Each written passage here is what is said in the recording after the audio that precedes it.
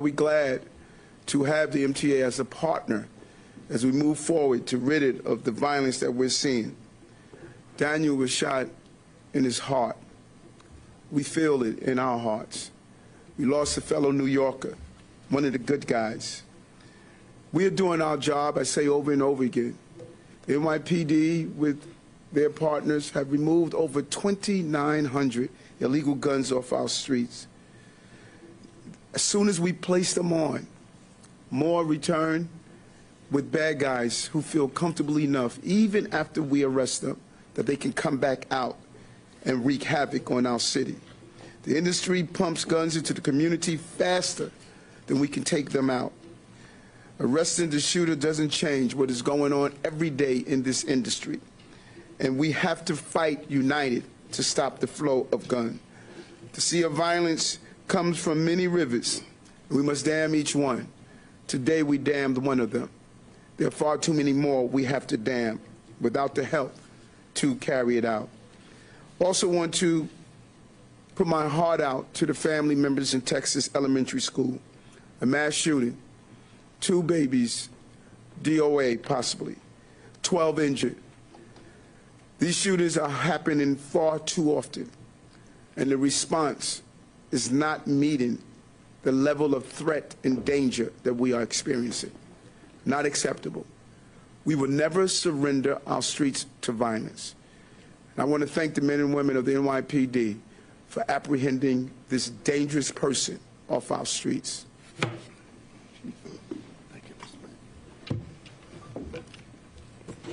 Thank you, Mr. Mayor. I'm just going to walk you through the investigation, but before I start, with me is Hank Sortner, who's the Manhattan South Investigative Chief who chaired this investigation. So on Sunday, May 22nd, at approximately 11:42 a.m., in the last car of a Manhattan-bound Q train, while it was approaching the Canal Street station, eyewitnesses stated that a male was pacing back and forth inside the train car, muttering to himself. The only distinguishable words heard were, "No phones."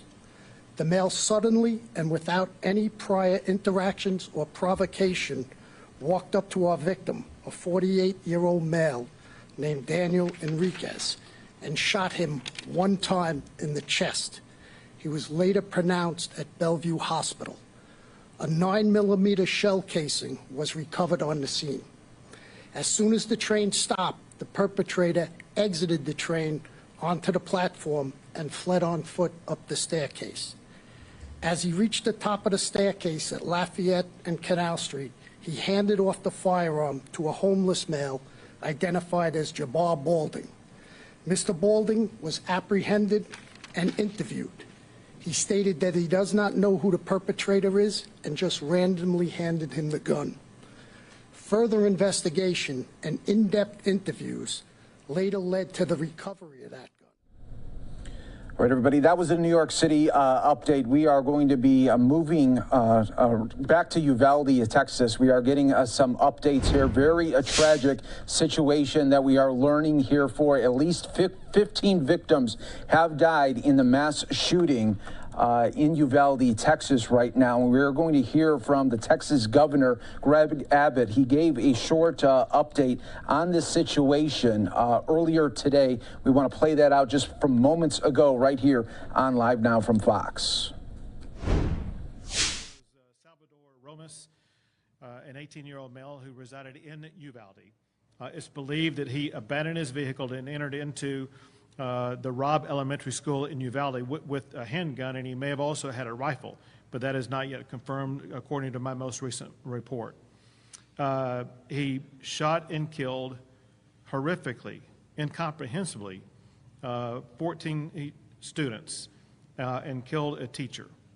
Mr. Romas, the shooter, he himself is deceased. And is believed that responding officers killed him. The shooter was...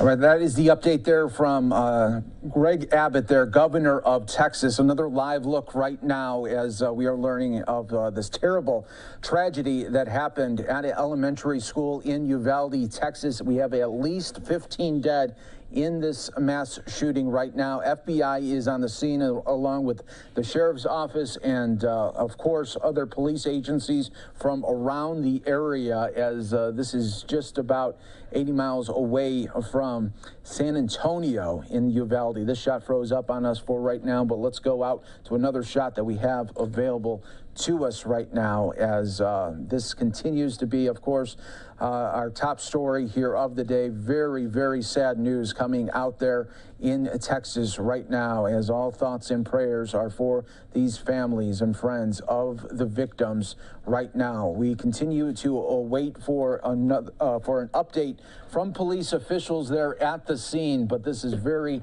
fluid, as you can imagine, and we just don't have a time right now of when this will be all taking place, but we are staying on this. We are throwing out all of our commercial breaks and going wall-to-wall coverage as this is what we do here on Live Now from Fox once we get these different types of feeds in, and of course the breaking news elements, and a very, very sad update coming out in Uvalde, Texas right now of this major incident that will be talked about for quite some time, unfortunately, there, where Governor Greg Abbott just gave an update on this school shooting. I want to play that again. It's very brief, and I just want to show that to you for people that may have just missed that. Let's listen to that right here on Live Now from Fox, everyone.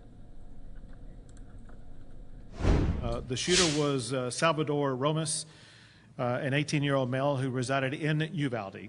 It's believed that he abandoned his vehicle and entered into the Robb Elementary School in Uvalde with a handgun, and he may have also had a rifle, but that is not yet confirmed according to my most recent report. He shot and killed horrifically, incomprehensibly, 14 students and killed a teacher. Mr. Romas, the shooter, he himself is deceased and is believed that responding officers killed him. The shooter was Salvador Romas, an 18-year-old male who resided in Uvalde. It's believed that he abandoned his vehicle and entered into the Robb Elementary School in Uvalde with a handgun, and he may have also had a rifle, but that is not yet confirmed according to my most recent report. He shot and killed horrifically, incomprehensibly, 14 students and killed a teacher. Mr. Romas, the shooter, he himself is deceased and is believed that responding officers killed him. The shooter was Salvador. Okay, everyone, you are watching live here on Live Now from Fox. Of course, we got you covered right here, giving you these updates in real time. We appreciate all our viewers continuing to watch here with us during this very tragic update right now, as we are waiting for more updates from the police. We just heard from Governor Greg Abbott there moments ago talking about the suspect as well as the victims that have died here in this tragedy. And this was at an elementary school, and it played out earlier today, where we were first getting alerts on this about 11:43 local time. And we want to show you now a look here as more FBI agents are coming to the scene right now. These are live, raw, and always unfiltered images, bringing to you in real time here on Live Now from Fox, everybody. This is a live look at the hospital right now, where many of the victims have been taken, and we are continuing to wait for more updates.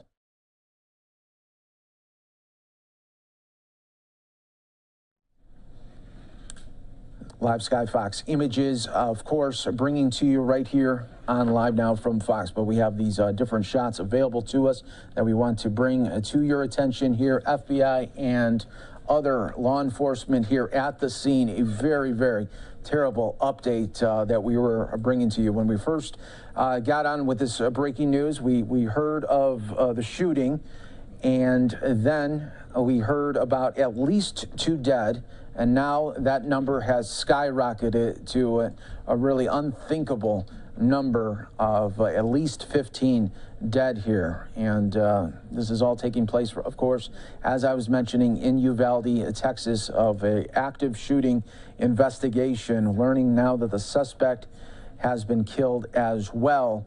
And we are waiting for more updates here, but we have several different shots available to us, and wanted to just bring to your attention right now of this terrible update coming out of Texas. A terrible, terrible situation, no doubt about it, right here on Live Now from Fox, bringing you all of the updates in real time as we await for more updates coming from officials, the FBI, Sheriff's Office, and different law enforcement that, of course, have come out to this area and continuing to provide you with the very latest. So we know that 15 people dead, 14 have been children, and 1 teacher shot dead in this shooting in Uvalde. And the shooting suspect has also been killed as this investigation continues. We are awaiting for more updates from police and school officials as expected at any moment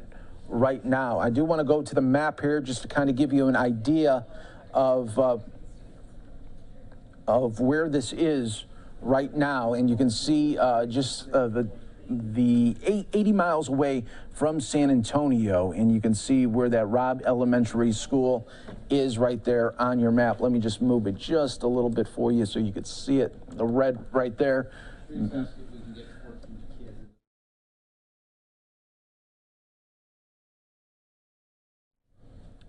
Do have the different shots available here to us right now, and we do know that at least 14 school children have been killed in this mass shooting, and now this is a live look at the hospital in town right there in Uvalde.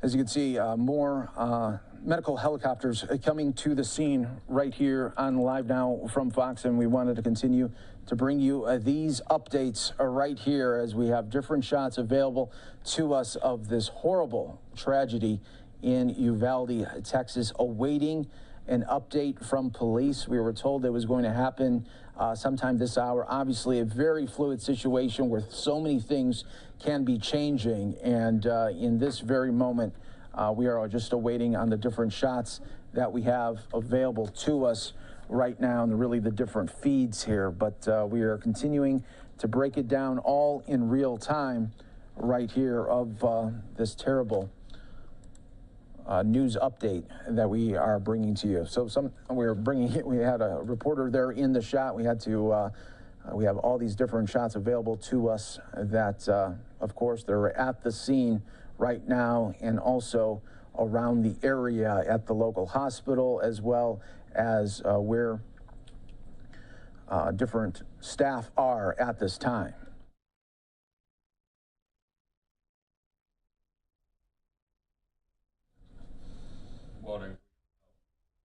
Lost the back monitors. Live Now from Fox continues to bring you all of the information that we best can in real time right here on Live Now from Fox, as this is what we do here, bring you live images, breaking news, events, all as they are coming in, and waiting for the updates from the school. We're waiting maybe from police, FBI, the Sheriff's Office, and so many right here at this time. Also, just want to show you right here, we have people now. Governor Phil Murphy out of New Jersey weighing in, saying he is heartbroken by today's elementary school shooting in Uvalde, Texas. No child or educator should ever fear going to school, and no parent should ever fear sending their child to school. We must end our violence there. Senator Ted Cruz saying, Heidi and I are fervently lifting up in prayer the children and families in the horrific shooting in Uvalde. We are in close contact with local officials, but the precise details are still unfolding. Thank you to heroic law enforcement and first responders for acting so swiftly. Senator Ted Cruz representing Texas, of course, there. And then Senator Gutierrez saying, my focus right now is making certain that local law enforcement, health providers, and affected families have all of the resources they need. We will have more information as it becomes available. Tony Gonzalez representing Texas. My heart breaks for the city of Uvalde. Prayer for our families, he said. And then he leaves this Bible verse from Matthew 19:14 saying, children are a gift from the Lord. They are a reward from him. Jesus said, let the little children come to me and do not hinder them, for the kingdom of heaven belongs to such as these. And these are just some of what are the very early moments right here that we will be getting from really officials from across the country and around the world of this tragic update here in Uvalde, Texas.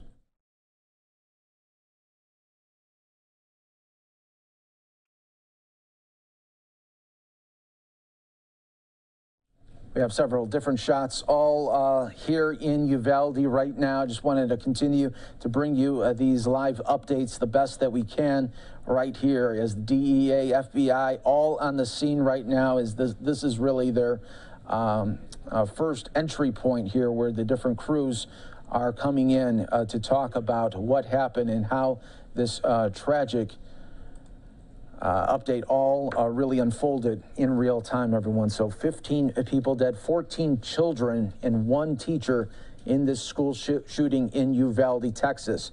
We can tell you that when the breaking news really first came on, we learned that there could be a suspect that possibly barricaded inside the school. And those were some of just those initial reports that we were getting. And so many times during the breaking news, those moments can be very, very fluid, and we try our best to only report when we do get confirmation from either Fox News or the AP or directly from an official there on the ground. And you see other FBI members all coming to this school, and unfortunately now the whole world will know of Uvalde, Texas, a very, very sad way to remember not only this elementary school, but the town as well, for this mass shooting episode that happened. We have 14 children and 1 teacher dead in this shooting, and we have other scenes right here that we want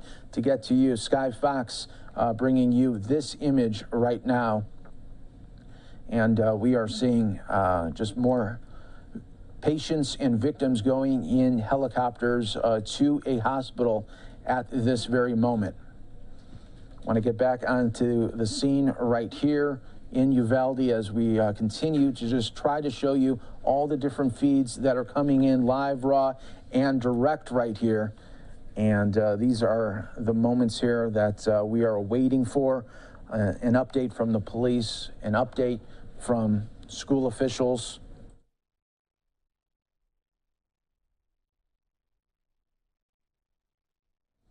All right, we are learning from our Fox News correspondent, Bill Malusian. He is reporting that there will be an update in about an hour here. So that is the latest update that we're able to get to you. We were waiting on some sort of update from a school official or the police, FBI, but now it looks like that official news conference will happen sometime within the next hour. The governor, Greg Abbott, just moments ago said the shooter had a handgun and possibly a rifle in this attack here at an elementary school where children were just starting, they had their day. It was midday, and then the unthinkable happened at this school where that suspect opens fire on 14 children that can't defend themselves and 1 teacher and we learn of the very grim details soon to come as this story continues to unfold. I want to take you out now to another tweet here. This is from Homeland Security right now, as the DHS secretary has been briefed on the shooting in Uvalde, Texas. CBP immediately responded to the scene to provide support, including medical aid. DHS is actively coordinating with federal, state, and local partners and will continue to provide the department's full support there. So we will, of course, continue to bring you these updates. We are not going anywhere. Stay right here with us on Live Now from Fox. This is Representative Ina Minjardas saying that releasing this statement at the Robb Elementary in Uvalde, saying that I offer my deepest condolences to the families of the children whose lives were lost, and families of more than a dozen students at the shooting at Robb Elementary in Uvalde. So that was just a little bit earlier of a statement there. Obviously, she'll probably having to update there, and that's the saddest update, as you got to update the death totals. So unfortunate there, as Senator Gutierrez saying, my focus right now is making certain that local law enforcement, health providers, and affected families have all of the resources that they need.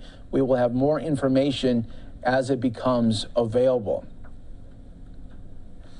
All right, now we are going back to Skyfox images right now. This is the suspect's truck right there, and they are continuing to investigate that right now. You can see just where it is, and let's see if Skyfox can zoom out to show us where this is in relation to the school right there. But you can see it's almost in that ditch area, and we got so many different feeds now coming in. I want to provide this here to you here on Live Now from Fox as well.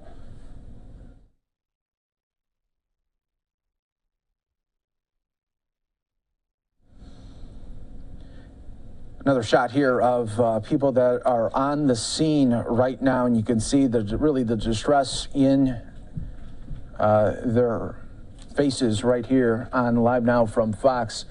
Governor Greg Abbott earlier said that the shooter had a handgun and possibly a rifle. I want to play out his sound from moments ago as well. It's a short one, and it gives you just a little bit more updates as well.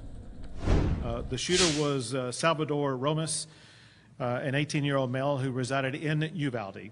It's believed that he abandoned his vehicle and entered into the Robb Elementary School in Uvalde with a handgun, and he may have also had a rifle, but that is not yet confirmed according to my most recent report.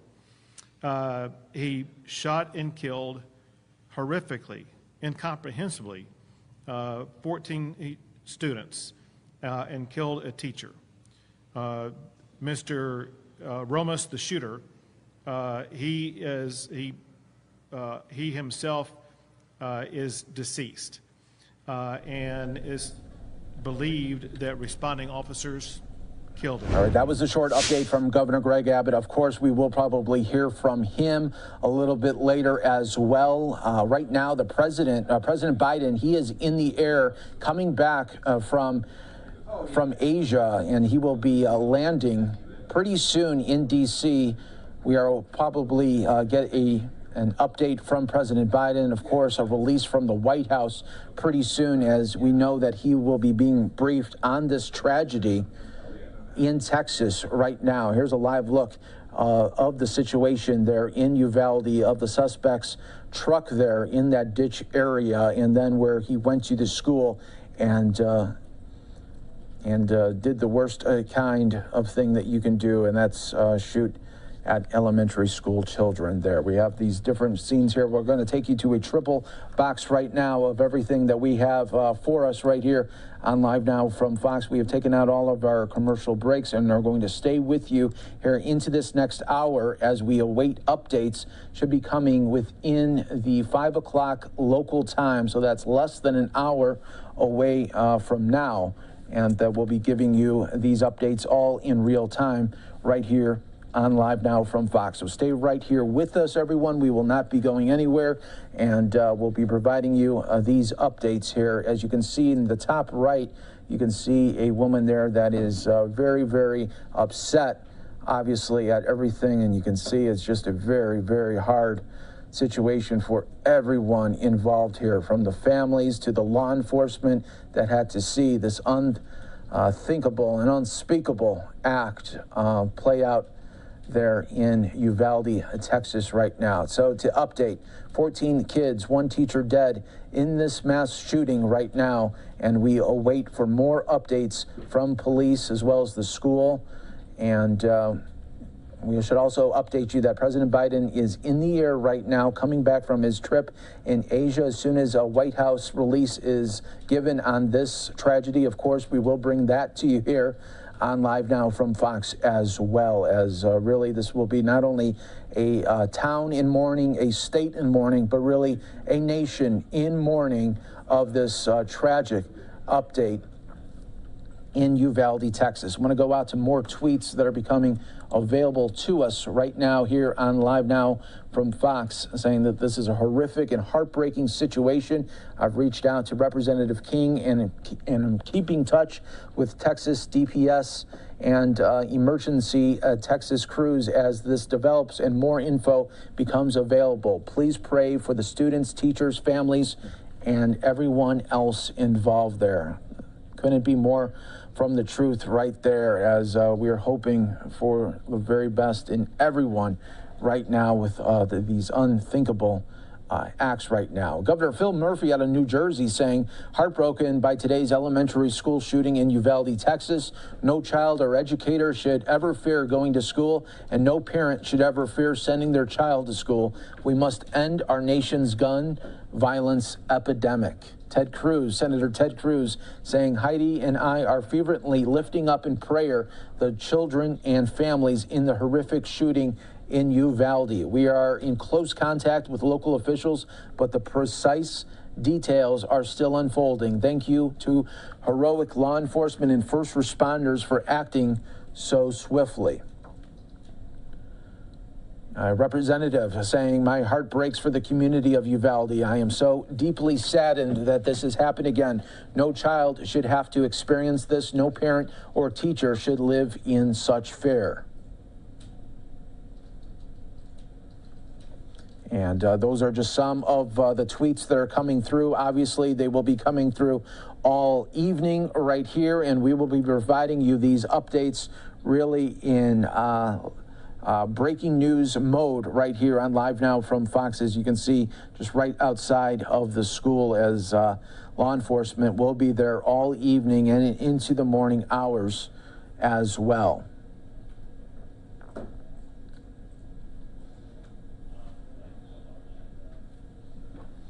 So you can say that we called Uvalde, but their lines are busy.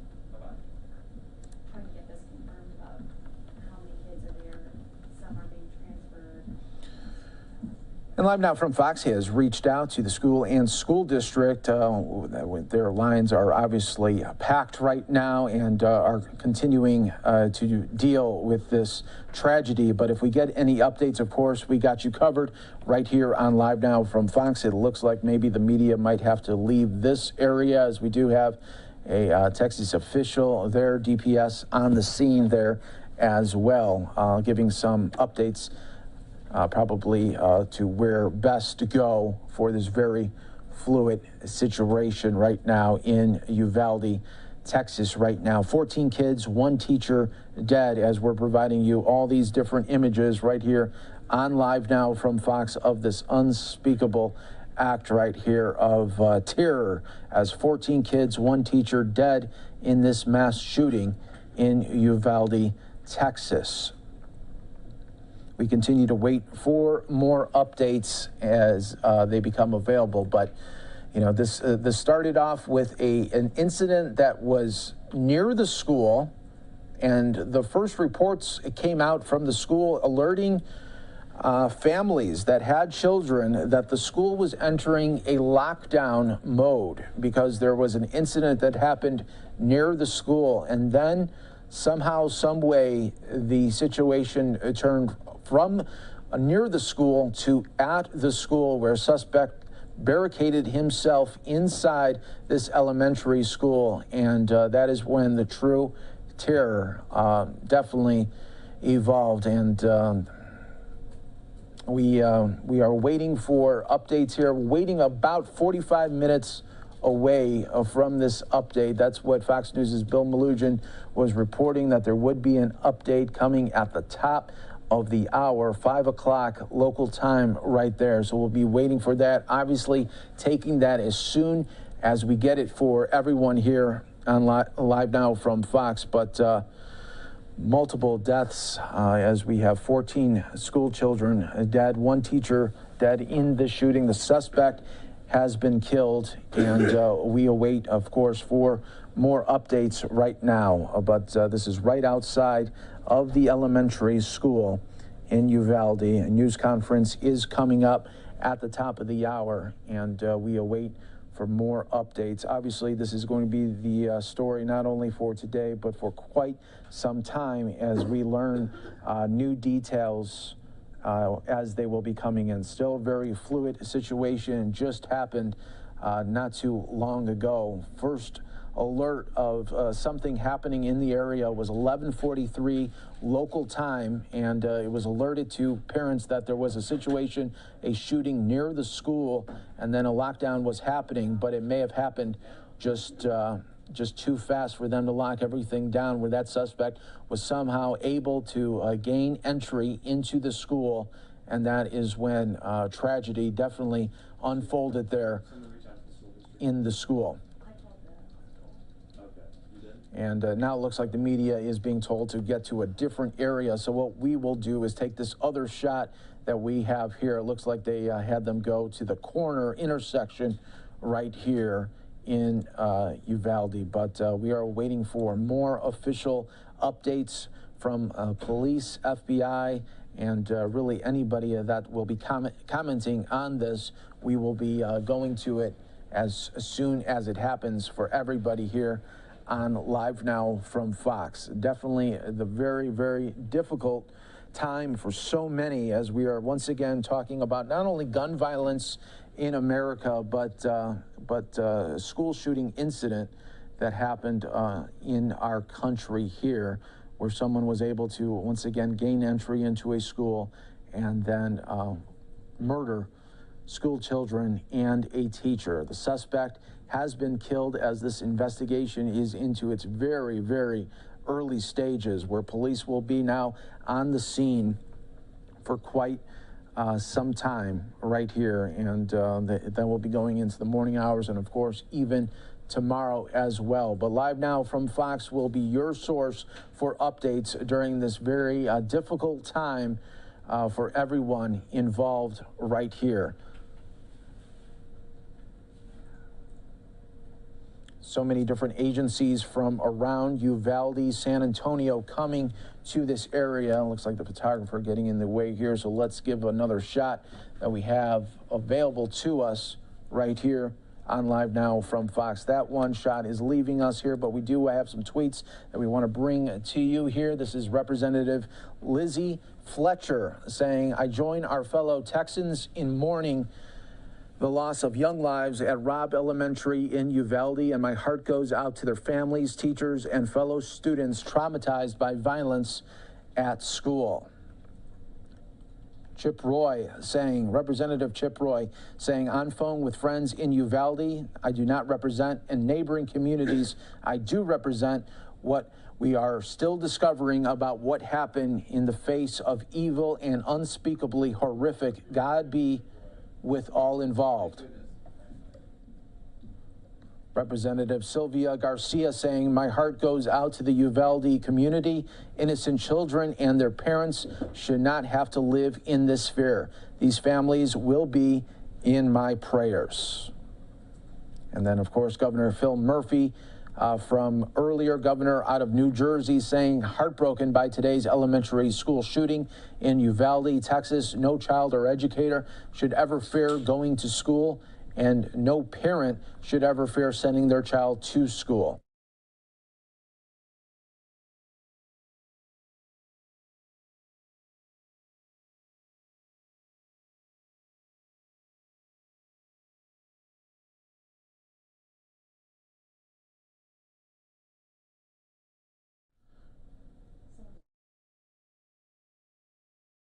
All right, we are going to go to an update now that we are getting from this situation. Let's listen right here on Live Now from Fox. Any questions? We will give you a time when we'll be addressing the media soon. At approximately 11:32 a.m. this morning, there was a mass casualty incident at Robb Elementary School in Uvalde, Texas. The school has children that are in 2nd, 3rd, and 4th grade. I can confirm right now that we have several injuries, adults and students, and we do have some deaths. The suspect is deceased at this point. DPS is assisting with the investigation.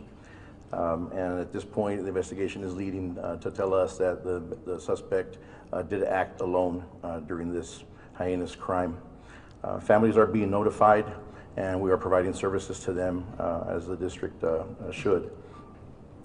As far as the rest of the district is concerned, safety measures were taken to make sure that we had a safe release for the rest of the district throughout our city of Uvalde. And we had numerous law enforcement officers and agencies that assisted with the safety release for those students. We do want to keep all their families in their prayers. I hope you do as well. And we also want to respect the privacy of the family. Everything is still being worked on. And again, we'll notify the parents and the families as soon as we have some news for them. Thank you so much. We greatly appreciate your understanding and patience with us. Please know at this time, we are only making a statement. We will be releasing more information as the investigation continues. We appreciate your courtesy. At this time, it concludes our press conference. Thank you.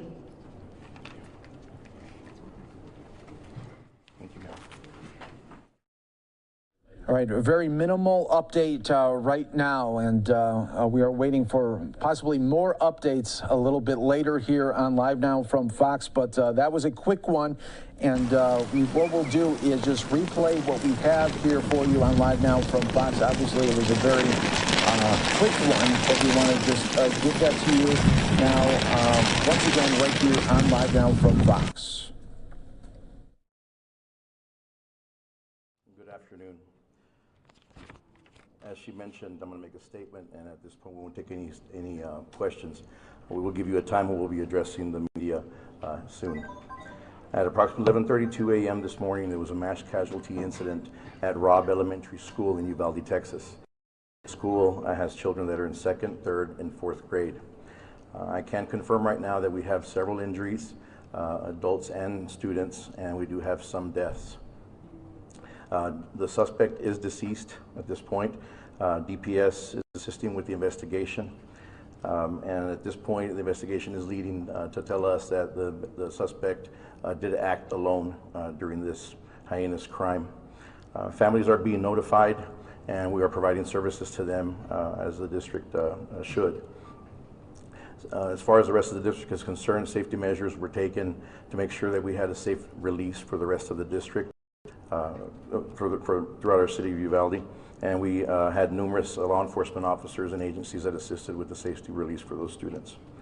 We do want to keep all their families in their prayers. I hope you do as well. And we also want to respect the privacy of the family. Everything is still being worked on.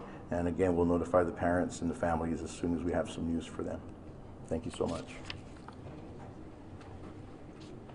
We greatly appreciate your understanding and patience with us. Please know at this time, we are only making a statement. We will be releasing more information as the investigation continues.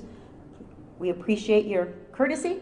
At this time, it concludes our press conference. Thank you. Okay, so that was the initial update there, really the first one from police. Let's go back out to more live images right here that we have for you on Live Now from Fox, just right outside of the school there, where police continue their investigation here during this very, very difficult time. You heard there that from the police wanting their thoughts and prayers on this very, very difficult situation and tragedy that unfolded earlier today. And you can see the latest update, though, that we have for you. 15 total dead. We have 14 children and 1 teacher involved there in this shooting in Uvalde. The suspect is dead as well. The shooting suspect has also been killed. President Biden to address the nation tonight. So that is latest update we will be getting from the president later tonight, addressing the nation during this very, very horrendous news update. And we're staying with you right here on Live Now from Fox, as always, providing it to you in real time. The press secretary for the White House putting out a statement saying that President Biden has been briefed on the horrific news of the elementary school shooting in Texas and will continue to be briefed regularly as information becomes available. His prayers are with the families impacted by this awful event, and he will speak this evening when he arrives back at the White House. He is expected to be back at the White House around 8:30 Eastern, and we will have that for you right here on Live Now from Fox as well. Want to now go out to the official statement from Governor Greg Abbott on this tragedy, saying that Texans across the state are grieving for the victims of this senseless crime and for the community of Uvalde. Cecilia and I mourn this horrific loss as we urge all the Texans to come together to show our unwavering support to all who are suffering. We thank the courageous first responders who worked to finally secure Robb Elementary School. I have instructed the Texas Department of Public Safety and the Texas Rangers to work with local law enforcement to fully investigate this crime. The Texas Division of Emergency Management is charged with providing local officials all resources necessary to respond to this tragedy as the state of Texas works to ensure the community has what it needs to heal. Again, that's Governor Greg Abbott, his statement on this tragedy in Uvalde right there. Let's show you just what it looked like earlier today at the scene, and you can see as there was many ambulances around this area, and we wanted to provide you with those updates all in real time right here on Live Now from Fox. But that was just outside of the school when Sky Fox was arriving, and we were giving you these images all in real time there on Live Now from Fox, as this is going to be a story that is going to be talked about, unfortunately, for quite some time. As the days go on, we'll learn a little bit more about the victims, just how young they were and what they like to do and where they were at in their very, very young life that was stolen from them this afternoon by a suspect that wanted to do the most damage that he could, and in that broke the hearts of so many family members and friends, and forever shattered their lives because of some senseless tragedy that this suspect wanted to do. Again, the White House press secretary saying that President Biden has been briefed on the horrific news of the elementary school shooting in Texas and will continue to be briefed regularly as information becomes available. His prayers are with the families impacted by this awful event, and he will speak this evening when he arrives back at the White House. That will be happening a little bit later here. We're expecting him about 8:15, 8:20 to be landing from his Asia trip there. So as soon as that happens, we will be bringing you all of those updates for you right here on Live Now from Fox, everybody. But as this story continues, of course, to pick up traction, so many different people are coming together and offering their thoughts and prayers on this situation. We've heard from so many here at this time. So apparently Abbott says in that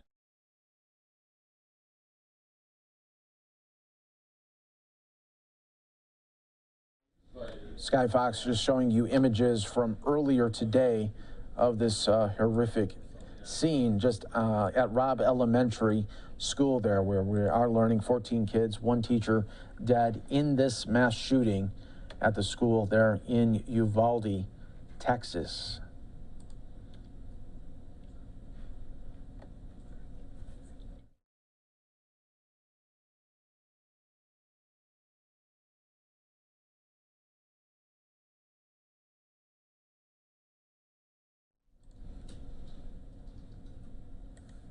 To all our viewers right now that may have missed this, there was just a very, very brief update from police. We were being told that there is going to be another one later sometime today, and we just want to bring you this one. This one is very short, but gives an update, the very first one from officials. Good afternoon. As she mentioned, I'm going to make a statement, and at this point we won't take any questions. We will give you a time when we'll be addressing the media soon. At approximately 11:32 a.m. this morning, there was a mass casualty incident at Robb Elementary School in Uvalde, Texas. The school has children that are in 2nd, 3rd, and 4th grade. I can confirm right now that we have several injuries, adults and students, and we do have some deaths. The suspect is deceased at this point. DPS is assisting with the investigation. And at this point, the investigation is leading to tell us that the suspect did act alone during this heinous crime. Families are being notified, and we are providing services to them as the district should. As far as the rest of the district is concerned, safety measures were taken to make sure that we had a safe release for the rest of the district.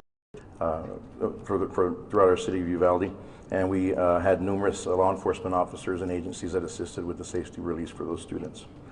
We do want to keep all their families in their prayers. I hope you do as well.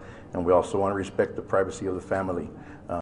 Everything is still being worked on, and again, we'll notify the parents and the families as soon as we have some news for them. Thank you so much.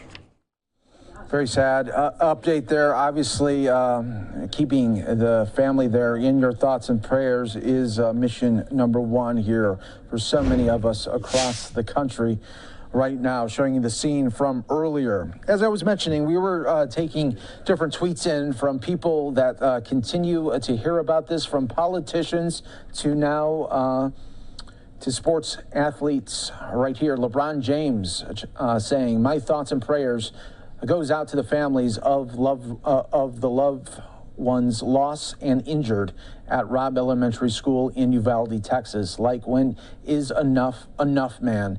These are kids, and we keep putting them in harm's way at school. Like, seriously, at school, where it's supposed to be the safest." He tweeted out there just moments ago here on Live Now from Fox. We continue to get some more images in right here of just a very hard day it is for the first responders. Think about what they had to see and what they are seeing inside of that school. So be thinking of the first responders as well, as they are charged with a very, very difficult task of seeing these images that no doubt are horrific and very, very disturbing, of school children dead at school, a place where we all think that they are safe. You send your children to school thinking that they're going to have a normal day at school and hope and pray for that to happen. And then you hear the worst thing as a parent, that there is a situation near the school, and then the updates continue to get worse. When they were first getting alerts and updates, it was coming from that there was an incident near the school, and then those updates quickly turned to that there was an incident inside the school, and we were learning that the suspect was barricaded, and that is when that suspect was doing the unthinkable. And our hearts and prayers go out to everyone involved here, of course for the families, of course for the school children and teacher that are lost, but also for these first responders that are seeing something that is just so unnatural and so terrible all at the same time. And what can you do but just think of them during this very, very difficult time. I want to show you just some other video that we've had from earlier in the day when we were first alerted on this. This happened around 11:43 local time. 14 children, 1 teacher dead now. Confirmed the suspect has also been confirmed to be dead as well. We want to give you all of these updates best we can, all in real time. There will be another update sometime this evening. President Biden will also be addressing the nation coming up later tonight as well. So we will have all of that for you right here on Live Now from Fox, as we're taking another live look here of community members coming to this area in Uvalde, and you're just thinking about what they must be going through at this time when you hear the worst news that you can hear as a parent, that there has been a shooting at your daughter or son's school, and you are just on pins and needles waiting what could happen next, and waiting what will become of this. Will I hear that my child is safe, or will I hear that my child unfortunately has died here? And this is what we are dealing with here on this really hour-by-hour basis right now, as parents are getting the worst news of their lives right now. 14 parents and a teacher's family are learning of this terrible, terrible update right here. And we'll be giving you these updates, of course, all evening long right here on Live Now from Fox. Governor Greg Abbott putting out this statement just moments ago, saying that Texans are grieving for the victims of the senseless crime and for the community of Uvalde. Cecilia and I mourn this horrific loss and urge all Texans to come together here. I want to read out his statement for you in full once again, saying that Texans across the state are grieving for the victims of the senseless crime and for the community of Uvalde. Cecilia and I mourn this horrific loss, and we urge all Texans to come together to show our unwavering support to all who are suffering. We thank the courageous first responders who worked to finally secure Robb Elementary School. I have instructed the Texas Department of Public Safety and the Texas Rangers to work with local law enforcement to fully investigate this crime. The Texas Division of Emergency Management is charged with providing local officials all resources necessary to respond to this tragedy, as the state of Texas works to ensure the community has what it takes, what it needs to heal there. Again, that's from Governor Greg Abbott in Texas with that update.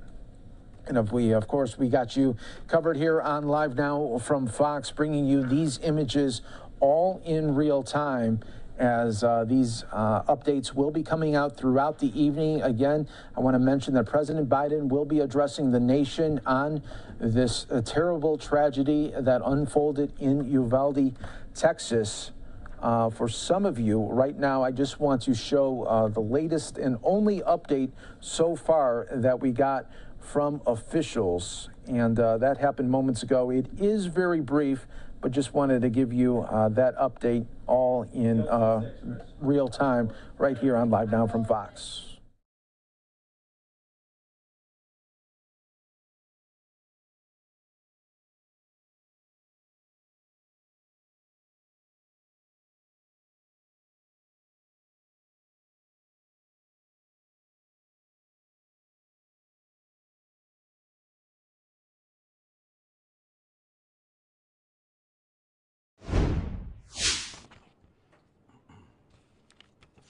Good afternoon.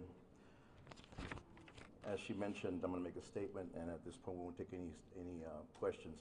We will give you a time when we'll be addressing the media soon.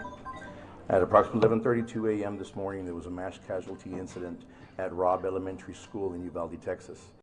The school has children that are in 2nd, 3rd, and 4th grade. I can confirm right now that we have several injuries, adults and students, and we do have some deaths. The suspect is deceased at this point. DPS is assisting with the investigation. And at this point, the investigation is leading to tell us that the suspect did act alone during this heinous crime. Families are being notified, and we are providing services to them as the district should. As far as the rest of the district is concerned, safety measures were taken to make sure that we had a safe release for the rest of the district. Throughout our city of Uvalde, and we had numerous law enforcement officers and agencies that assisted with the safety release for those students. We do want to keep all their families in their prayers. I hope you do as well, and we also want to respect the privacy of the family. Everything is still being worked on, and again, we'll notify the parents and the families as soon as we have some news for them. Thank you so much. We greatly appreciate your understanding and patience with us. Please know at this time, we are only making a statement. We will be releasing more information as the investigation continues. We appreciate your courtesy. At this time, it concludes our press conference. Thank you. Thank you, ma'am.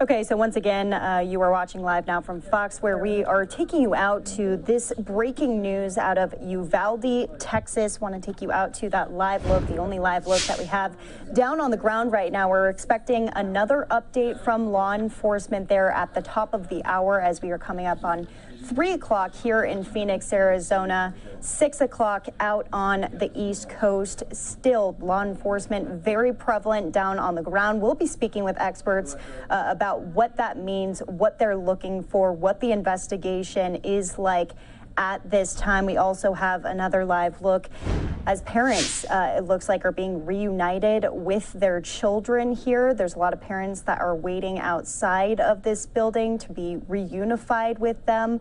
A lot of these students terrified. You can just see it on their faces, the emotion running very deep right now among this community. This is in Uvalde, Texas, which is about 85 miles west of San Antonio. Just to recap for you, if you're just joining our stream right now, we'll take you from the beginning, what we know at this time and what we're about to be learning. Texas Governor Greg Abbott says that 15 people were killed in this shooting today at an elementary school.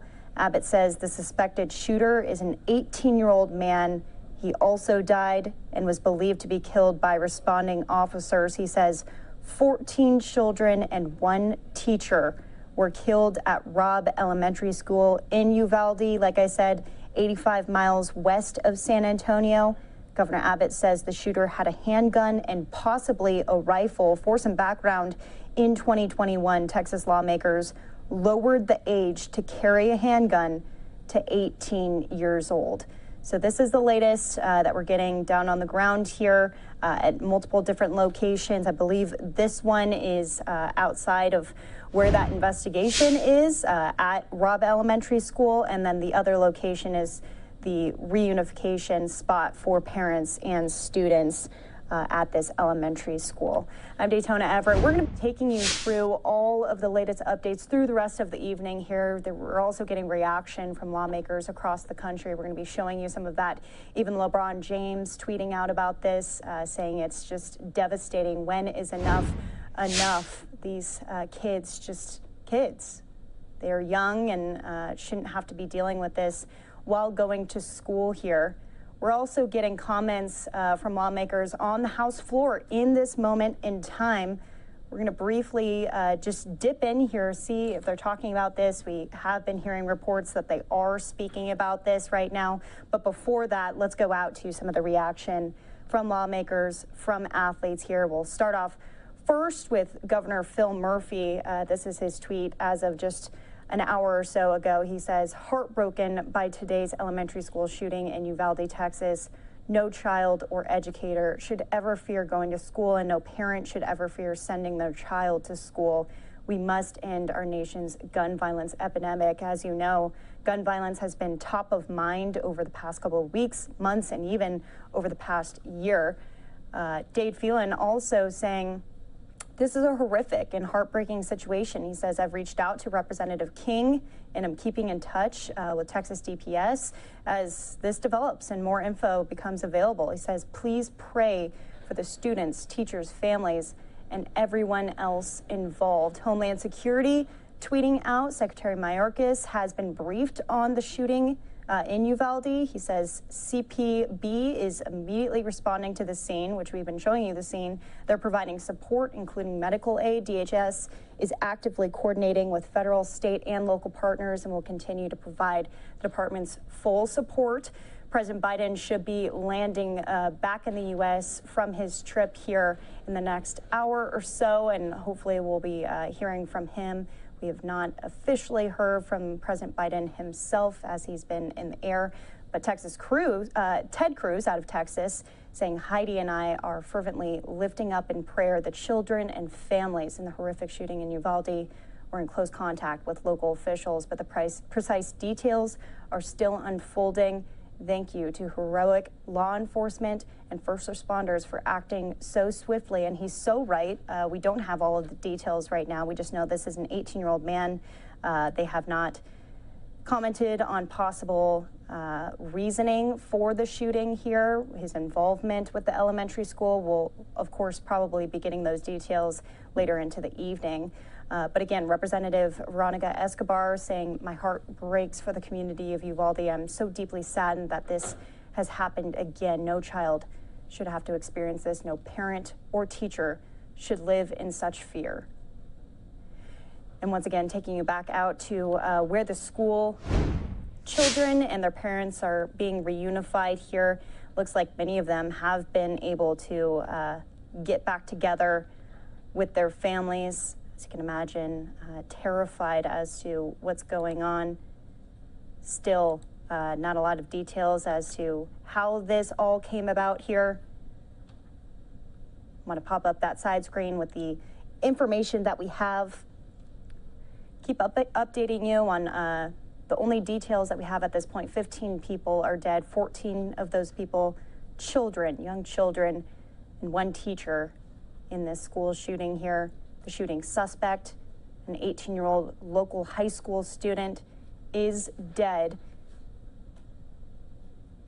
The suspect also shot and killed his grandmother before carrying out the attack. This is all new information coming in here.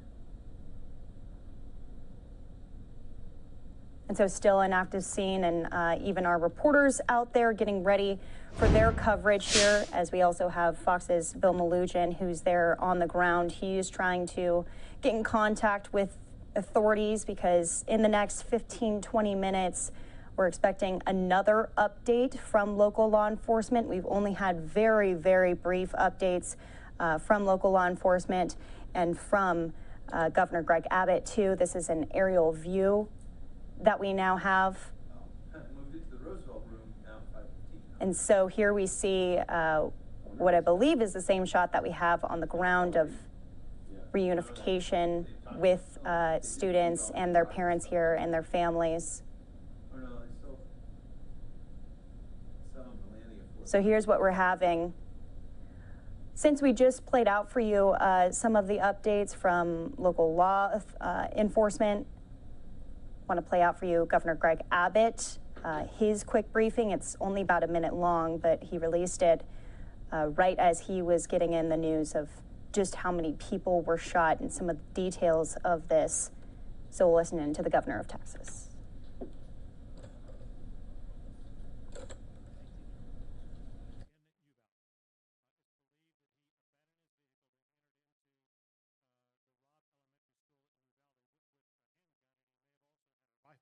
But that is not yet confirmed, according to my most recent report. The shooter was Salvador Romas, an 18-year-old male who resided in Uvalde. It's believed that he abandoned his vehicle and entered into the Robb Elementary School in Uvalde with a handgun, and he may have also had a rifle, but that is not yet confirmed, according to my most recent report. He shot and killed horrifically, incomprehensibly, 14 students and killed a teacher. Mr.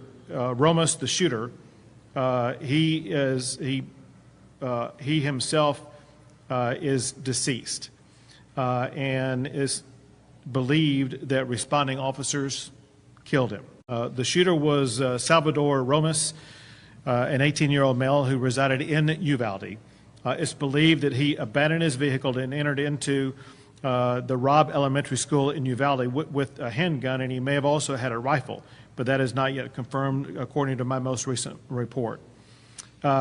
He shot and killed horrifically, incomprehensibly, 14 students and killed a teacher.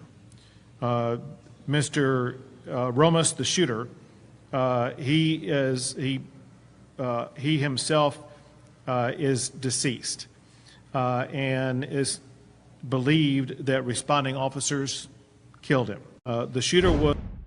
So we wanted to play that out for you a couple of times here because they are releasing his name, Salvador Ramos. He is 18 years old. Governor Greg Abbott confirming that he shot and killed 15 people, 14 of those people young people, 14 children, and 1 teacher shot and killed at Robb Elementary School, 85 miles west of San Antonio. In 2021, Texas lawmakers lowered the age to carry a handgun to 18 years old. Abbott says the shooter had a handgun and possibly a rifle. So once again, we'll be getting updates from law enforcement, hopefully at the top of the hour here, as we are getting in reaction from lawmakers, from celebrities, from athletes. We want to show you some of those here from social media. This one coming in via Twitter. This is Beto O'Rourke.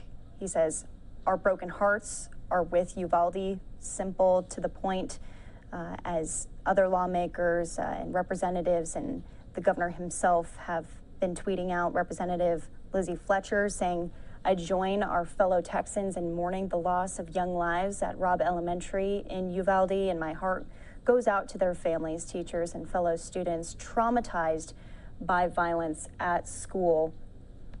We have not heard of the identities of any of these students. We have not heard of the identity of the teacher.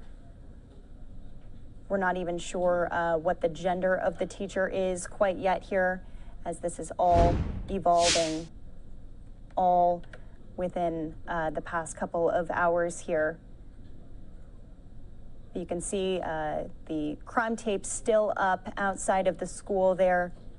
Media has now been blocked off from the area, unable to kind of get any closer.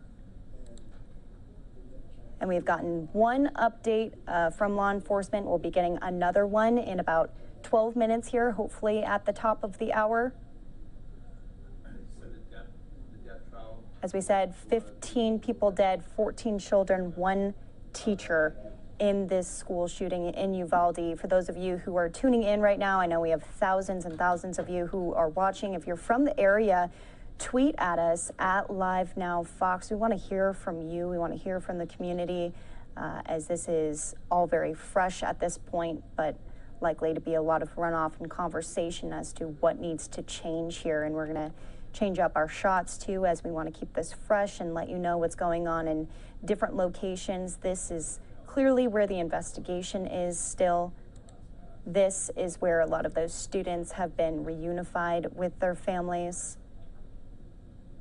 Seems like everyone is pretty quiet, just kind of taking in what's been going on. The medical examiner also showing up to the scene over here, as we now have a different ground look as our reporters are there. The DEA also making their way to the scene. So several different jurisdictions, several different agencies coming and helping out. DPS even involved. As we heard from Secretary Mayorkas, he was briefed on this and is very aware of what happened.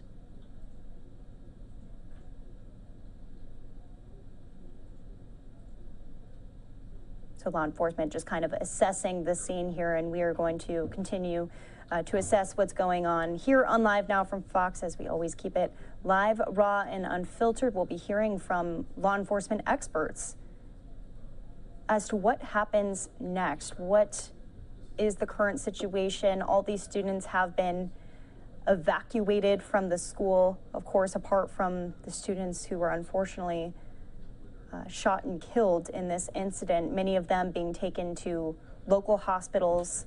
We're hearing some have been transferred to other hospitals. And really, we're just hearing that 14 of these kids were shot and killed. It could be more, of course, with any of these breaking news situations. These are just the preliminary numbers that we have. We haven't had an official update from the hospital. We'll be hearing from them also later on into the evening. Many of these media inquiries have been sent off to the school district And there we have it. We are going to also be hearing from law enforcement experts here. I want to bring in David Katz.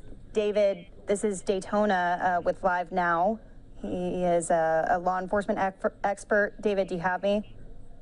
Yep, loud and clear. Okay, perfect. So hopefully you're able to kind of see the scene here. I've just been briefing everyone on the only information that we have. We, of course, have been saying 14 children and one teacher have been shot and killed. That suspect, that 18-year-old, a local high school student, also shot and killed reportedly by authorities here. What comes next? What are they looking at for this investigation as crime scene tape still up? The one commonality, and I don't know how many more children have got to be taken from their parents before we get this through our head. There is no such thing as a kid who just wakes up one day and, to surprise of all, grabs a firearm and starts murdering people. There are, without question, warning signs, and I mean serious, severe warning signs that were missed or not acted on. I mean, this is just a story that tragically gets repeated over and over and over again. And the other thing is, when are schools going to understand the concept of access control? Yeah, this will, I mean, David, unfortunately, I feel like every time something like this happens, we always bring you on. And guns are always a part of the conversation. I've been saying in 2021, Texas lawmakers lowered the age to carry a handgun to 18. We're hearing that the shooter had a handgun and possibly a rifle here. I mean, is that surprising to you? What are your thoughts on this information that we have? No, the instrumentality in this case is irrelevant. Whether it was a handgun, a rifle, or a shotgun, there are absolutely different, advantages to certain weapon platforms over others. That's without question. But getting back to our inability to prevent the wrong people from getting their hands on firearms. I can tell. This is going to blow your mind. Just last night, someone I know personally said, "Look, I just got my child just got a tweet from somebody warning about a shooting in school tomorrow, not anywhere near this place, by some kid with access to weapons who was just, an undiagnosed, psychopath. And this person, fortunately, there was an intervention. How many other instances are there right now with people in this demographic age range, which we know is volatile, who are experiencing and demonstrating, severe instability, who have guns in the house? If you have, and I'm speaking to parents, if you have a child at home that you think may be dealing with some issues and you have firearms, lock them up. Do not have them out. Do not have them accessible. Get your child help and do it now. But let's be honest, David, this isn't a kid in this case. This is an 18-year-old that opened fire at an elementary school. We don't really know the details of why he was at the elementary school, how that all came together here. So he technically is an adult. Yeah, I understand that, and we have military personnel serving this country at age 18. My grandfather, may rest in peace, went to World War I at 17, lying about his age. So, I understand that, but the fact of the matter is, throughout this creature's life, whether it was in kindergarten or sixth grade or junior high school or high school, this was missed.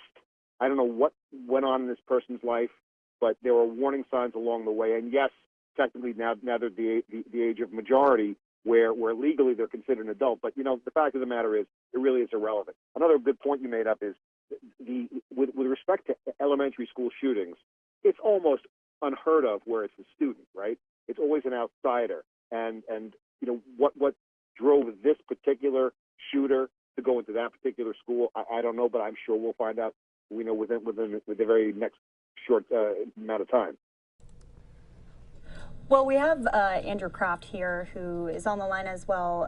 Andrew, I want to bring you into the conversation as we're just taking a look at the scene as the investigation is underway here. And once again, want to brief everyone, Hopefully we'll be getting a press conference in the next couple of minutes at the top of the hour. Andrew. Hey, David, I know we just spoke, of course, about 10 to 12 days ago for the Buffalo supermarket shooting. That was another 18-year-old individual. Some of the hallmarks of that shooting are popping up again in this unfortunate shooting. But let's talk about school safety, school resource officers. I'm not particularly sure, we haven't got details yet, on if this elementary school had the requisite resources at play. We don't know that yet. If they did, what more can school resource officers do? Do more school districts need local, state funding to put them in place? You and I have spoken so often that it is just not possible for metal detectors to be in every school nationwide. So what more do school districts have to do to beef up the security? That is, you know, it's funny. It's the question. And it's a question my old partner in DEA and I were just talking to before we got on the line.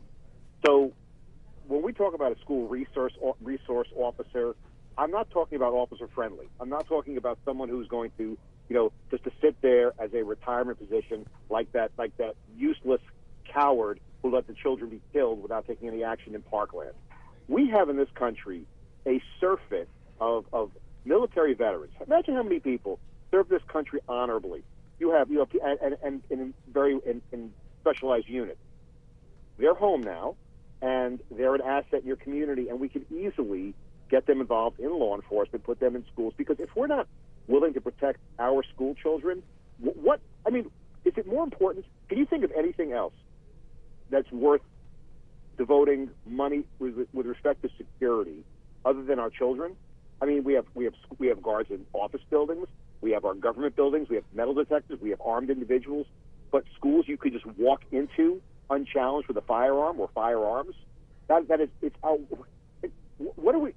You know, I know I'm a little upset because I know as a father, teen families that are never going to hold their children again ever, and maybe more wounded who are also going to be in jeopardy of losing their lives. This needs to end, and we can end it. For whatever reason, and it's a mystery to me, we don't. So as we come up on the top of the hour, you're watching Live Now from Fox. I just want to brief everyone.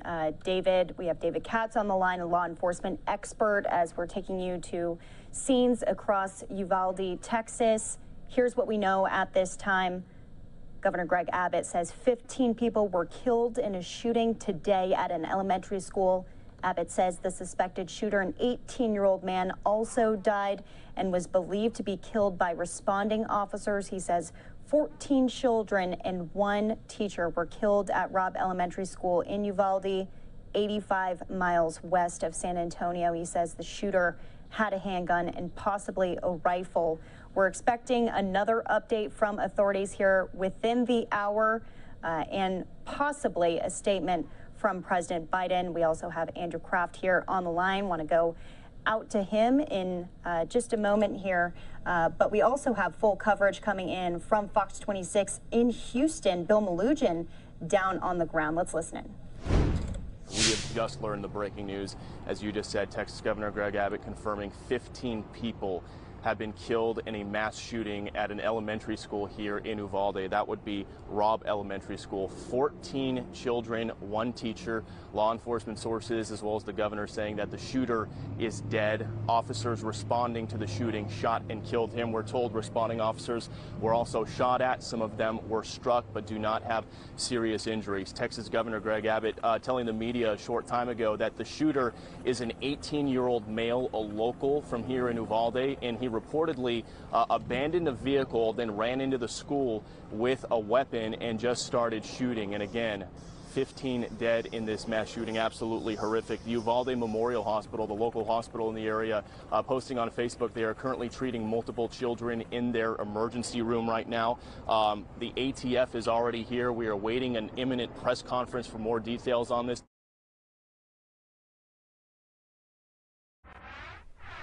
Also within the past hour, the Uvalde Independent School District Police Chief issued a brave statement.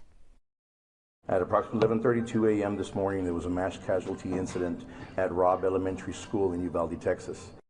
School has children that are in 2nd, 3rd, and 4th grade.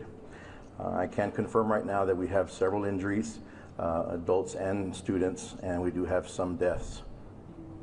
The suspect is deceased at this point. DPS is assisting with the investigation.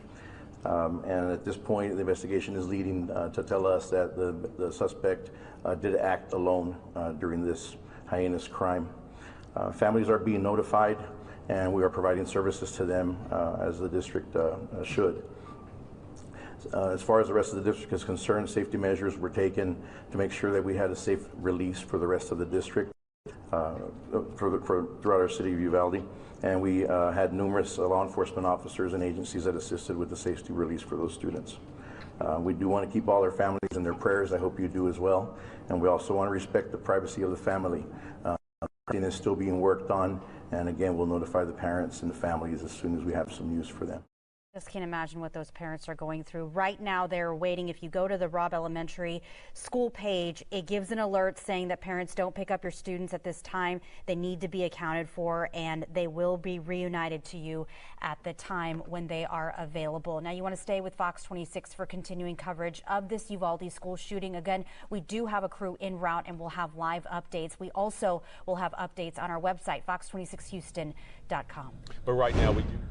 We also want to stick with us here on Live Now from Fox. I'm Daytona Everett here with Andrew Kraft. We also have David Katz, a law enforcement expert, on the line here, taking you out to a live look where parents are being reunified with their children here. David, do you still have us? Yeah, I'm here. Okay, so we want to get into a little bit of the reaction coming in from lawmakers here too, which takes us back to our conversation we were having about gun legislation. When is enough here? When you heard, taking a brief step back, when you heard about this, were you surprised at all at the level of this killing? 14 kids, 1 teacher dead. It feels though like we get headlines like this all too often. Yeah, you know, that's the thought that goes into my mind every single time. Like the shooting a couple weeks back at the supermarket. I mean, that you know, for anyone to say, well, we could have prevented that. I mean, you can't prevent every act of violence, especially when you have a determined psychopathic individual with access to firepower. So that being said, you would think that by now every single school in this country would understand that we have a potential threat. Is the risk high based on percentages? No, it's minuscule. But that needs not factor into our decision. Every single school needs to be protected, needs to be secured. And that's the first thought that goes into my head is what are the school administrators thinking? What are the teachers thinking? What are the people in the community thinking? If you don't have the resources for security, do what they do. I'm sure you've also heard of this dads on duty thing. You will have no shortage of volunteers. And again, my partner Alan Ponciego had a great suggestion. It's going to go nowhere because it makes too much sense. In your community, you have a retired special forces operator who's looking for a job. Say, you know what? We can't afford you, but we'll pass legislation saying that you are exempt from state and federal taxes as long as you operate as an armed security officer in this particular school. Guess what? You know what you'll have?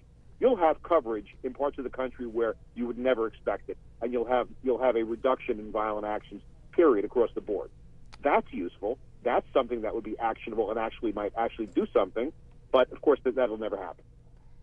Yeah, of course, David. The flip side of that is Uvalde, Texas, is a rural community just outside of San Antonio. Its population is very small compared to large metropolitan centers in the state of Texas. So we're speaking with the assumption that these very small rural communities with these very small school districts could possibly get the security and beef up the security they need. It's a conversation that's going to be ongoing. It looks like we do have some activity, though, in this one shot as we await for the latest press conference from law enforcement officials. Speaking of remarks from elected leaders, it has been confirmed President Biden will deliver remarks on the school shooting at 8:15 p.m. Eastern. Of course, he is en route back from his trip to Asia over the last 4 days. That will be at the White House. We're also getting more and more lawmaker reaction. Members of the House, members of the Senate are on the floor as we speak, railing against their perceived lack of gun regulations, gun restrictions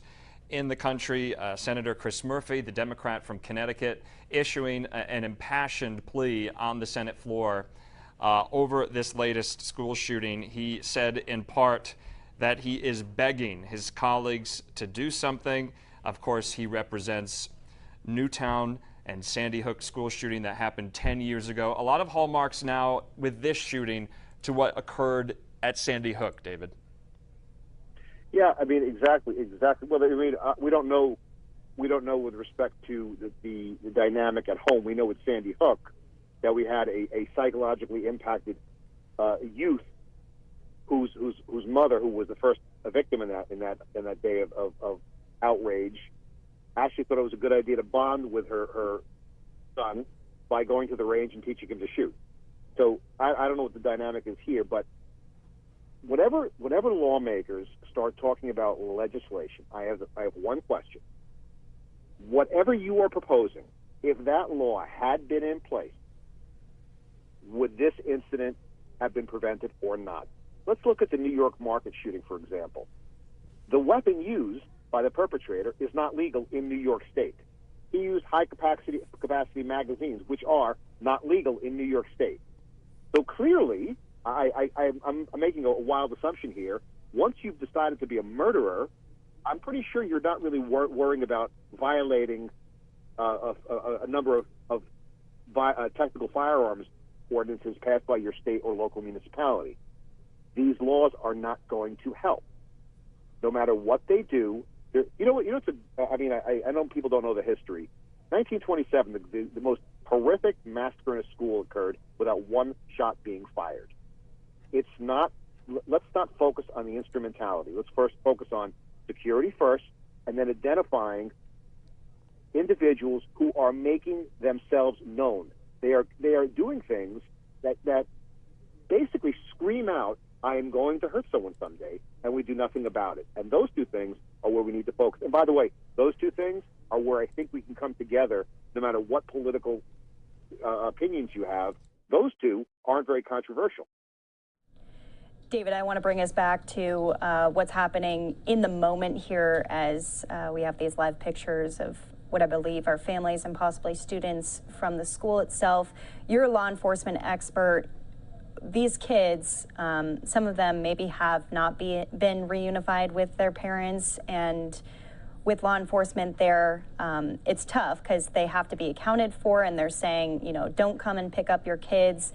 What does that communication look like typically from law enforcement and the school district and the parents with understandably emotional families trying to pick up their children here? What does that usually look like? How should they go about that? What do you think is happening there on the ground? Well, again, to Andrew's point before, I don't know if a school like Uvalde has the requisite emergency action plans in place that include reunification with family members. So, the company I founded when I left government service, one of the things we do these kind of plans. We've done plans for large schools, for houses of worship, and one of the things that we focus on is the reunification of children to their parents. Why? Because as parents, we all know that you hear something like this, the only thing on your mind is, my goodness gracious, my God, please let me know that my child is okay, and I want my child in my hands. And I'm probably never going to let them leave the house again.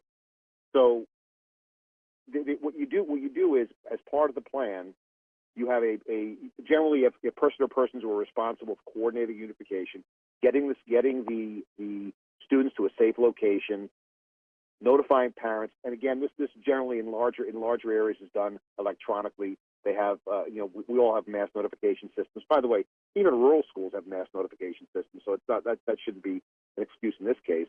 And then, of course, the children who tragically were killed, making sure that the parents are given every support that we could possibly offer to them in this particular horrific time in their lives.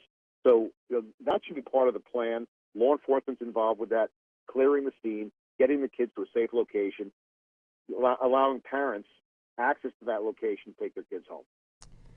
You know, David, just kind of going back to the hallmarks of Sandy Hook, 20-year-old Adam Lanza went into the Sandy Hook school, and we're learning this shooter, he was 18 years old. This is an elementary school. We don't know the motive just yet, but you have been talking about knowing the signs, seeing something and saying something. Of course, there were a lot of signs just a couple of weeks ago with 18-year-old Peyton Gendron in the Buffalo mass shooting at the supermarket. He had visited the supermarket before. He had been posting ad nauseum, ad infinitum on social media about his designs, about his plans. No doubt they're going to be looking into this 18-year-old's social media profiles, his social media history, to see if any warning signs were there. I will tell you, I don't know if this person is active on social media or not.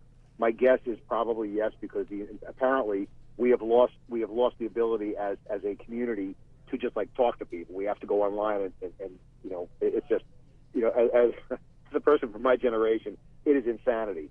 But we know, and you brought up the shooter at the supermarket.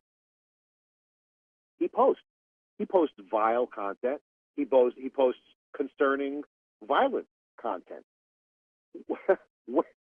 You know, it seems. I don't mean to laugh, but these social media companies seem really good at identifying and shutting down people the moment they have a political opinion that is somehow antithetical to their own.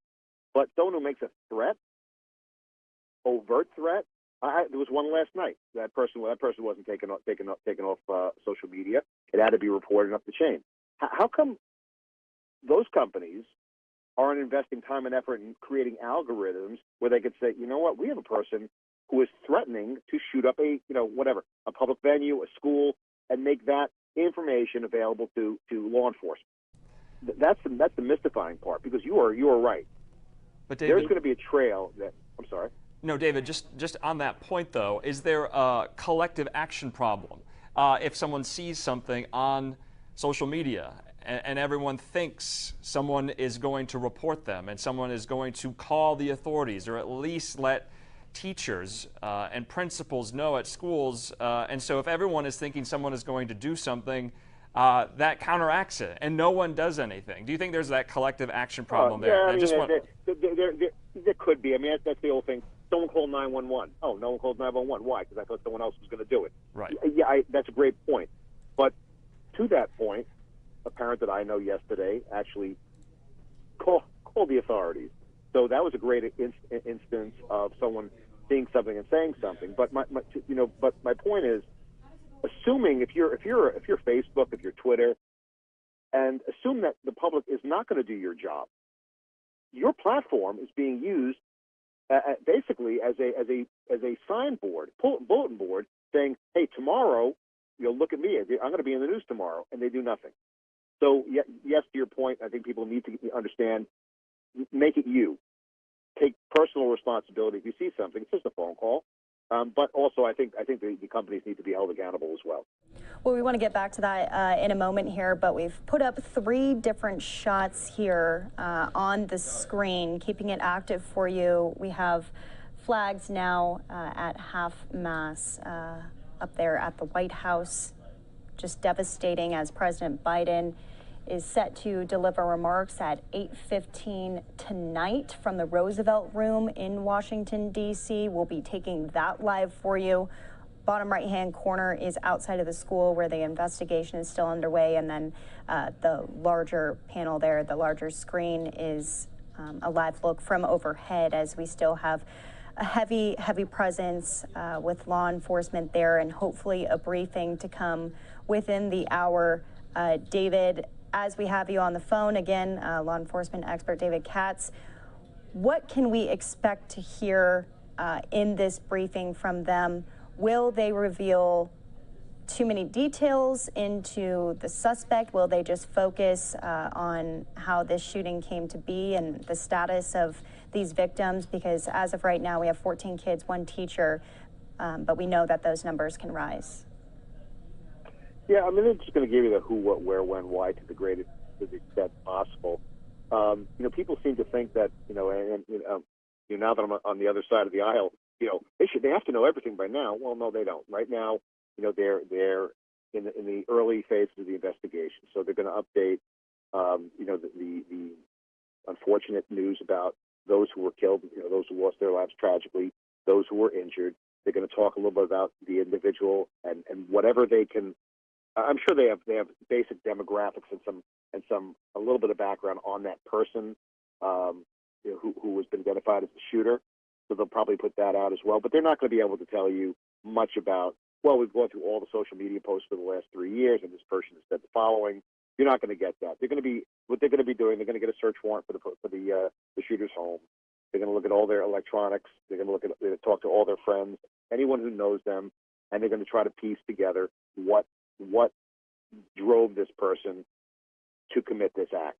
I mean, there is. I mean, sometimes there is a triggering event. In many cases, there are things that they could say. Well, what we know now, based on what we know now, we think this was the trigger. For example, maybe the student was expelled from school. Maybe there was some personal issue with a teacher at that school as well. I don't know what the case is going to be, but I wouldn't look for a whole lot of detail this early on.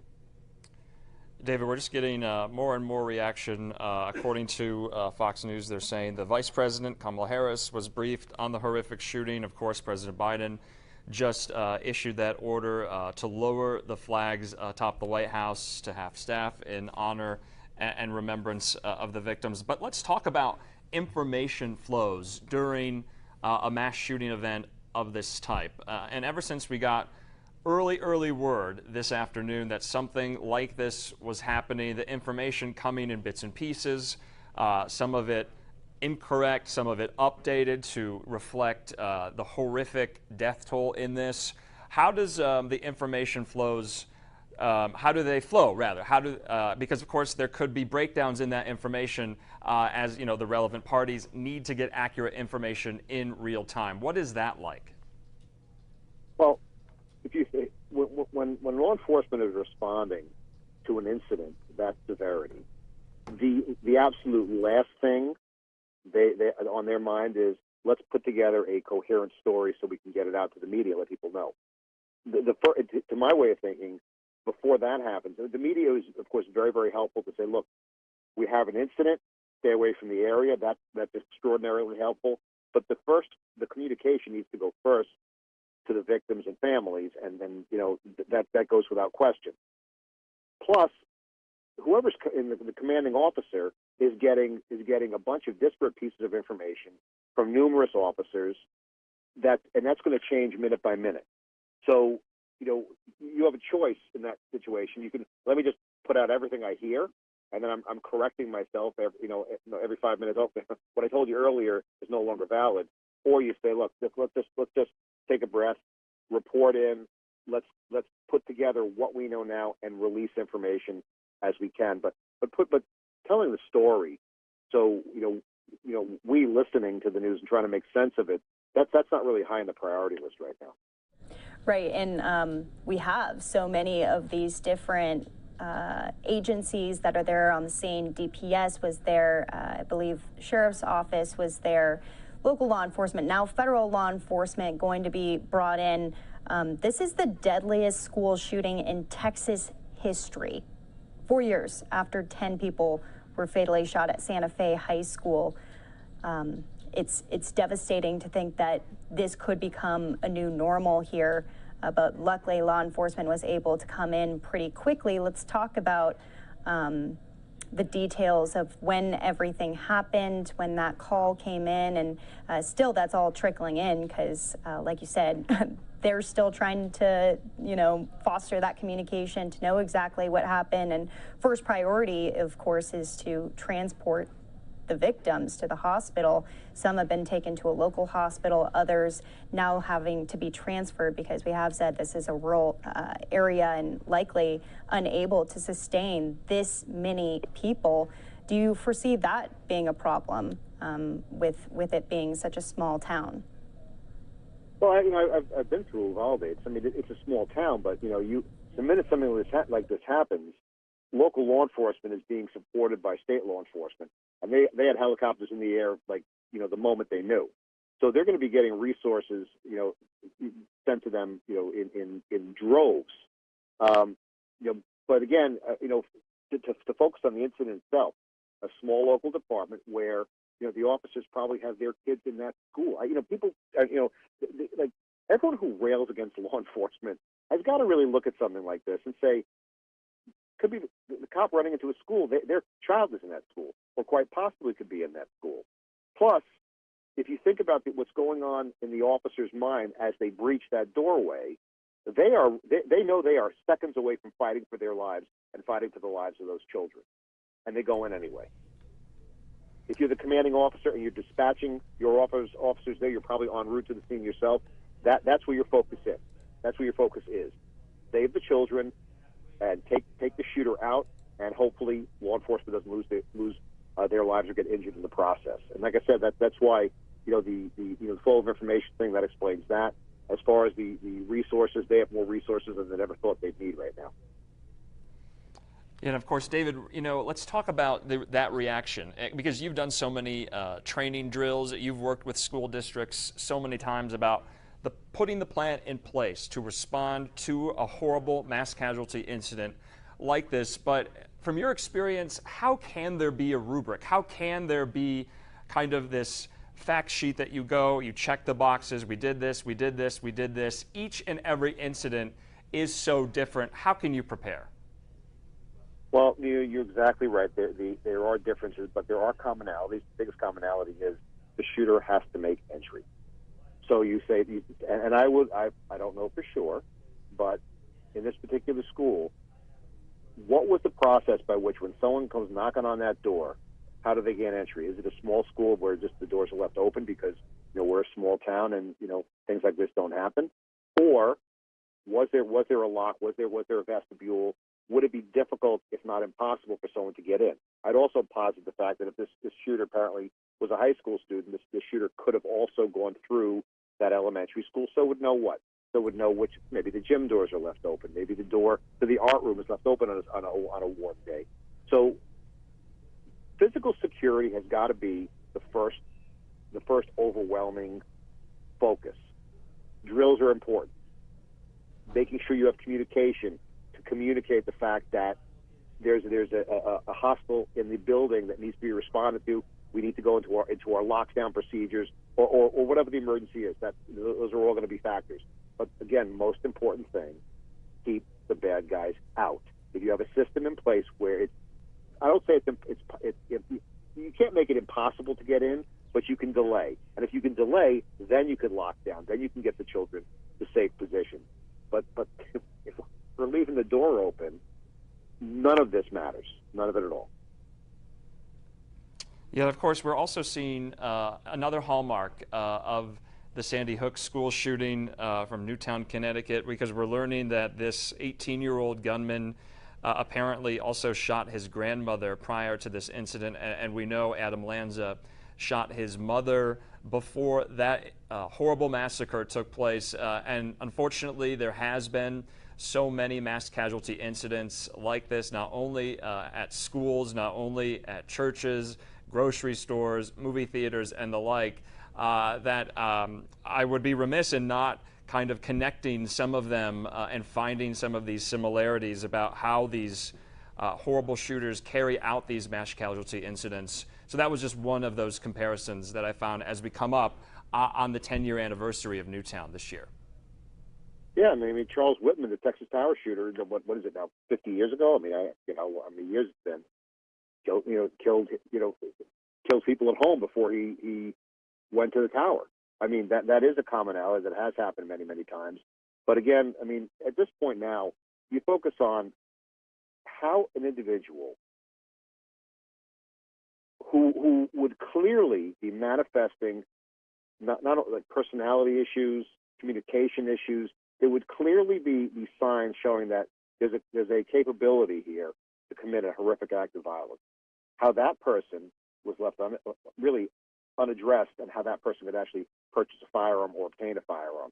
That's kind of what I'd like to know. Was how did that weapon come into that person's hands?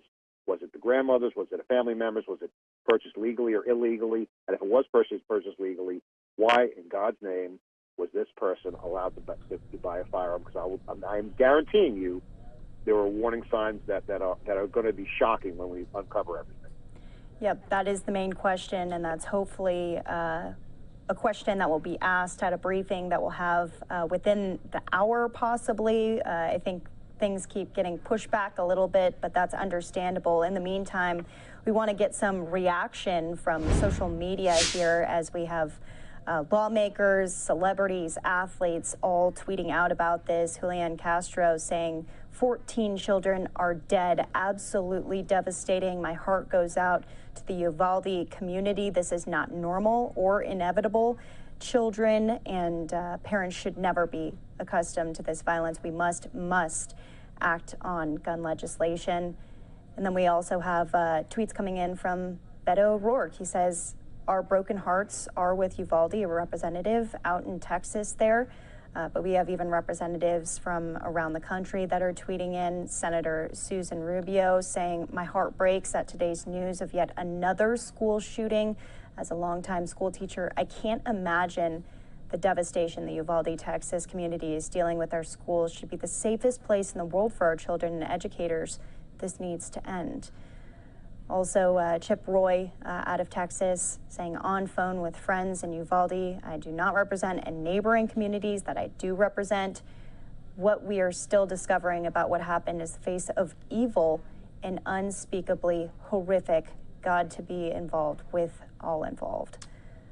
So, and Greg Abbott, of course, tweeting out saying Texans are grieving for the victims of this senseless crime and for the community of Uvalde. Cecilia and I mourn this horrific loss and urge all Texans to come together. I've instructed DPS and Texas Rangers to work with local law enforcement to fully investigate that. And that's what we're seeing from all of these scenes down on the ground here as we have flag at half staff at the White House, and then law enforcement still there outside of the school, and hopefully a briefing here coming soon.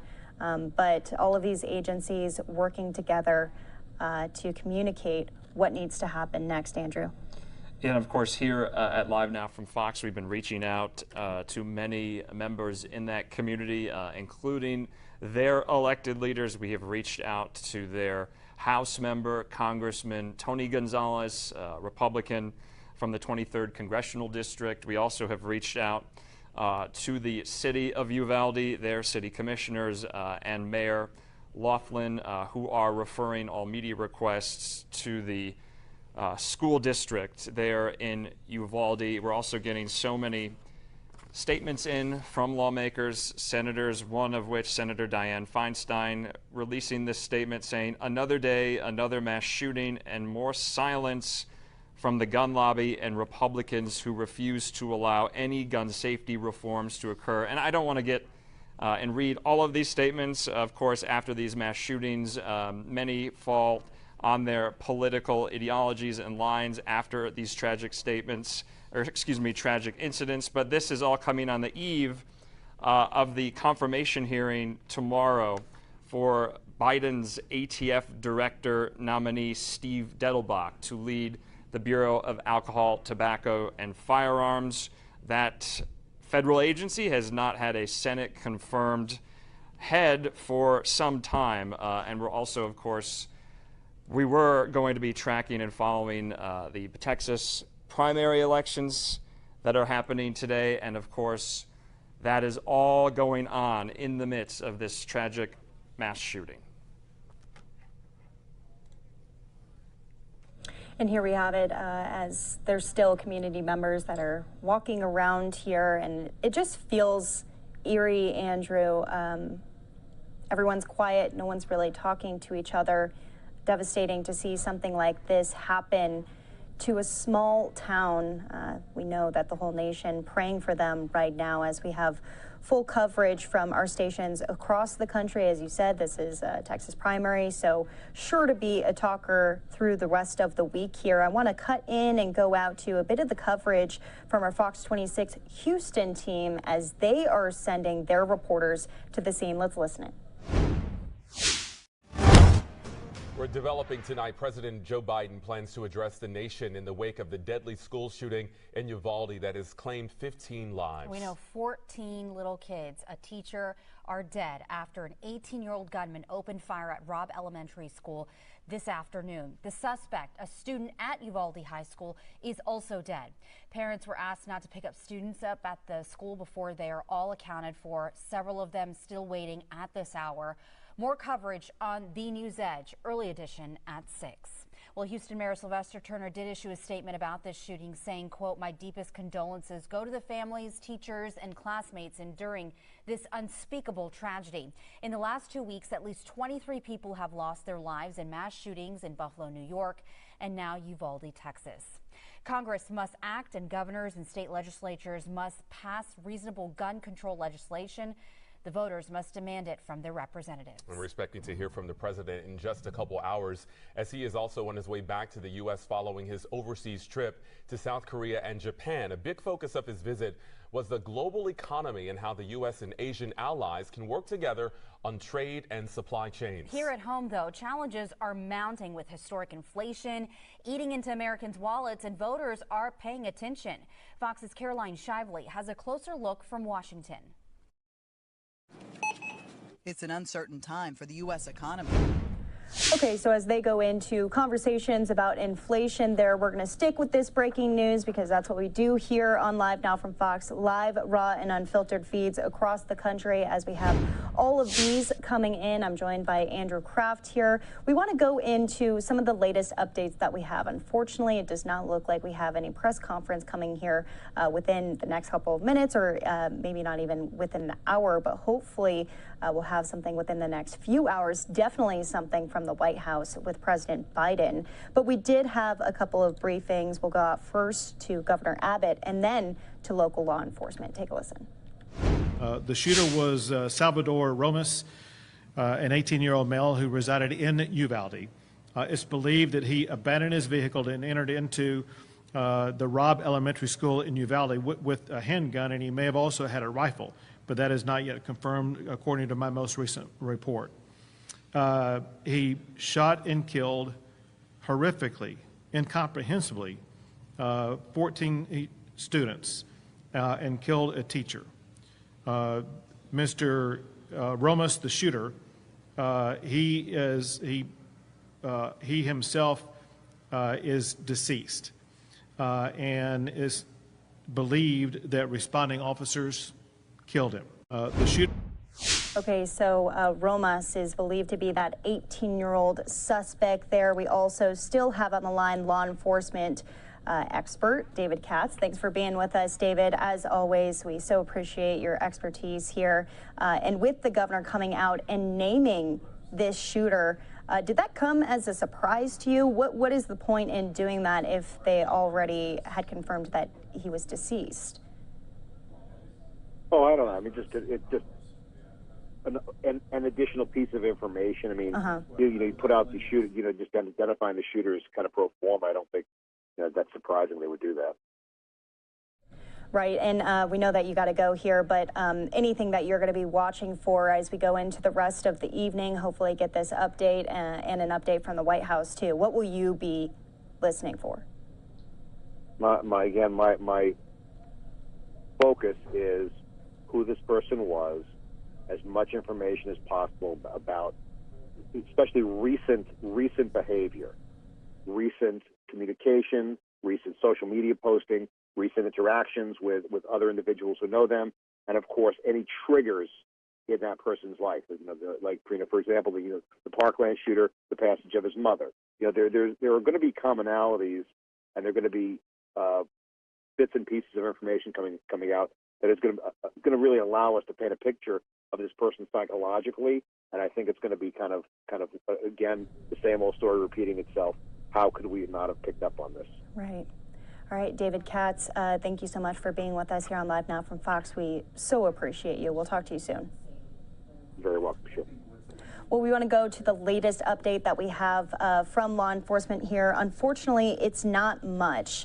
We only heard from Governor Abbott for just about a minute, and we're only going to hear from them for just about 3 minutes. But they are confirming the amount of people at this time who have been killed. Again, 15 people, 14 of them children, and 1 teacher, too. They have not identified any of these victims. They have identified the shooter.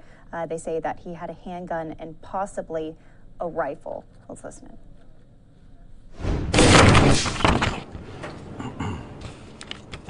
in. Good afternoon. As she mentioned, I'm going to make a statement, and at this point we won't take any questions. We will give you a time when we'll be addressing the media soon.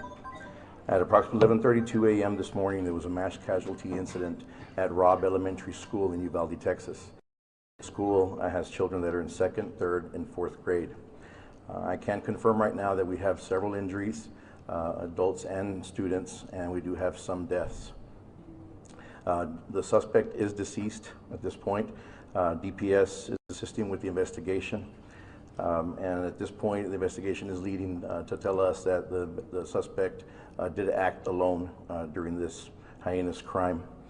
Families are being notified, and we are providing services to them as the district should. As far as the rest of the district is concerned, safety measures were taken to make sure that we had a safe release for the rest of the district throughout our city of Uvalde. And we had numerous law enforcement officers and agencies that assisted with the safety release for those students. We do want to keep all our families in their prayers. I hope you do as well. And we also want to respect the privacy of the family. Everything is still being worked on. And again, we'll notify the parents and the families as soon as we have some news for them. Thank you so much. We greatly appreciate your understanding and patience with us. Please know at this time, we are only making a statement. We will be releasing more information as the investigation continues. We appreciate your courtesy. At this time, it concludes our press conference. Thank you. Thank you, ma'am.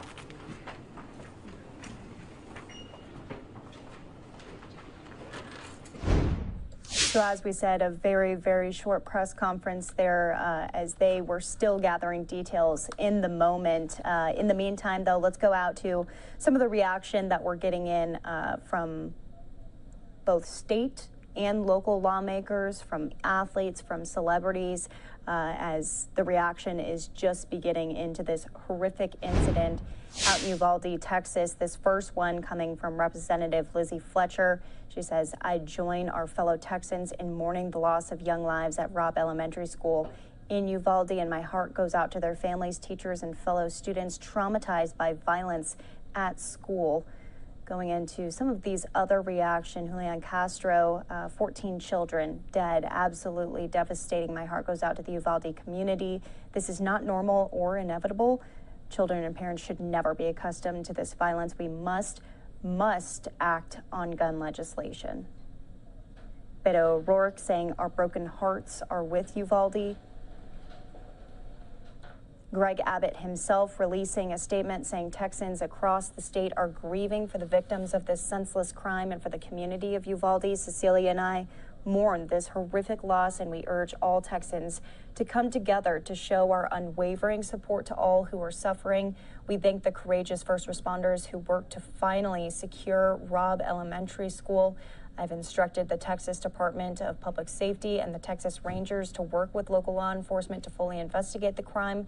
The Texas Division of Emergency Management is charged with providing local officials all resources necessary to respond to this tragedy as the state of Texas works to ensure the community has what it needs to heal. Chip Roy of Texas saying, "On phone with friends in Uvalde, I do not represent, and neighboring communities that I do represent. What we are all still discovering about what happened is the face of evil and unspeakably horrific. God be with all involved." Representative Sylvia Garcia, "My heart goes out to the Uvalde community. Innocent children and their parents should not have to live in this fear. These families will be in my prayers." LeBron James, the famous basketball player, coming out. "My thoughts and prayers go out to the families of loved ones lost and injured at Robb Elementary School in Uvalde, Texas. Like, when is enough enough, man? I think that he is speaking like many, so many across the country are thinking right now. These are kids, and we keep putting them in harm's way at school, like seriously, at school, where it's supposed to be the safest. Governor Phil Murphy of New Jersey, heartbroken by today's elementary school shooting in Uvalde, Texas. No child or educator should ever fear going to school, and no parent should ever fear sending their child to school. We must end our nation's gun violence epidemic. Dade Phelan, he says, this is a horrific and heartbreaking situation. I've reached out to Representative King, and I'm keeping in touch with DPS and TDEM as this develops and more info comes available.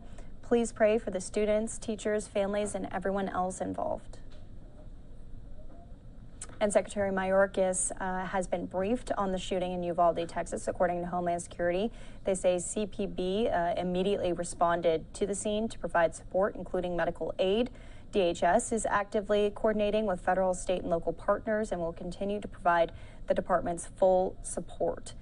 That's exactly what David Katz, our law enforcement expert, was saying. He said DPS is really going to be a major asset for this investigation as it moves forward. Senator Roland Gutierrez also saying, my focus right now is making certain that local law enforcement, health providers, and affected families have all the resources that they need. We will have more information as it becomes available. Tony Gonzalez in Texas, a representative, says, my heart breaks for the city of Uvalde. Pray for our families. He quoted Matthew 19:14, saying, children are a gift from the Lord. They are a reward from him. Let the little children come to me and do not hinder them, for the children of heaven belongs to such as these. So that's the reaction that we have coming in from across the country right now, state and local there, as we have also these live looks from across Uvalde as the investigation is still underway, although that top right-hand corner coming out of the White House as the flag has been ordered to be half staff there. The conversation of gun control also happening on the House floor as they are still in session. We'll listen in to see if we have representatives speaking. It does not look like we have any of them speaking in this moment, as they've been having to cover some of the other items on their agenda as well. But I'm sure we'll be hearing from many of these representatives live on the floor too.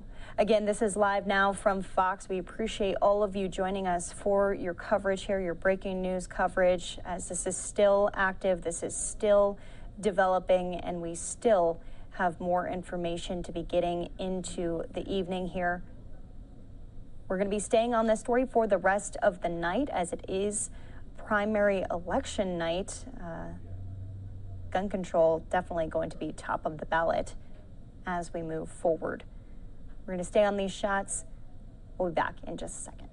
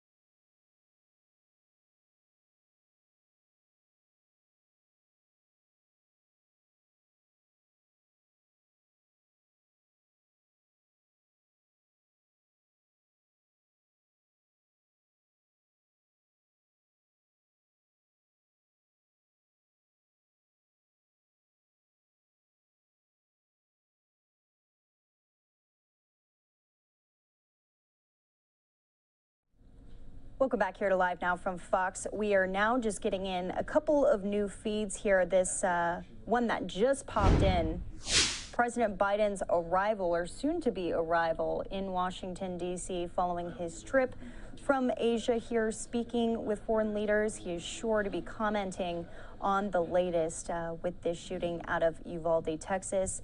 It is 3:45 here in Phoenix, Arizona, 6:45 out on the East Coast. We'll be bringing you that arrival live as it happens here. Also taking you out to Washington, D.C., the White House, as it is half staff at this moment in honor of those 14 kids and one teacher shot and killed at this elementary school. We also have another live look of an event that should be taking place pretty soon. This is going to be the Vice President, Kamala Harris. She'll be making remarks at the Asian Pacific American Institute for Congressional Studies. This is their 20th annual awards gala. She's going to speak on the horrific shooting in Texas at the top of her remarks. These remarks at the Renaissance Hotel in Washington, D.C. We'll be getting that in live here on Live Now from Fox. We also have a couple news statements coming in from lawmakers on Capitol Hill here. I'm going to pop up all of these live looks that we have, both in Washington, D.C. and of Uvalde, Texas, as the investigation is still underway here. Senator Ted Cruz issuing a full statement, one that we have not been able to play out up until this point. He says, today is a dark day. We're all completely sickened and heartbroken. As of now, 15 innocent people are dead, 14 were children, others are still in critical condition or otherwise injured, and we're all praying for each of them. I'm grateful for the heroes in law enforcement and first responders who responded to the scene and stopped the killer. He says Heidi and I are lifting up in prayer the entire Uvalde community during this devastating time, and we mourn the lives that were taken by this act of evil. None of us can imagine the anguish the parents in Uvalde are going through. Our hearts go out to them. He says we've seen too many of these shootings. No parent should have to bear the pain of burying their child. We need to come together as one nation and support Uvalde as they try to heal from this devastating loss. We also have another statement from Senator Cornyn out of Texas. He says the shooting at Robb Elementary School in Uvalde is every parent and teacher's worst nightmare. No parent, child, or teacher should ever have to wonder whether it's safe to go to school. This is an excruciatingly difficult time for the tight-knit Uvalde community and for all Texans as we mourn this terrible tragedy. My heart goes out to those in the hospital receiving care and to the loved ones of those who lost their lives. As a parent, the pain they must feel is unimaginable. I'm in touch with local officials in Uvalde and will continue to monitor the situation. I'm grateful to law enforcement and everyone who worked to stop the shooter and to the medical staff working now to prevent further loss of life. That was, again, Senator Cornyn speaking right there. We also have, which is very timely, a tweet from President Biden here as he is making his way to Washington, D.C. He says that he spoke with Governor Abbott to offer any and all assistance he needs in the wake of this horrific shooting in Uvalde, Texas. This tweet coming out from the White House Communications Director, Kate Bedingfield. There's a photo of him on Air Force One, which is going to be landing here just momentarily, and this actually might be the shot of Air Force One coming in here. President Biden to be touching down and hopefully making remarks to reporters there. As we know, a press pool is there. Our cameras are set up and ready to be briefed.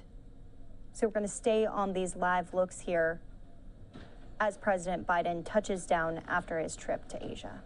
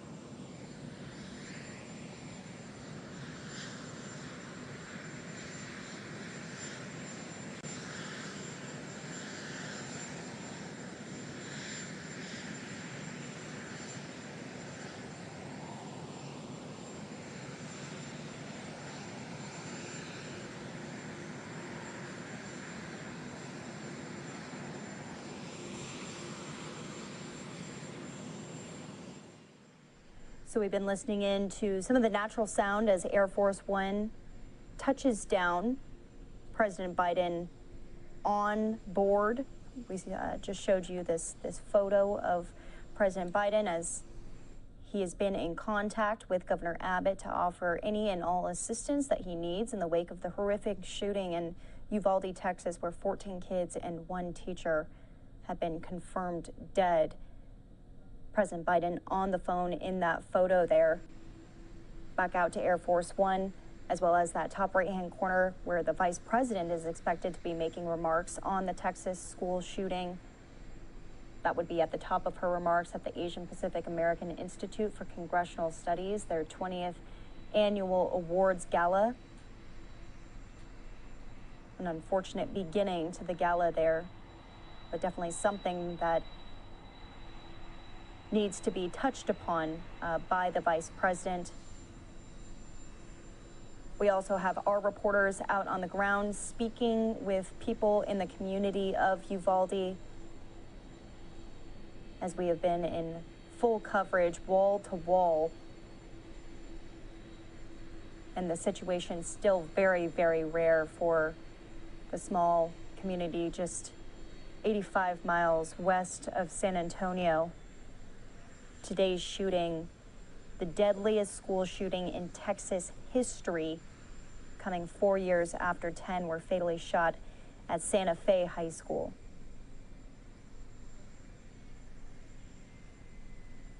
And as we've been mentioning, reaction just pouring in from lawmakers, both at the local, state, and national level. Governor Greg Abbott releasing a statement saying Texans across the state are grieving for the victims of this senseless crime and for the community of Uvalde. He says, Cecilia and I mourn this horrific loss, and we urge all Texans to come together to show our unwavering support to all who were suffering. We thank the courageous first responders who worked to finally secure Robb Elementary School. I've instructed the Texas Department of Public Safety and the Texas Rangers to work with local law enforcement to fully investigate the crime. The Texas Division of Emergency Management is charged with providing local officials all resources necessary to respond to this tragedy as the state of Texas works to ensure the community has what it needs to heal. And a lot of healing to be done in the Uvalde community, as there's now at least 15 less people who will be living there. 1 teacher and 14 children from Robb Elementary School. Many of you who are tuning in and maybe have not been following this story all day, a gunman opening fire at Robb Elementary School in Uvalde, Texas, killing these students. There's still not a lot of information, not a lot of details as to how this all unfolded, why he was there. He was a local high school student at Uvalde High School, that shooter. He was eventually shot and killed as well. So the official count is 16 people dead in Uvalde, Texas because of this incident today. Many of these victims of the shooting being transported to the local hospital, some having to be transported to other hospitals. We saw helicopters coming in and flying many of the victims to other hospitals, as there was a helipad, fortunately, at the medical center. There's also other injuries in this shooting here, possibly over a dozen injured, but still, this is all very, very preliminary, not too much confirmed information, just what we're hearing from Governor Abbott and from some of those local authorities there, and from people who are in Uvalde, Texas, community members who saw it and heard it unfold. Unfortunately, a lot of the eyewitnesses are going to be children from Robb Elementary School. who saw the gunfire break out inside of their school there on this Tuesday afternoon as we're coming up on the 4 o'clock hour here in Phoenix, 7 o'clock out on the East Coast. And President Biden now exiting Air Force One, expected to make remarks to reporters there down on the ground. Let's listen in live.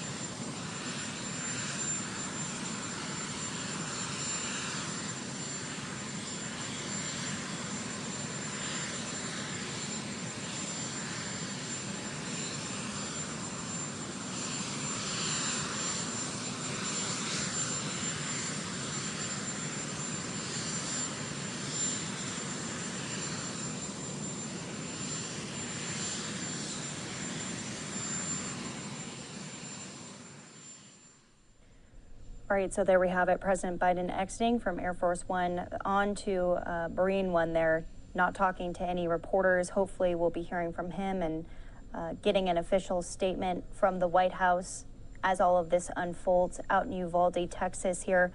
Want to recap for you here on Live Now from Fox some of the feeds that we are getting in. This is a zoomed in version as President Biden has now arrived back in the United States after his trip to Asia here. We also are getting in this live look. We'll hopefully be hearing from the Vice President, Kamala Harris, about her thoughts on Texas as she is speaking at the Asian Pacific American Institute for the Congressional Studies at their awards gala. That has not yet started. And so we'll be taking it to you live when it does eventually happen, and then back out to the breaking news scene as it is still walled off to media members. 14 kids and a teacher shot and killed in this mass shooting in Uvalde, Texas. We have more details and reaction from community members down on the ground when we come back.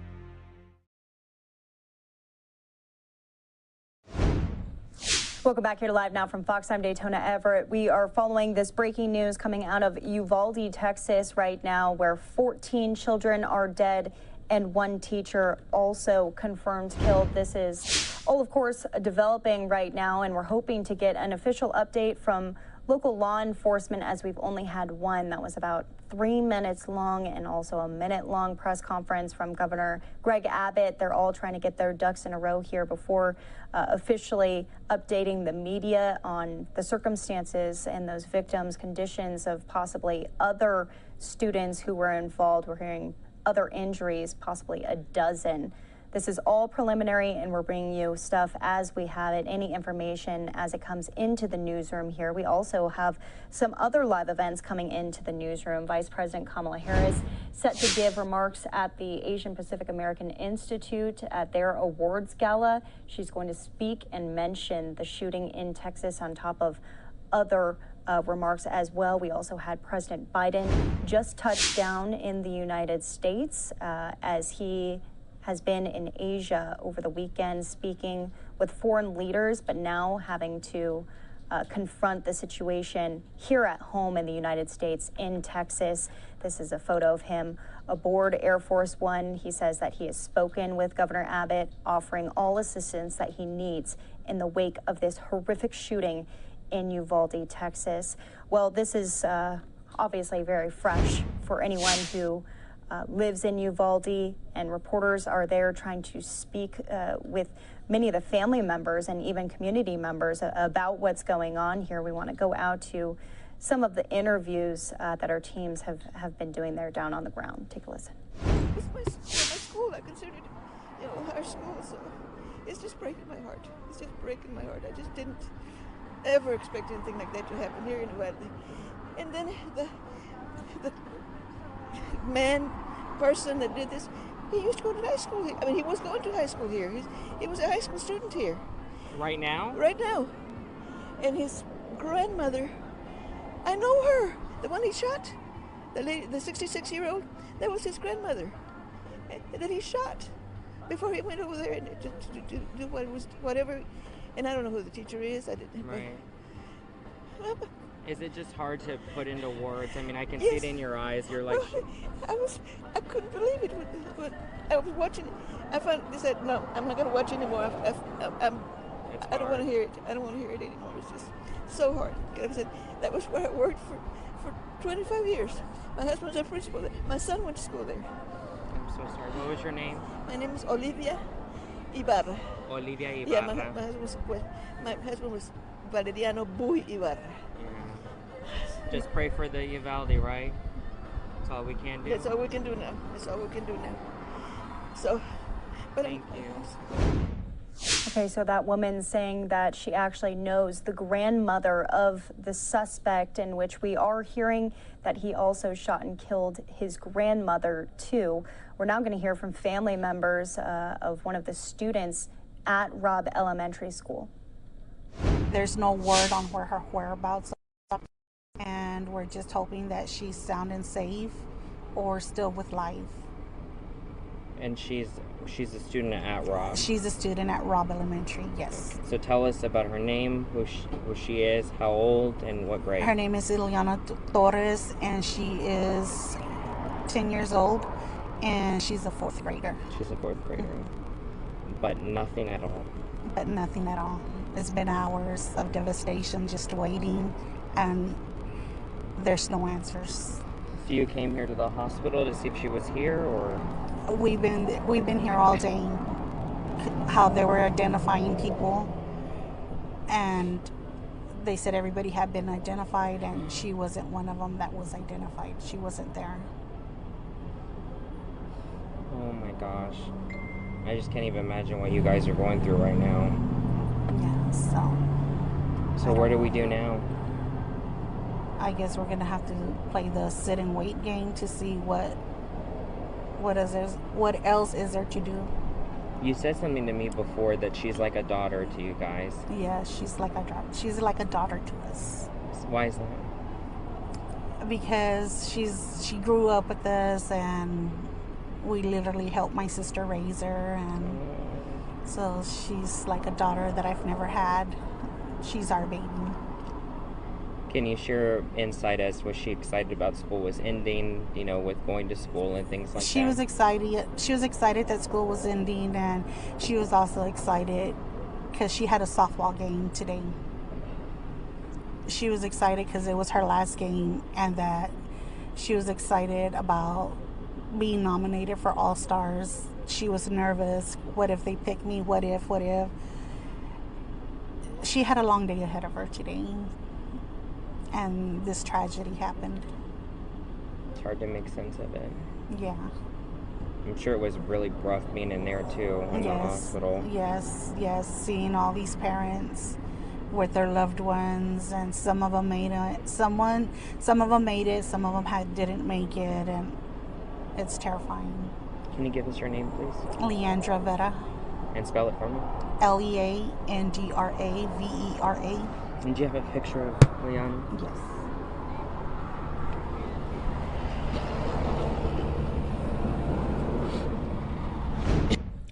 Okay, so some family members being reunified with their children, others still waiting for that answer. Can only imagine what they're feeling right now. We also just got up the podium for what will be the press conference from local law enforcement, state authorities, and federal now involved as well. Speaking of federal, we have Vice President Kamala Harris, who is speaking at this awards gala. She mentioned in the beginning of her remarks the situation underway in Uvalde. We'll play it off from the beginning. Vice President, United States Vice President Kamala Harris.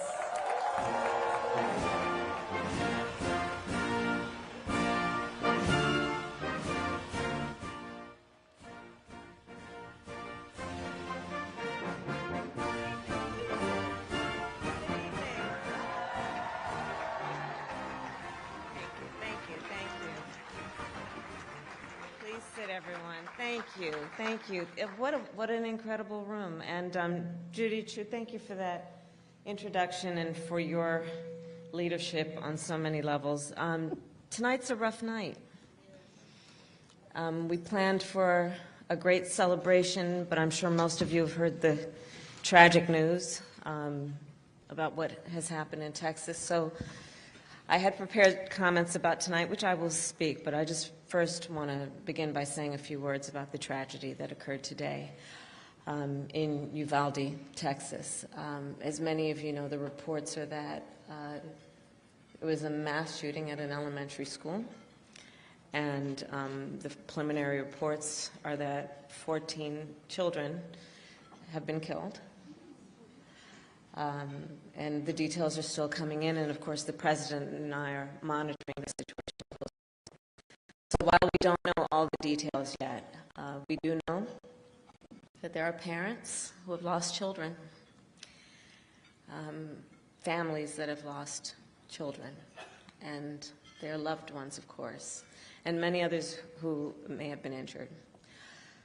So I would normally say in a moment like this, we would all say naturally that our hearts break, but our hearts keep getting broken.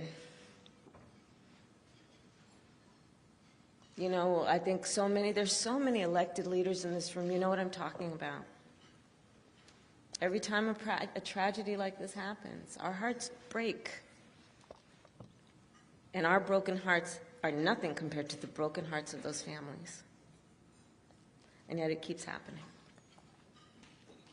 So I think we all know and have said many times with each other, enough is enough.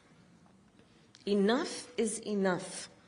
As a nation, we have to have the courage to take action and understand the nexus between what makes for reasonable and sensible public policy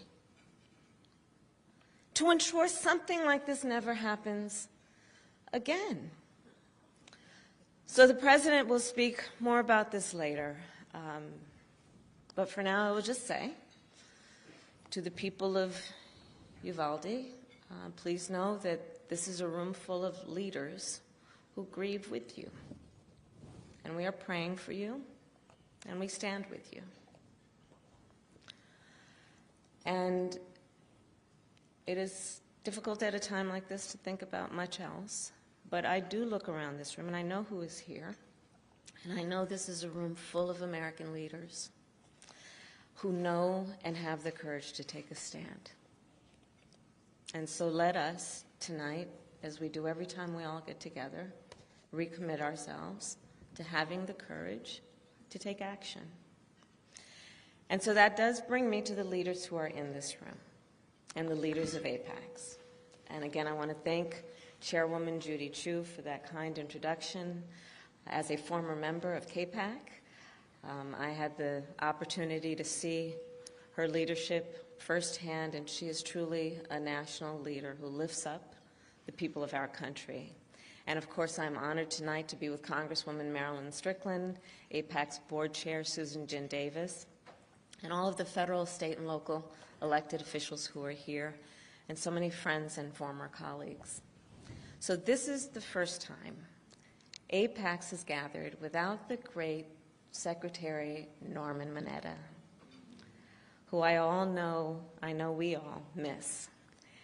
And, you know, Norm showed us what a leader could be. I love Norm. I knew Norm.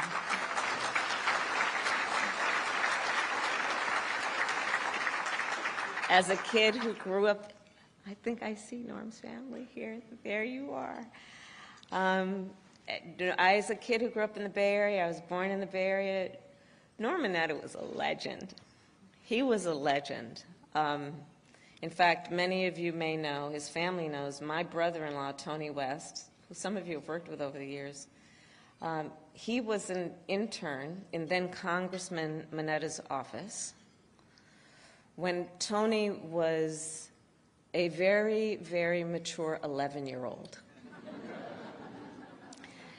Because that's the kind of leader Norm Mineta was.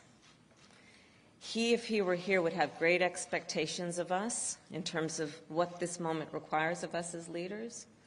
But throughout his life, as long as any of us have known him, and we will carry our knowledge of him and memory, he never thought that anyone was too young or too small to deserve his attention and concern and investment.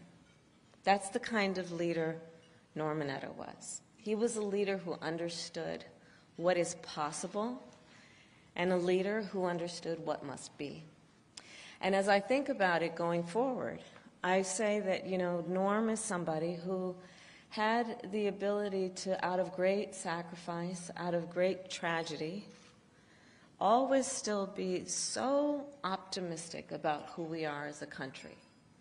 As we all know, he endured through his own life experiences, along with approximately 120,000 other Japanese Americans, virtual incarceration. We called it for many years internment. But Norm decided that he understood the power of a government that he endured. He understood what a government could do, and he said, because he was the kind of leader, I'm going to go inside. I'm going to run for office, I'm going to hold office, and I'm going to lead with a sense of optimism about the best of who we are. Norm saw America during one of our darkest hours, and even so, he never gave up on our country. Instead, he chose to devote his career to public service, and he worked tirelessly to make our nation stronger, safer, and more just. And he was relentless in his efforts to bring together the AA and HPI community in pursuit of a better future. As he once said, and I will quote, "If we will act together, then we are strong enough to withstand any evil, internal or external, that threatens to unravel this beautiful tapestry that is America." This room. After the events of today, And the last 2 weeks in Buffalo, Laguna Woods, and Dallas, Norm's words take on a new sense of urgency.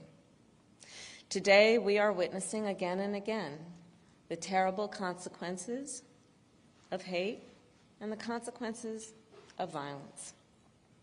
But let's not lose sight of the beautiful tapestry that Norm spoke of, because I do believe our country still embodies a most profound belief that we are in this together, as one nation, undivided, out of many, one. And so this is a moment that calls on us to take action. A moment, once again, for all of us to join together in the collective fight against hate and toward a better future for all people. And now I'm speaking specifically of the events, not today, that have occurred, though, in the last couple of weeks and for years before. For nearly 3 decades, APACS has done the outstanding work to promote AA and NHPI participation and representation in all levels of government. Well, we've been listening in to Vice President Kamala Harris at this awards gala here, but mentioning the shooting in Uvalde, Texas, which we are going to be getting an update on that in the next 10 minutes here. In the meantime, we want to go into some of the coverage from our sister station, Fox 26 in Houston, as they have reporters on the road headed to Uvalde to try to get more information, as this is still evolving, possibly a larger count than 14 kids and 1 teacher dead in the mass shooting here. Here's more. Students, and we do have some deaths. The suspect is deceased at this point. DPS is assisting with the investigation. And at this point, the investigation is leading to tell us that the suspect did act alone during this heinous crime. Families are being notified, and we are providing services to them as the district should. As far as the rest of the district is concerned, safety measures were taken to make sure that we had a safe release for the rest of the district throughout our city of Uvalde. And we had numerous law enforcement officers and agencies that assisted with the safety release for those students. We do want to keep all our families in their prayers. I hope you do as well. And we also want to respect the privacy of the family. The crime scene is still being worked on. And again, we'll notify the parents and the families as soon as we have some news for them. Students at Robb Elementary School have been transported to a nearby civic center to be reunited with family. But right now, a notice on the Robb Elementary School website tells parents, please do not pick up students at this time. Students need to be accounted for before they are released to your care. You will be notified to pick up students once all are accounted for, meaning parents have been forced to wait this evening, standing mere walls away, but somehow having to summon the strength to wait to learn if it was their baby who was killed. Governor Greg Abbott releasing a statement with his condolences. He is scheduled to speak at the National Rifle Association annual convention happening this Friday here in Houston, along with former President Donald Trump, who's also slated to attend, and both Texas senators.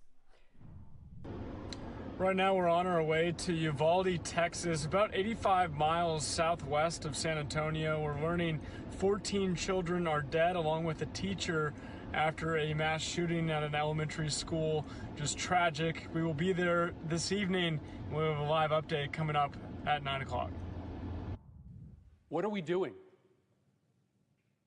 Why do you spend all this time running for the United States Senate?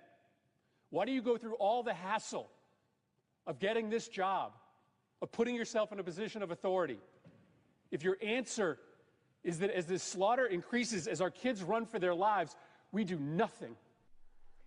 Pressure already mounting on lawmakers in our nation's capital as to how they are going to help curb the ongoing acts of mass violence in America. Today's shooting coming just shortly after we saw 10 people killed at a grocery store in Buffalo, New York. Senator Chris Murphy there represents Connecticut, where the Sandy Hook Elementary School shooting occurred 10 years ago. They saw 26 deaths that day, 20 of them first graders. Frustration as we mark another mass murder of American children. You can keep track of updates on today's tragedy in Uvalde with those live updates on our website, fox26houston.com. Also available through our free news app. President Biden is slated to give remarks on the shooting tonight. As soon as he lands from his trip overseas, he is being briefed along the way. Well, we've been listening into coverage from Fox 26 in Houston right there as we're expected to have that news conference in about 5 minutes. Want to take you out to the latest news conference that we had from local authorities, though.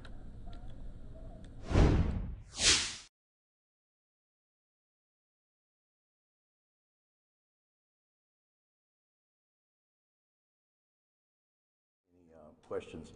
We will give you a time when we'll be addressing the media soon.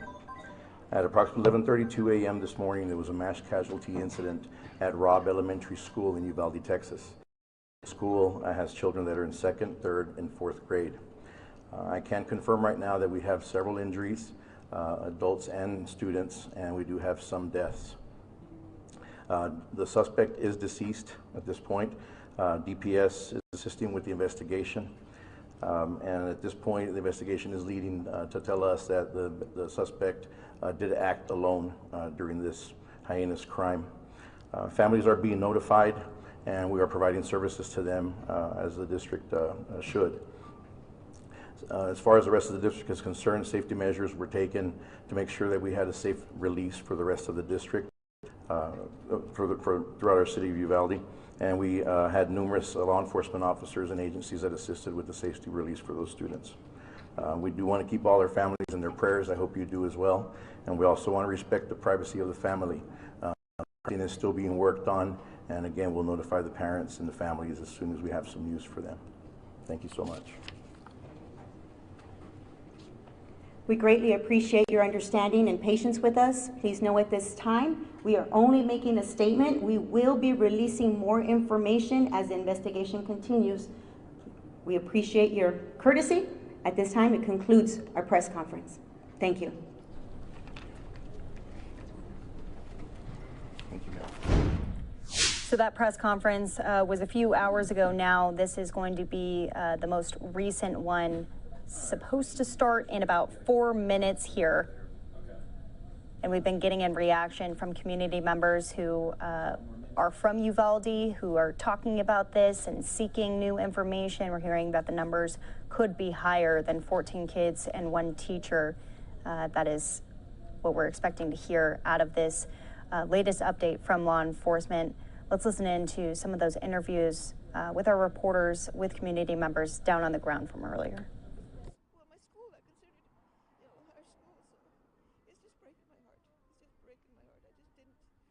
Ever expect anything like that to happen here in Uvalde. And then the person that did this, he used to go to high school here. I mean, he was going to high school here. He was a high school student here. Right now? Right now. And his grandmother, I know her, the one he shot, the lady, the 66-year-old, that was his grandmother that he shot before he went over there and to do whatever. And I don't know who the teacher is. I didn't. Right. Is it just hard to put into words? I mean, I can Yes. see it in your eyes. You're like, I couldn't believe it when I was watching it. I finally said, no, I'm not going to watch anymore. I don't want to hear it. I don't want to hear it anymore. It's just so hard. Like I said, that was where I worked for 25 years. My husband's a principal there. My son went to school there. I'm so sorry. What was your name? My name is Olivia Ibarra. Olivia Ibarra. Yeah, my husband was Valeriano Buy Ibarra. Yeah. Just pray for the Uvalde, right? That's all we can do. That's all we can do now. That's all we can do now. There's no word on where her whereabouts are, and we're just hoping that she's sound and safe or still with life. And she's a student at Robb. She's a student at Robb Elementary, yes. Okay. So tell us about her name, who she is, how old, and what grade. Her name is Ileana Torres, and she is 10 years old, and she's a 4th grader. She's a 4th grader. But nothing at all. But nothing at all. It's been hours of devastation just waiting, and there's no answers. So you came here to the hospital to see if she was here, or? We've been here all day. How they were identifying people, and they said everybody had been identified, and she wasn't one of them that was identified. She wasn't there. Oh my gosh. I just can't even imagine what you guys are going through right now.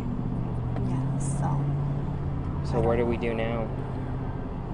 I guess we're gonna have to play the sit and wait game to see what else is there to do. You said something to me before that she's like a daughter to you guys. Yeah, she's like a daughter to us. Why is that? Because she grew up with us, and we literally helped my sister raise her, and so she's like a daughter that I've never had. She's our baby. Can you share insight as was she excited about school was ending, you know, with going to school and things like that? She was excited. She was excited that school was ending, and she was also excited because she had a softball game today. She was excited because it was her last game, and that she was excited about being nominated for All-Stars. She was nervous. What if they pick me? What if? She had a long day ahead of her today, and this tragedy happened. It's hard to make sense of it. Yeah. I'm sure it was really rough being in there too, in the hospital. Yes, seeing all these parents with their loved ones, and some of them made it. Some of them made it. Some of them didn't make it, and it's terrifying. Can you give us your name, please? Leandra Vera. And spell it for me. Leandravera. And do you have a picture of Leon? Yes. We want to take you back out live to where this press conference is supposed to be starting here. It's 4:30 here in Phoenix, 7:30 out on the East Coast.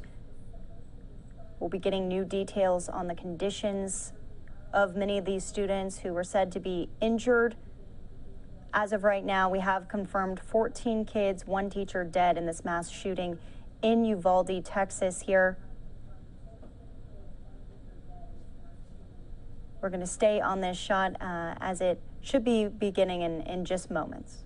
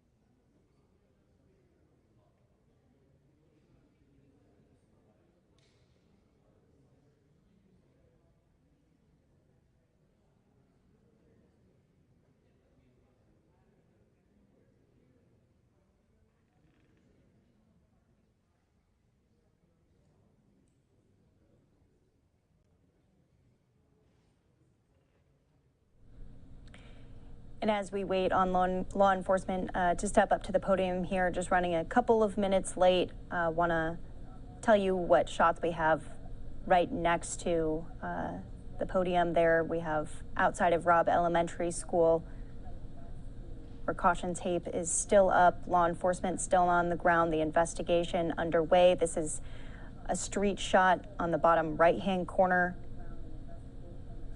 Still a lot of parents trying to get in touch with their kids at this point in time. They've released a list of names of students who are accounted for. Some have not been accounted for at this time.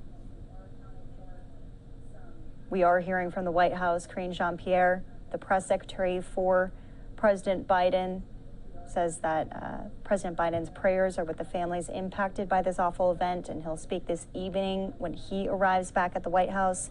We brought to you his touchdown in Air Force One just within the hour here. They're at the White House. There's a proclamation put forth this afternoon ordering flags to half staff through sunset on Saturday in honor of the Uvalde school shooting victims. Still, what we have right now, 14 kids and 1 teacher dead in this mass shooting. None of them have been identified quite yet.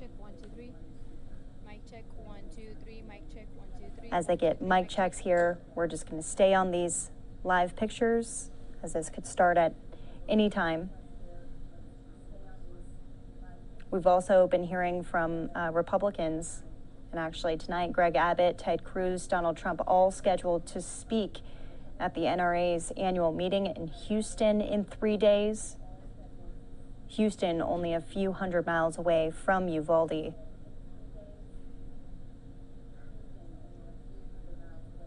Joe Biden, the First Lady, tweeting out right now. We'll pull it up for you.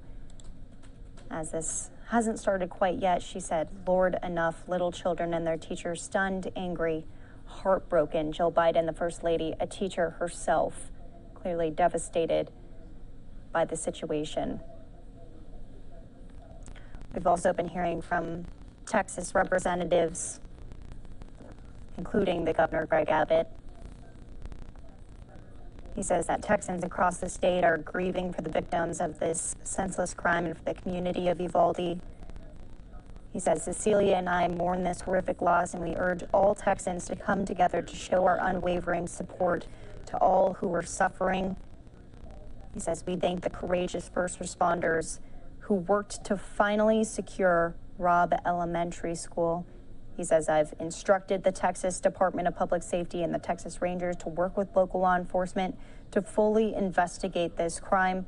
The Texas Division of Emergency Management is charged with providing local officials all resources necessary to respond to this tragedy as the state of Texas works to ensure the community has what it needs to heal." We've read this statistic off for you a couple of times within the last few hours, but it is very staggering. This is the deadliest school shooting in Texas history, coming 4 years after 10 were fatally shot at Santa Fe High School. The shooter in this case, a local high school student. He went to Uvalde High School. They say the shooter had a handgun and possibly a rifle in this case. Senator Cornyn also coming out, releasing a statement on the shooting. He said, "This is an excruciatingly difficult time for the tight-knit Uvalde community and for all Texans as we mourn this terrible tragedy." He says, "My heart goes out to those in the hospital receiving care and to the loved ones of those who lost their lives."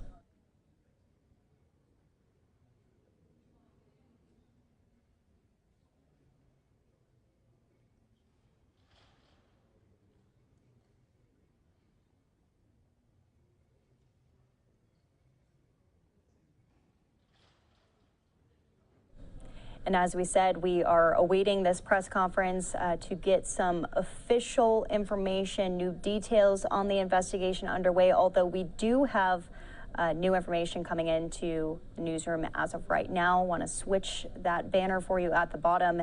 Now we're hearing 18 kids and 3 adults have been confirmed dead in the mass shooting. This is according to Texas DPS.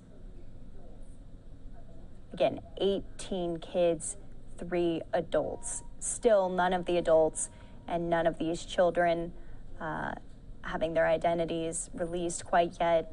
This is very common for especially situations involving children, as they are minors, and many of the families maybe haven't even been informed yet themselves, so they have to go about this with lots of precaution.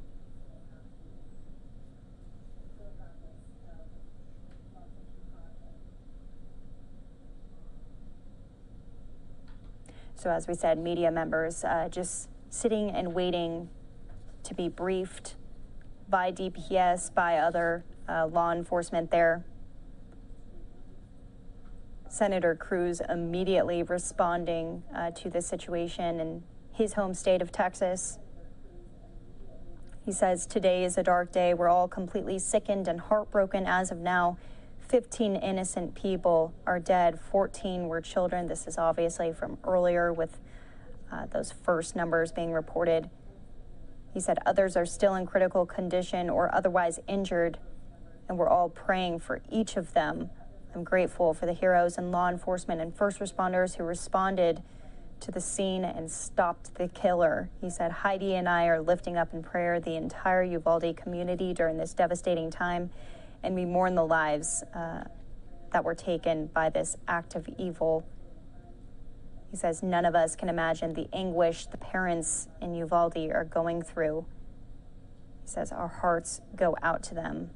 We've seen too many of these shootings. No parent should have to bear the pain of burying their child. We need to come together as one nation and support Uvalde as they try to heal. This is a closer look of the microphone as they are running about 10 minutes late now for this press conference. Understandable, though, as they're trying to get all of their details together to be able to adequately brief all of the media there. Not too many confirmations from the local hospital. We know some of the victims of the shooting had to be transported and transferred to other hospitals, airlifted.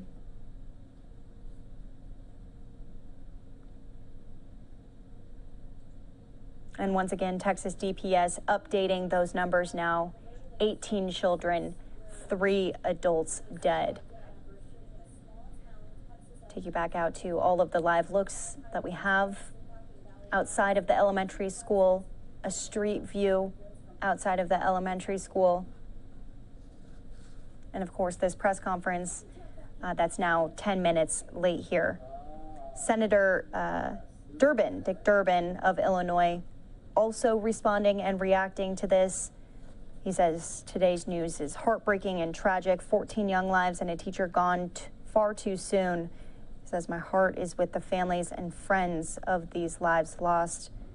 I beg my Republican colleagues to join Democrats in finally making changes to our gun laws to help prevent Americans from reliving this gun tragedy. Far too often, we cannot continue to sit on our hands and allow innocent lives to be lost. Congress must act, and Congress definitely acting today as this was top of mind on the House floor. Many representatives laying their foot down and putting gun control or the gun conversation top of mind there.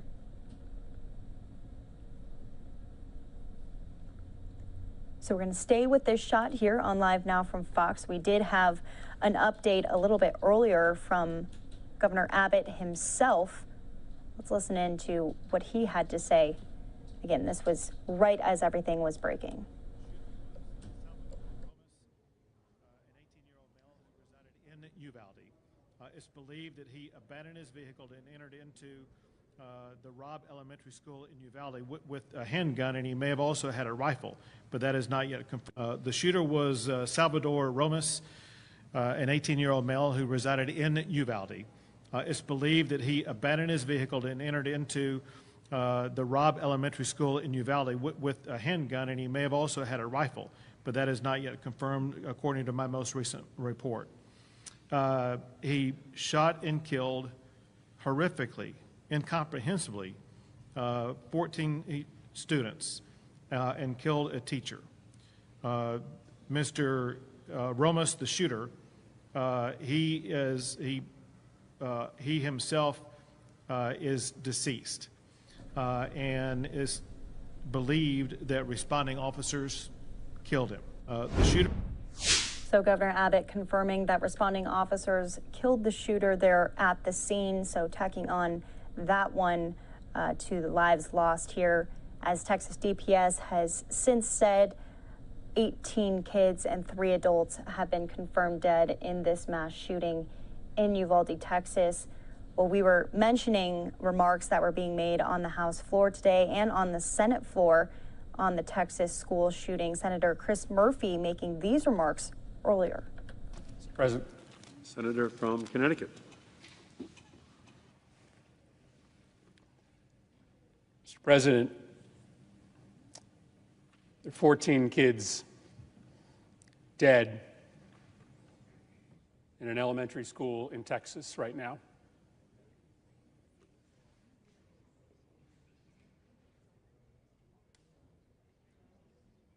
What are we doing?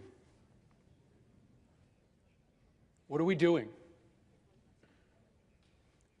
Just days after a shooter walked into a grocery store to gun down African American patrons, we have another Sandy Hook on our hands. What are we doing? There have been more mass shootings than days in the year. Our kids are living in fear every single time they set foot in the classroom because they think they're going to be next. What are we doing? Why do you spend all this time running for the United States Senate? Why do you go through all the hassle of getting this job, of putting yourself in a position of authority, if your answer is that as this slaughter increases, as our kids run for their lives, we do nothing? What are we doing? Why are you here? If not to solve a problem as existential as this. This isn't inevitable. These kids weren't unlucky. This only happens in this country and nowhere else. Nowhere else do little kids go to school thinking that they might be shot that day. Nowhere else. And it looks like this presser is going to start here. We'll listen in live.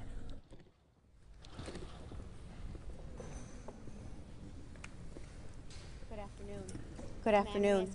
I'm Anne-Marie Espinoza, Executive Director of Communications and Marketing for Uvalde CISD.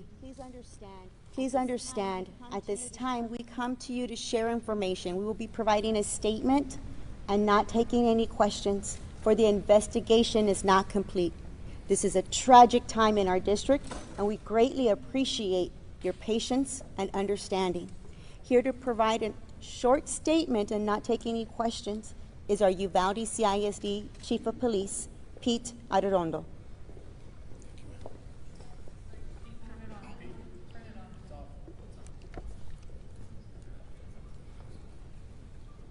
I don't see you.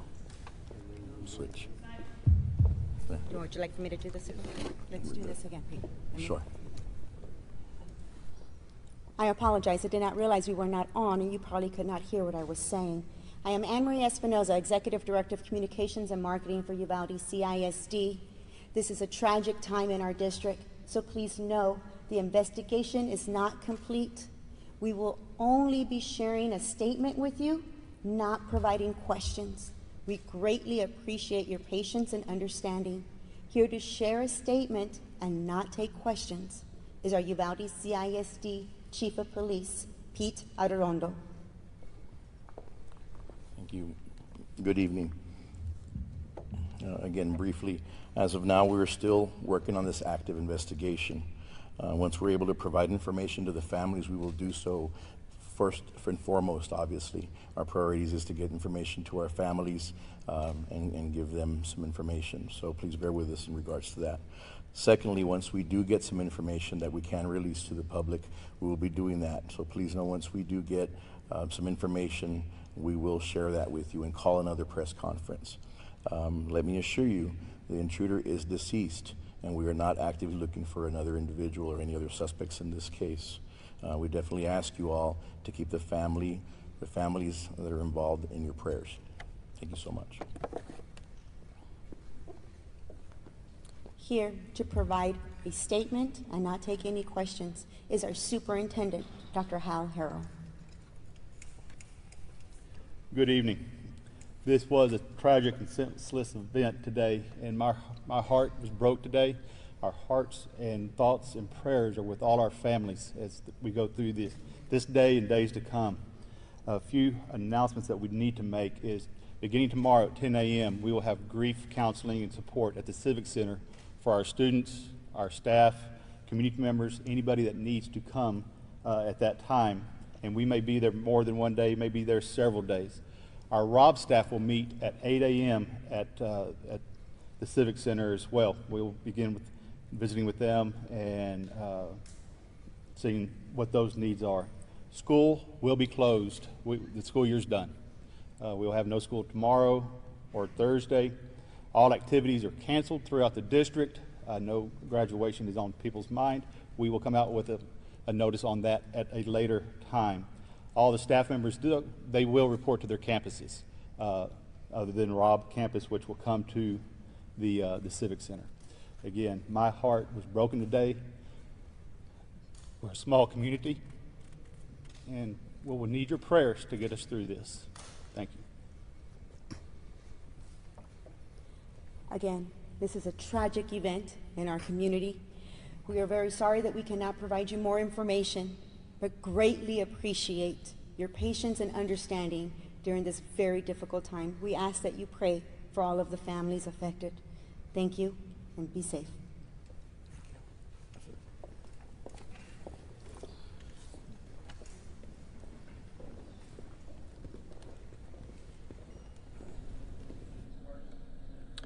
Okay, so a very brief press conference there from Uvalde officials and from the school district.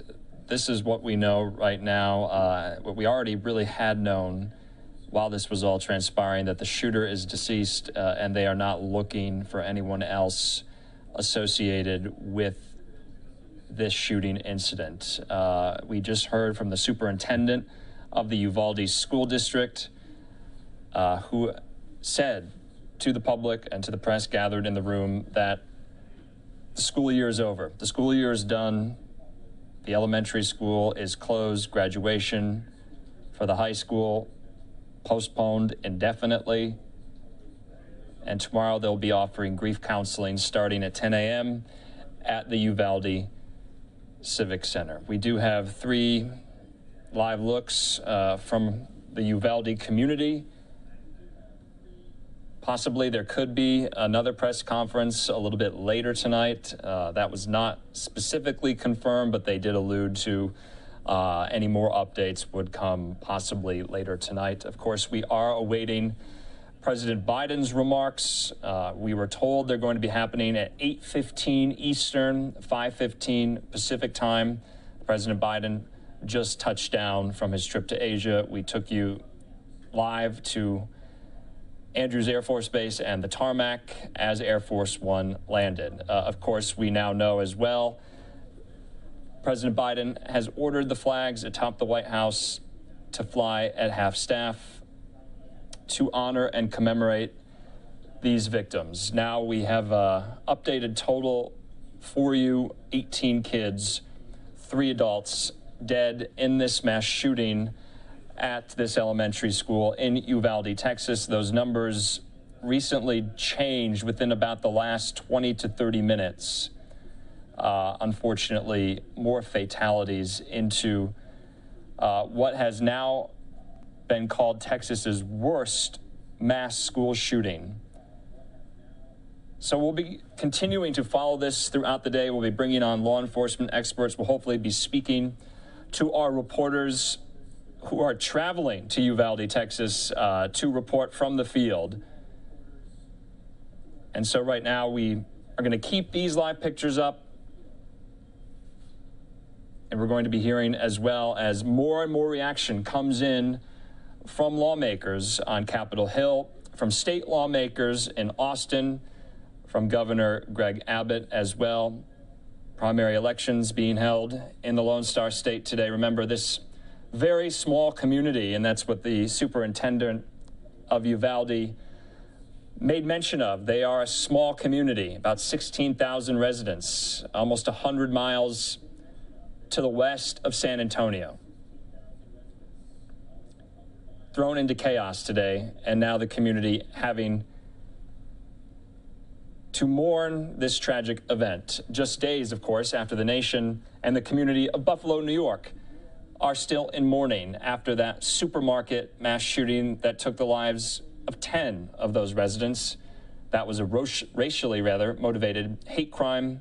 All of those victims were African Americans. Uvalde is a largely Hispanic American dominated small town in the state of Texas. Right now, though, we do want to keep with this story. If we're getting any more updates, we'll bring them to you. But this was the latest from the press conference. We're going to air it yet again in case you might have missed it. But that they said the shooter is deceased. We knew that.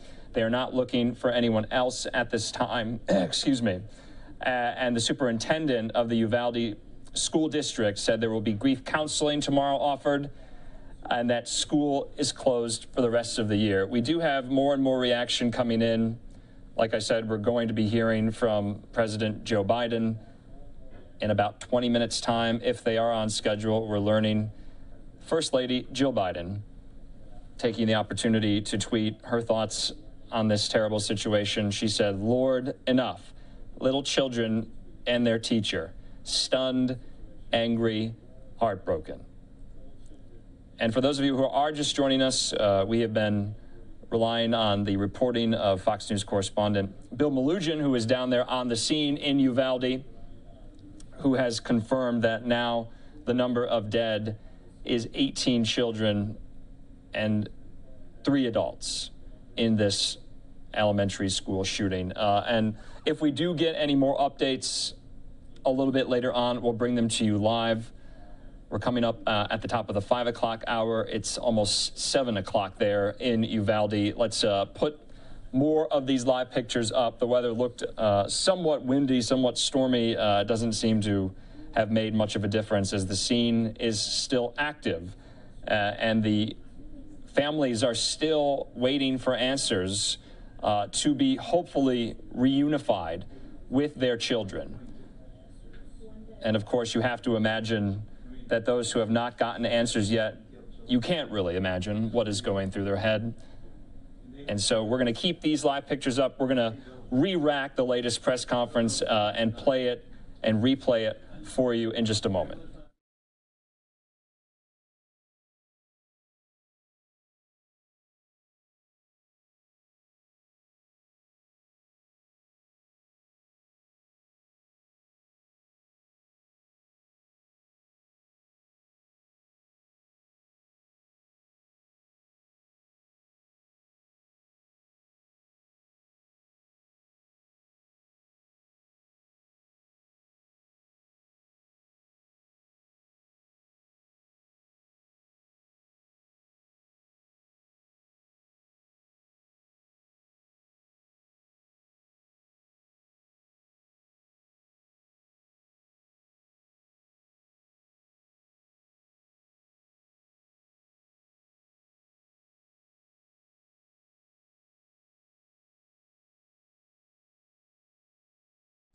Okay. And for those of you who did not see the most recent press conference, it just wrapped up mere minutes ago. It is not very long. We heard from the Uvalde police chief. We also heard from the school superintendent. Let's listen to that back yet again.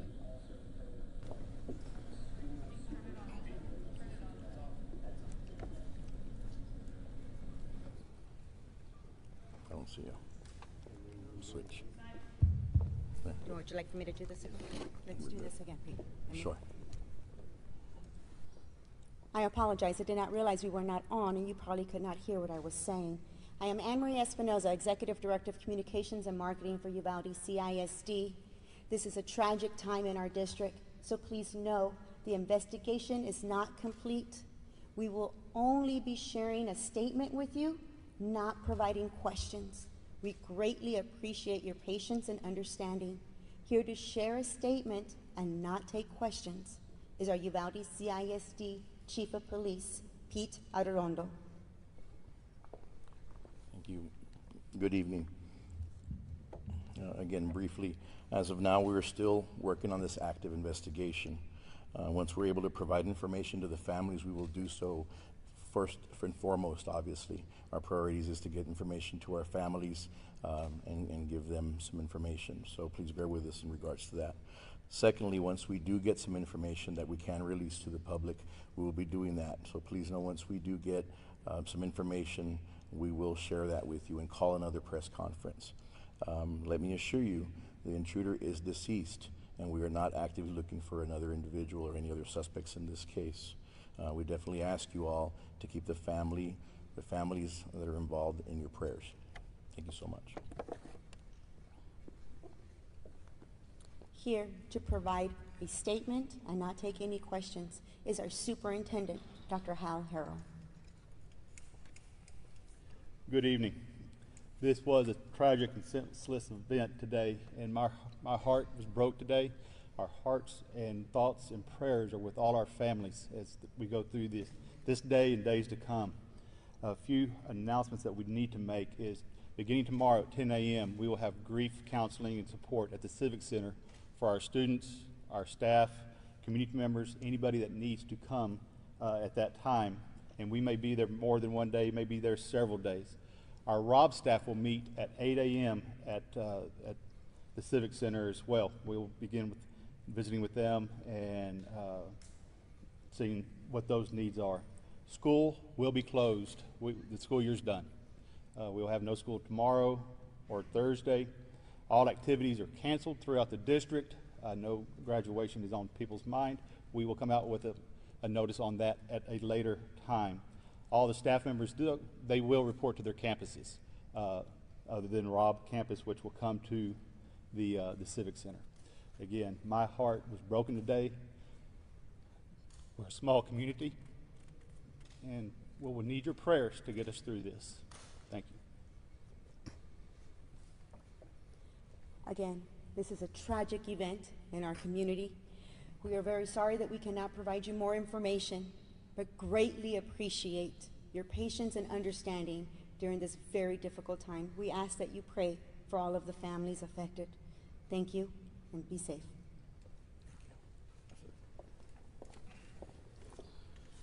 Okay, we just heard there yet again from Uvalde, Texas, school officials and law enforcement officials there in this small community, not more than 100 miles west of San Antonio, Texas, as we just got updated numbers on the fatalities in this mass shooting at that elementary school earlier this afternoon. 18 children now dead, 3 adults now dead as well.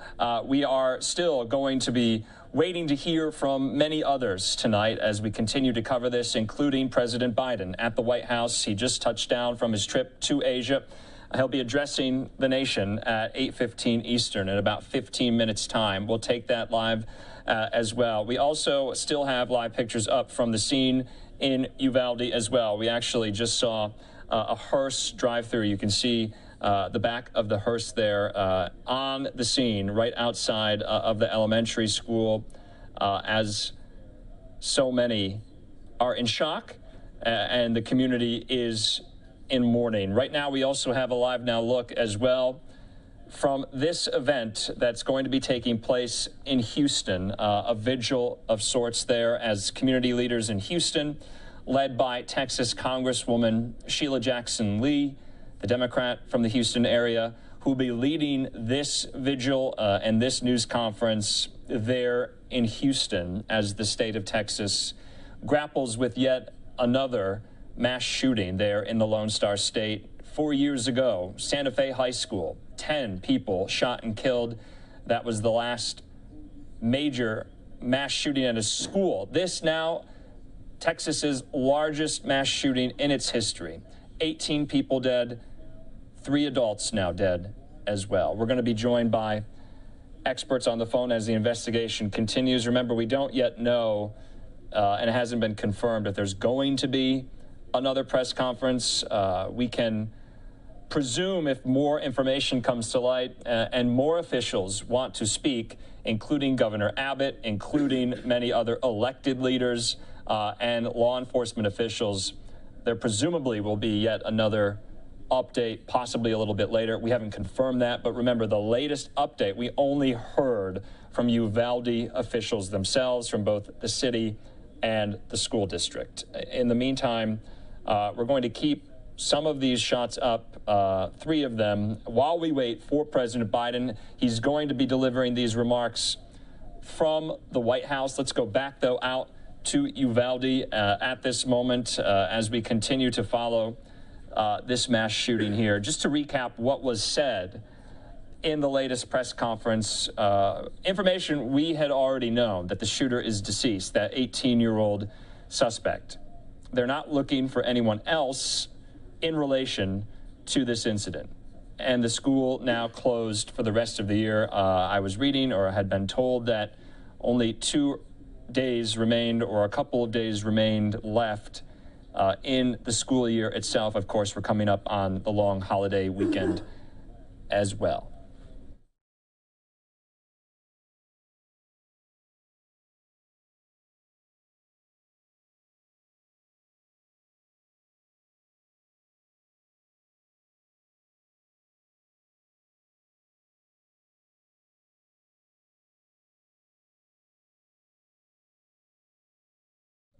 In the meantime, like we've been saying, many lawmakers from every level are weighing in. We've been also tracking, because it is a primary night in the state of Texas as well. Elections are being held. But so many lawmakers from that state are weighing in, offering their condolences. And the House and the Senate on the floor earlier today, members taking the opportunity to voice their outrage over what has happened in Uvalde today, including the Democrat from Connecticut, Senator Chris Murphy, who knows these types of shootings all too well because he represents his constituents back now 10 years ago in the Sandy Hook school shooting that took the lives of so many children and faculty as well. Let's listen to his remarks from the Senate floor from earlier this afternoon. President. Senator from Connecticut. Mr. President, there are 14 kids dead in an elementary school in Texas right now.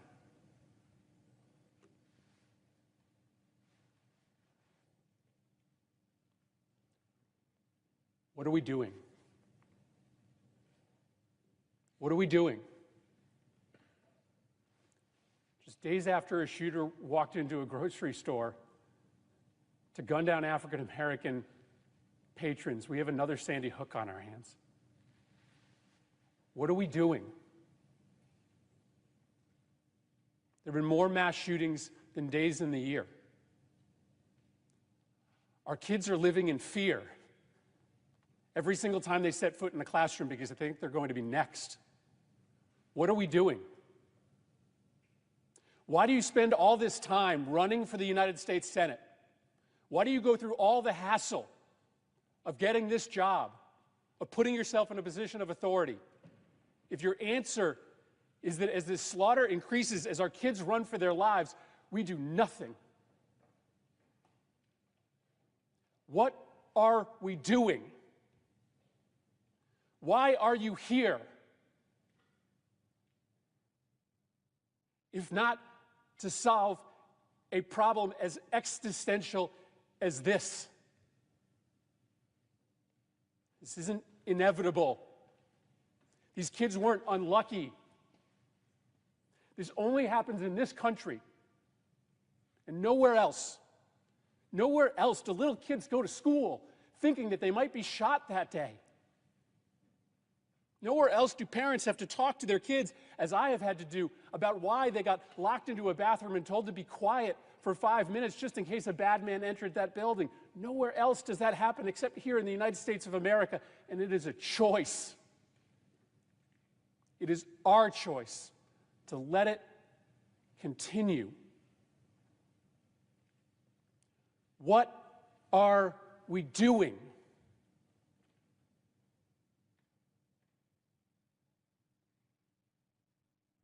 In Sandy Hook Elementary School, after those kids came back into those classrooms, they had to adopt a practice in which there would be a safe word that the kids would say if they started to get thoughts in their brain about what they saw that day.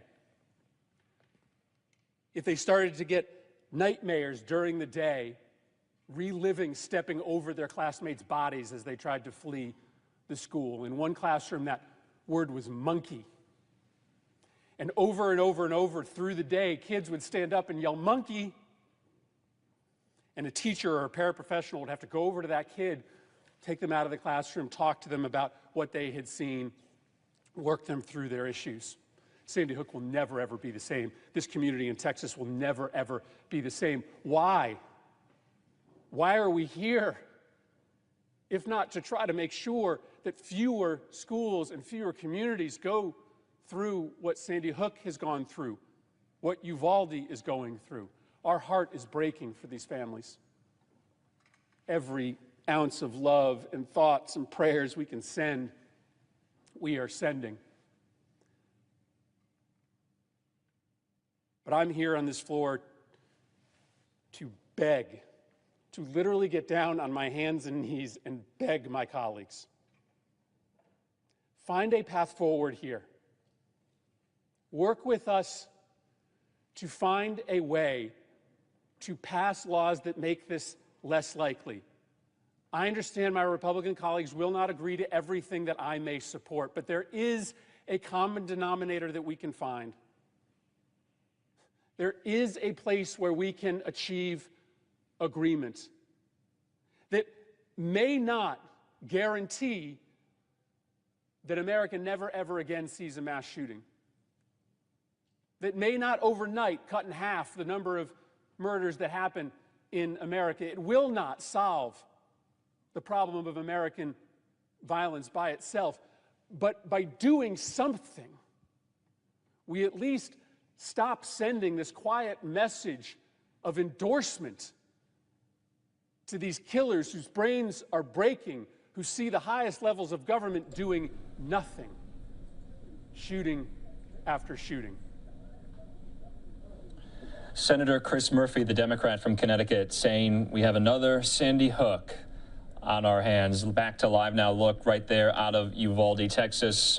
Chris Murphy also taking the opportunity to tweet this out earlier, saying, "Oh my God, I'm shaking. I'm just shaking all over with fear, with anger, resolve." Back to Texas in the Houston area, we do have Congresswoman Sheila Jackson Lee just arriving at this event with members of that community who want to grieve, who want to mourn. Also, it looks like representatives as well from Everytown for gun safety and Moms Demand Action, some of these very large, very powerful gun control groups that have emerged in the wake of some of these mass shootings, most notably since Sandy Hook, most notably since the Marjorie Stoneman Douglas shooting in Parkland, Florida in 2018. Right now, we're also getting reaction as well from members of pop culture, sports, media, celebrities, and the like, one of whom is the Golden State Warriors head coach, Coach Steve Kerr, who's playing in Dallas. His team is playing in Dallas tonight. He issued his thoughts on the shooting. Let's take a listen. I'm not going to talk about basketball. Nothing's happened with our team in the last 6 hours. We're going to start the same way tonight. Any basketball questions don't matter. Since we left shoot-around, 14 children were killed 400 miles from here, and a teacher. And in the last 10 days, we've had elderly black people killed in a supermarket in Buffalo. We've had Asian churchgoers killed in Southern California, and now we have children murdered at school. When are we going to do something? I'm tired. I'm so tired of getting up here and offering condolences to the devastated families that are out there. I'm so tired of the, I'm sorry, I'm tired of the moments of silence. Enough. There's 50 senators right now who refuse to vote on H.R. 8, which is a background check rule that the House passed a couple of years ago. It's been sitting there for 2 years. And there's a reason they won't vote on it, to hold on to power. So I ask you, Mitch McConnell, I ask all of you senators who refuse to do anything about the violence and school shootings and supermarket shootings, I ask you, are you going to put your own desire for power ahead of the lives of our children and our elderly and our churchgoers? Because that's what it looks like. It's what we do every week. So I'm fed up. I've had enough. We're going to play the game tonight, but I want every person here, every person listening to this to think about your own child or grandchild or mother or father or sister, brother. How would you feel if this happened to you today? We can't get numb to this. We can't sit here and just read about it and go, well, let's have a moment of silence. Yeah, go Dubs, you know. Come on, Mavs, let's go. That's what we're going to do. We're going to go play a basketball game. And 50 senators in Washington are going to hold us hostage. Do you realize that 90% of Americans, regardless of political party, want background check, universal background check? 90% of us, we are being held hostage by 50 senators in Washington who refuse to even put it to a vote, despite what we, the American people, want. They won't vote on it because they want to hold on to their own power. It's pathetic. I've had enough. Golden State Warriors coach Steve Kerr there in a pregame press conference as the Warriors are playing in Dallas, offering his thoughts and his frustration, his condemnation, you heard there, echoing probably a lot of American sentiments tonight as we continue to track all the latest developments in yet another mass shooting in the small community of Uvalde, Texas. We're going to stay in Texas for our next live event. We're going to go out to Houston at this point in time. Congresswoman Sheila Jackson Lee gathering many people in that community, gun control activists, victims' families who have lost loved ones to gun violence, as they speak out about the latest mass shooting in the Lone Star State. And if you're just coming to us here, it's now 5:15 on the West Coast, 8:15 on the East Coast, 7:15 in Uvalde, Texas, as we still await for President Biden to make remarks from the White House. He's going to be commenting on this mass casualty incident. The latest numbers we have confirmed by Texas DPS to Fox News: 18 children, 3 adults dead from this afternoon's shooting at Robb Elementary School. Let's listen in now to Houston as we will continue to be following this story, hoping to speak with some of our reporters on the ground as well as this situation unfolds.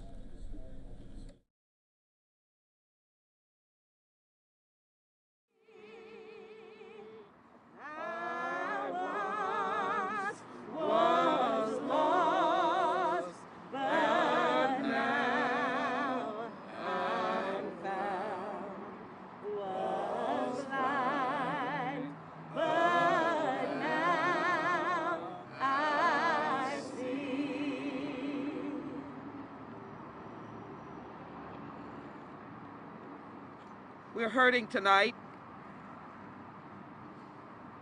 The state of Texas is hurting tonight. I was en route to Washington as this story began to unfold. And I could not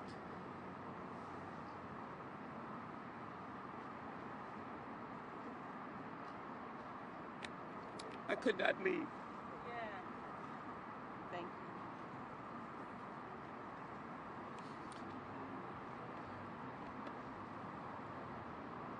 We love each other in Texas.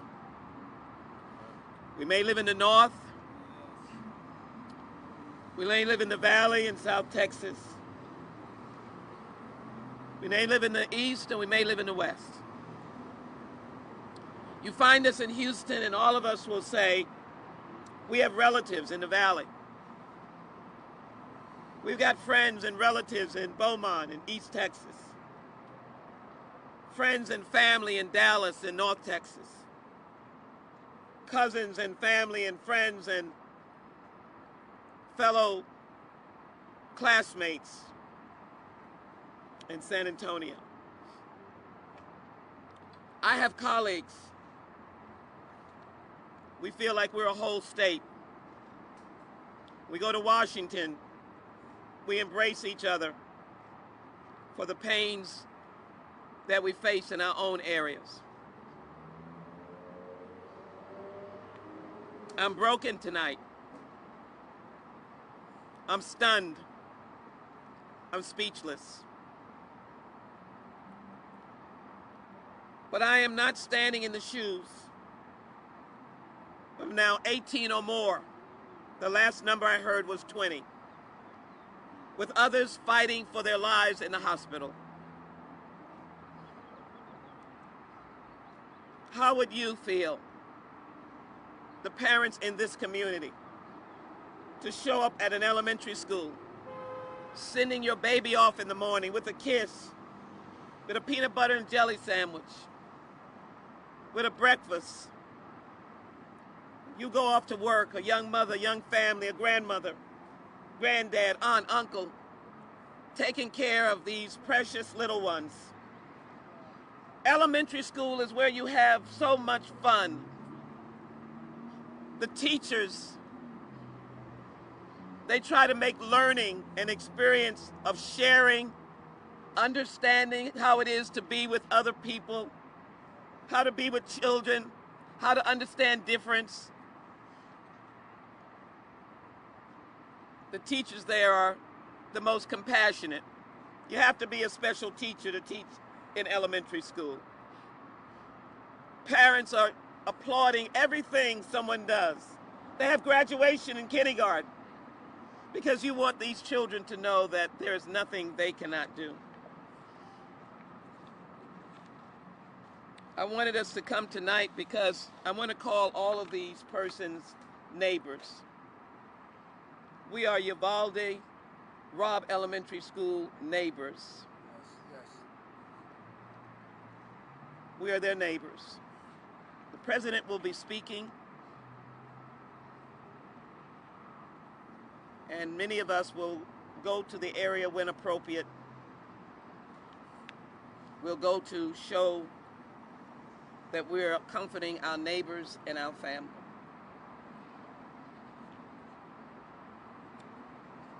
I'll be at the White House tomorrow if I can make it through the weather. We will be discussing this. I said this was a prayer vigil and we will pray. But I also said, Representative Wu, that this is an outcry. I can't take it anymore. I've been in the United States Congress for more than 2 decades. I can't take it anymore. When I first came, my introduction to Congress was Columbine.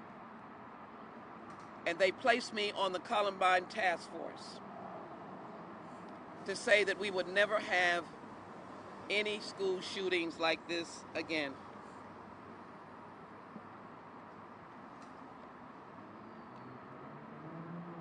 We would not have any more of our babies shot up ever again. But let me call the roll. Virginia Tech, 32 dead. Sandy Hook Elementary, babies, 26. Marjorie Stoneman Douglas High School, 17. University of Texas, 14, 1966. Columbine, 13, 1999, just a few years after I came to Congress. Santa Fe, our neighbors, 10, 2018. Virginia Tech was 2007. Sandy Hook, 2012. Marjorie Stoneman was 2018. Robb Elementary School, 2022 today, more than 20. The young man's name is Salvador, a student at Uvalde. What did go wrong? What went wrong? Maybe I should say, what did America do wrong? What did Texas do wrong? How did we fail these parents? How did we fail these children?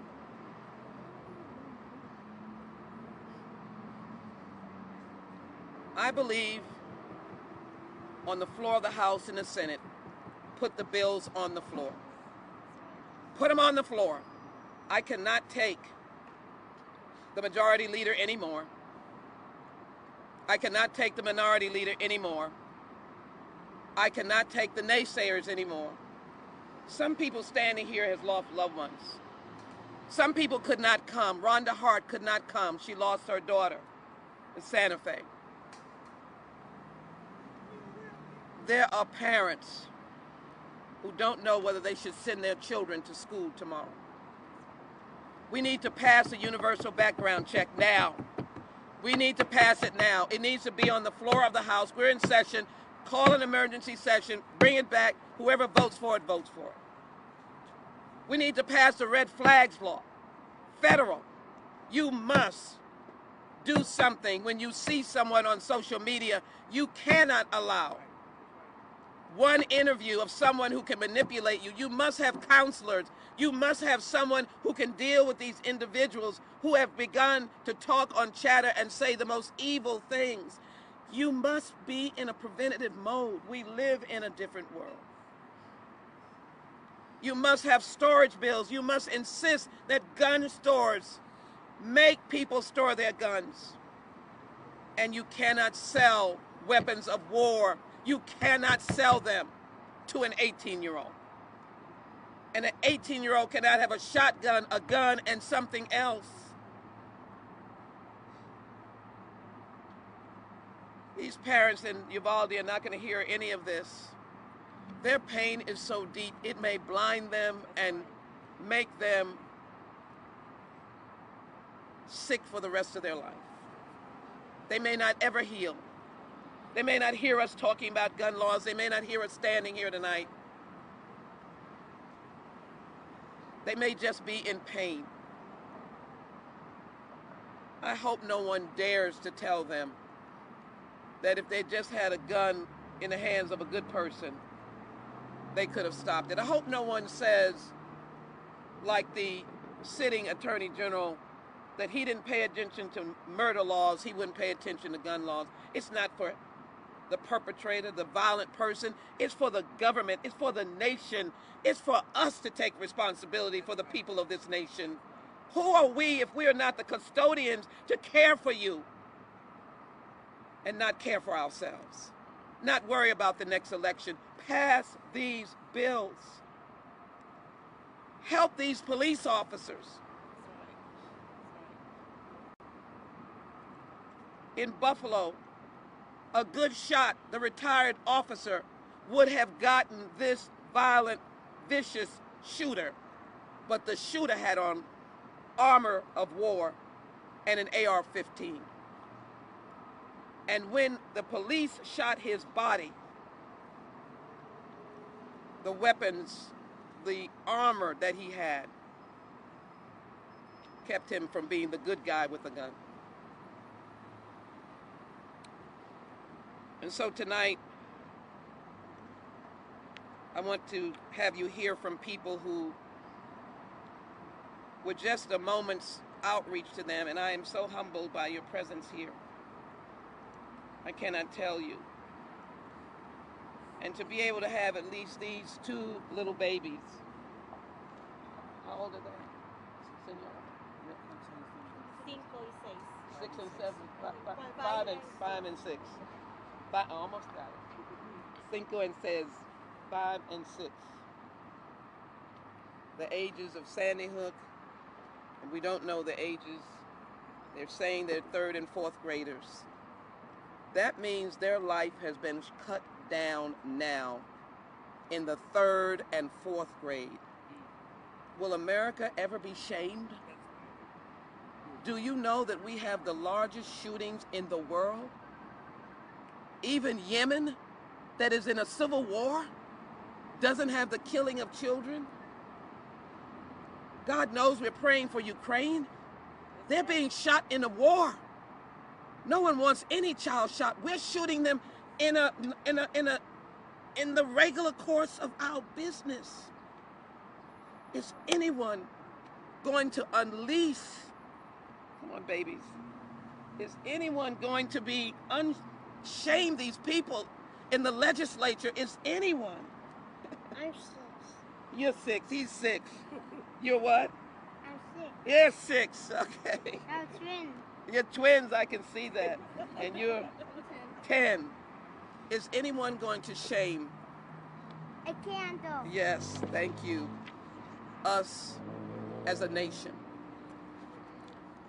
I just want to give these numbers, and then I'm going to ask Representative Wu, and I'm going to ask our pastors to have us as they pray as we end on prayer.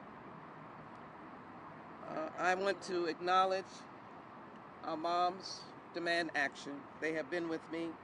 Dads demand action. Commissioner Ronnie Ellis's office is here. We'll hear from our trustee, who I don't know how she sleeps at night worrying about her babies and her son. Houston Area Women's Center. I've just been told that there are 19. I said it's 18 and growing. Tomorrow morning we may wake up. Will we be shamed?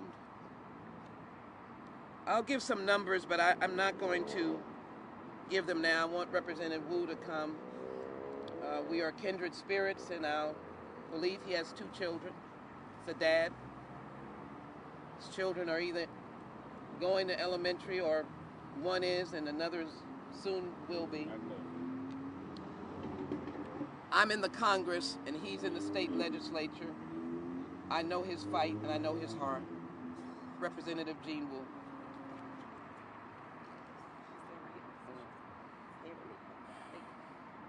I'm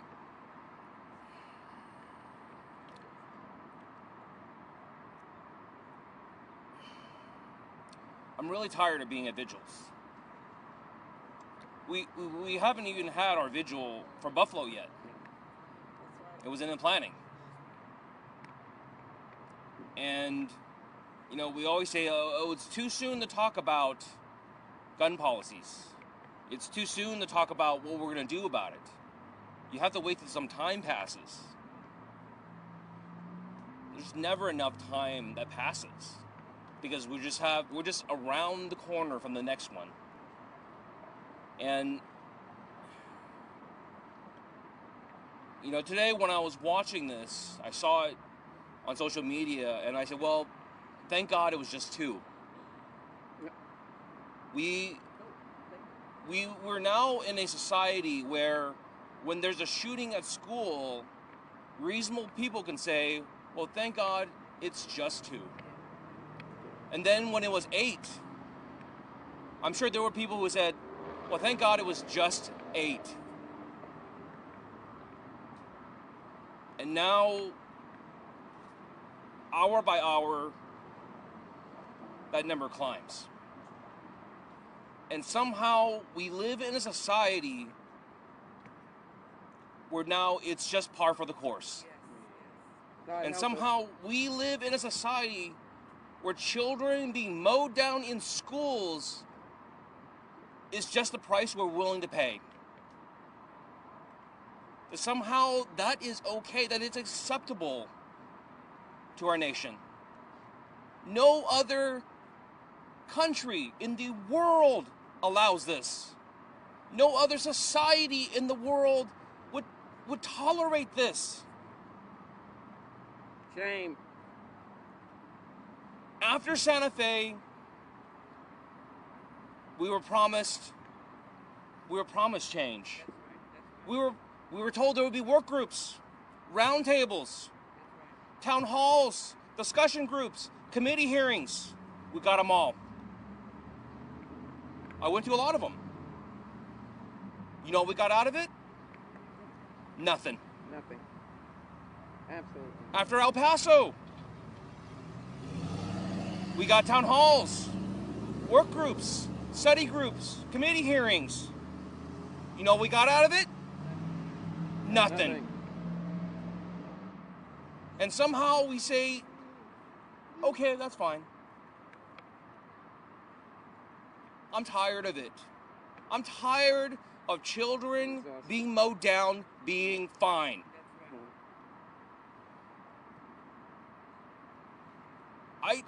this shouldn't be a partisan political issue.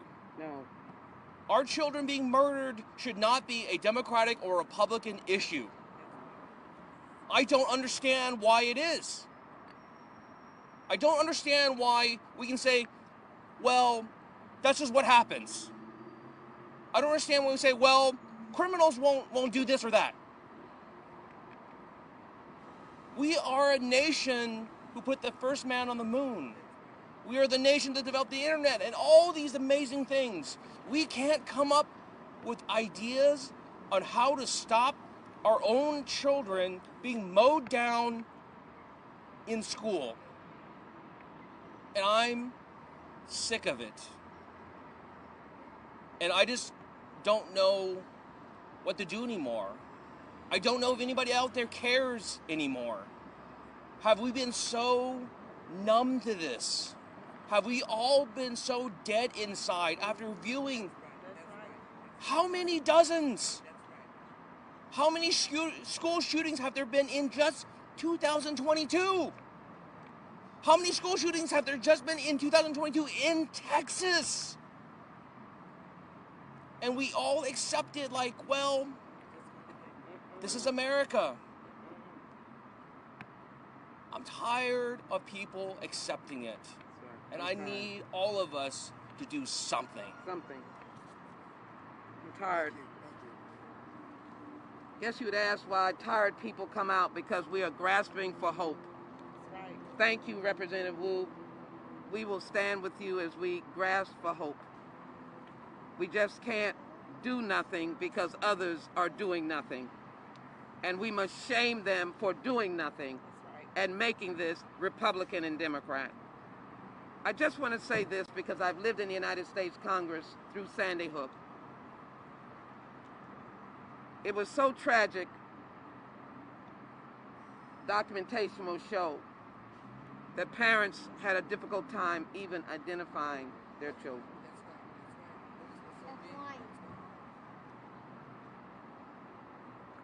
We don't know what the scene is, but can you imagine? I want Trustee Kathy Buford Daniels to come.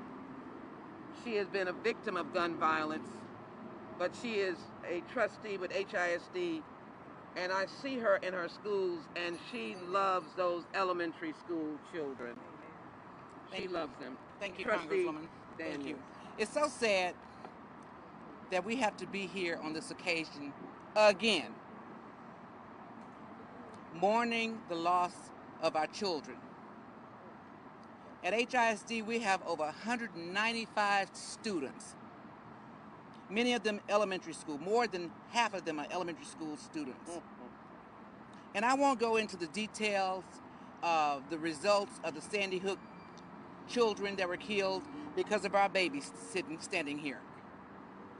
But as the Congresswoman stated, a lot of those children weren't even able to be identified. How long anybody watching this television today that's listening to the news, if your heart is hardened and you say just another day, then you're the problem. That's right. That's right. Everybody's heart should be aching, should be heavy. You can't imagine, those of you that have children cannot imagine having to take clothes to the funeral home to dress your babies. Having to go Mother's Day 3 weeks past. The reason why we celebrate Mother's Day is because we've got babies. Can you imagine what it's going to be like for those parents next year? Christmas. This is not Democrat, this is not Republican, this is our babies. And y'all ought to be mad as hell. Everybody ought to be mad as hell. Because we can't keep doing this. How long? When I heard the story, I thought about Sodom and Gomorrah. How long? How long do we keep doing this? This is not about winning races. That's right. No. It's not about politics. No. That's right. It's about burying our babies. That's right. Yes. Our future for generations to come. I make no apologies for getting emotional because I've been through it, Calandra's been through it. There are others that have been through it, that have buried are babies. These are our babies. And we can't blame everything on mental illness. It's gun violence. That's it. Thank you, Congresswoman. Thank you. I want to acknowledge that Congresswoman Garcia was here. I know that she has family, not in that particular region. I don't want to say that she does have family in South Texas, and we are grateful for her. Let me wonder if representative from Moms Demand Action, you want to come at this time? Is there someone who will come? We say that in the... we say you can come in your own words. Just very briefly, we're going to be praying soon and have our pastors. Dad, do you want to speak? Okay. I echo everything that's been said. We are tired. We do not have to live like this. 20 children, 20 elementary school children did not have to die. No. The word is that the shooter bought assault rifles on his 18th birthday. You know why? Because he could, because it's Texas. That is not right. And we have to come together and decide that we don't want children to be murdered, that it's not worth it, and that their parents, their whole community, Uvalde is a small town, that whole community they're never going to recover. This is going to be part of their lives. They'll never forget this day. It's going to be etched in their history. And that's a terrible legacy. And we just have to, we can't let it go on. We can't. Give your name, please. Karen Knapp with Moms Demand Action. Thank you. And I saw the name, and forgive me. Thank you so very much. Karen Knapp, Moms Demand Action. You've been in business for how long? How many years? Moms Demand Action actually was started the day after Sandy Hook, which was in 2012, so it will be 10 years in December. And there's no sight of you going out of business? No. Which is especially shameful. In the state of Texas. It's just shameful. Let me ask Dad Demand Action to come. How you doing today? My name is George Kemp. I lost a son 9 years ago, George Kemp Jr. And as a father, seeing what happened today. Okay, so we have been listening in to this event out of Houston. President Biden, the First Lady Jill Biden, stepping into the Roosevelt Room in the White House as they remark on the Uvalde, Texas mass shooting. Let's listen in. Good evening, fellow Americans. I had hoped when I became president I would not have to do this again. Another massacre, Uvalde, Texas, an elementary school, beautiful, innocent, second, third, fourth graders. And how many scores of little children who witnessed what happened see their friends die as if they're on a battlefield, for God's sake.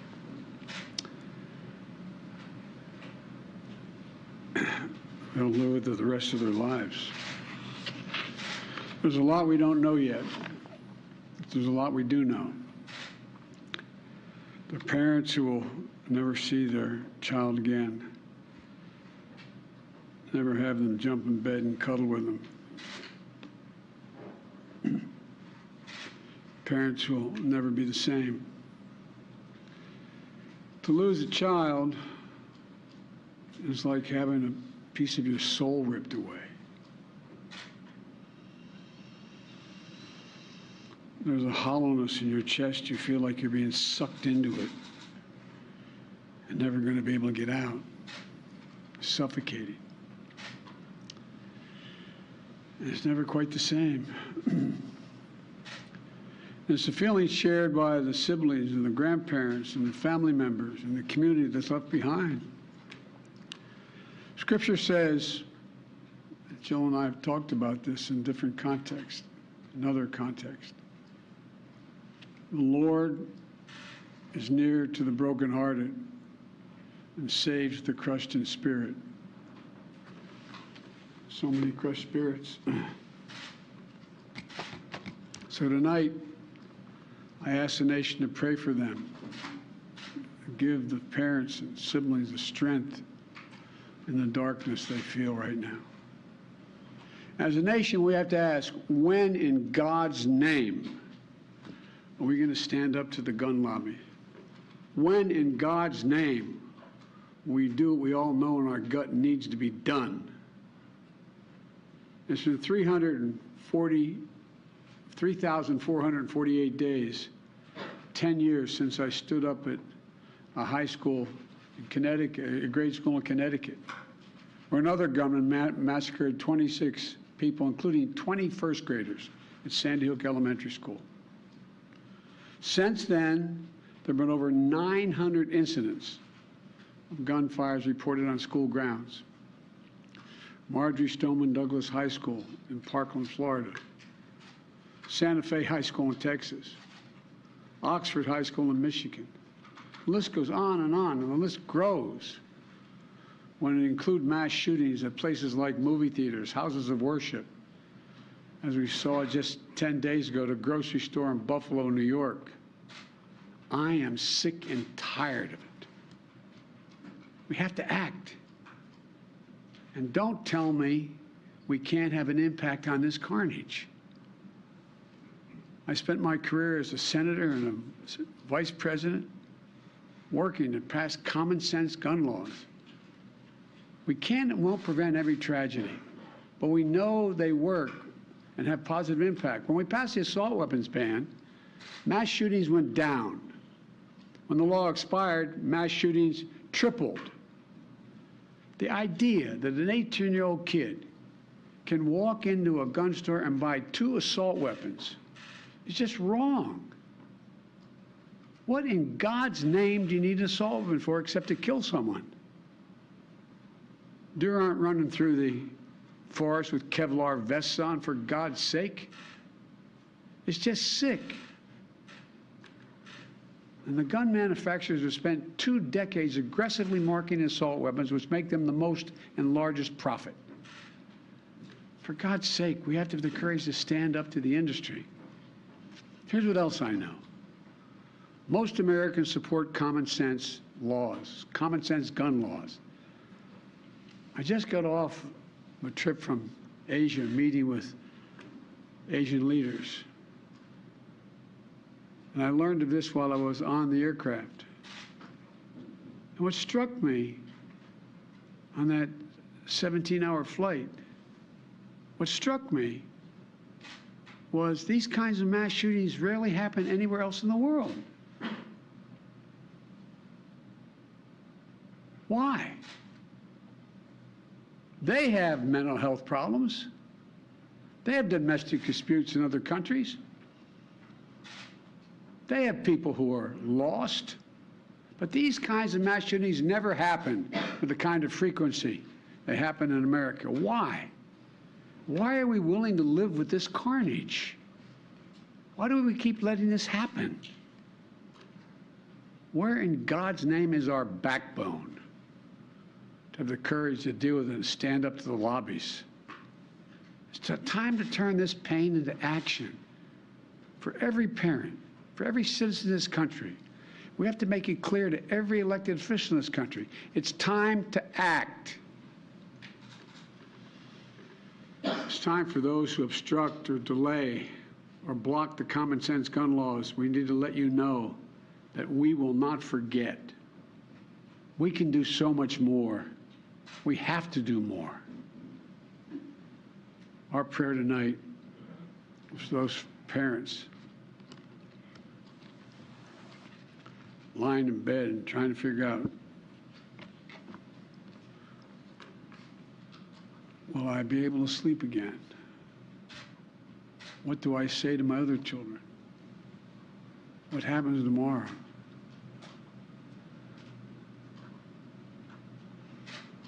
May God bless the loss of innocent life on this sad day.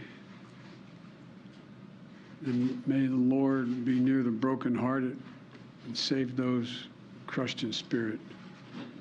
because they're going to need a lot of help, a lot of our prayers. God love you. Will you go to Texas, sir?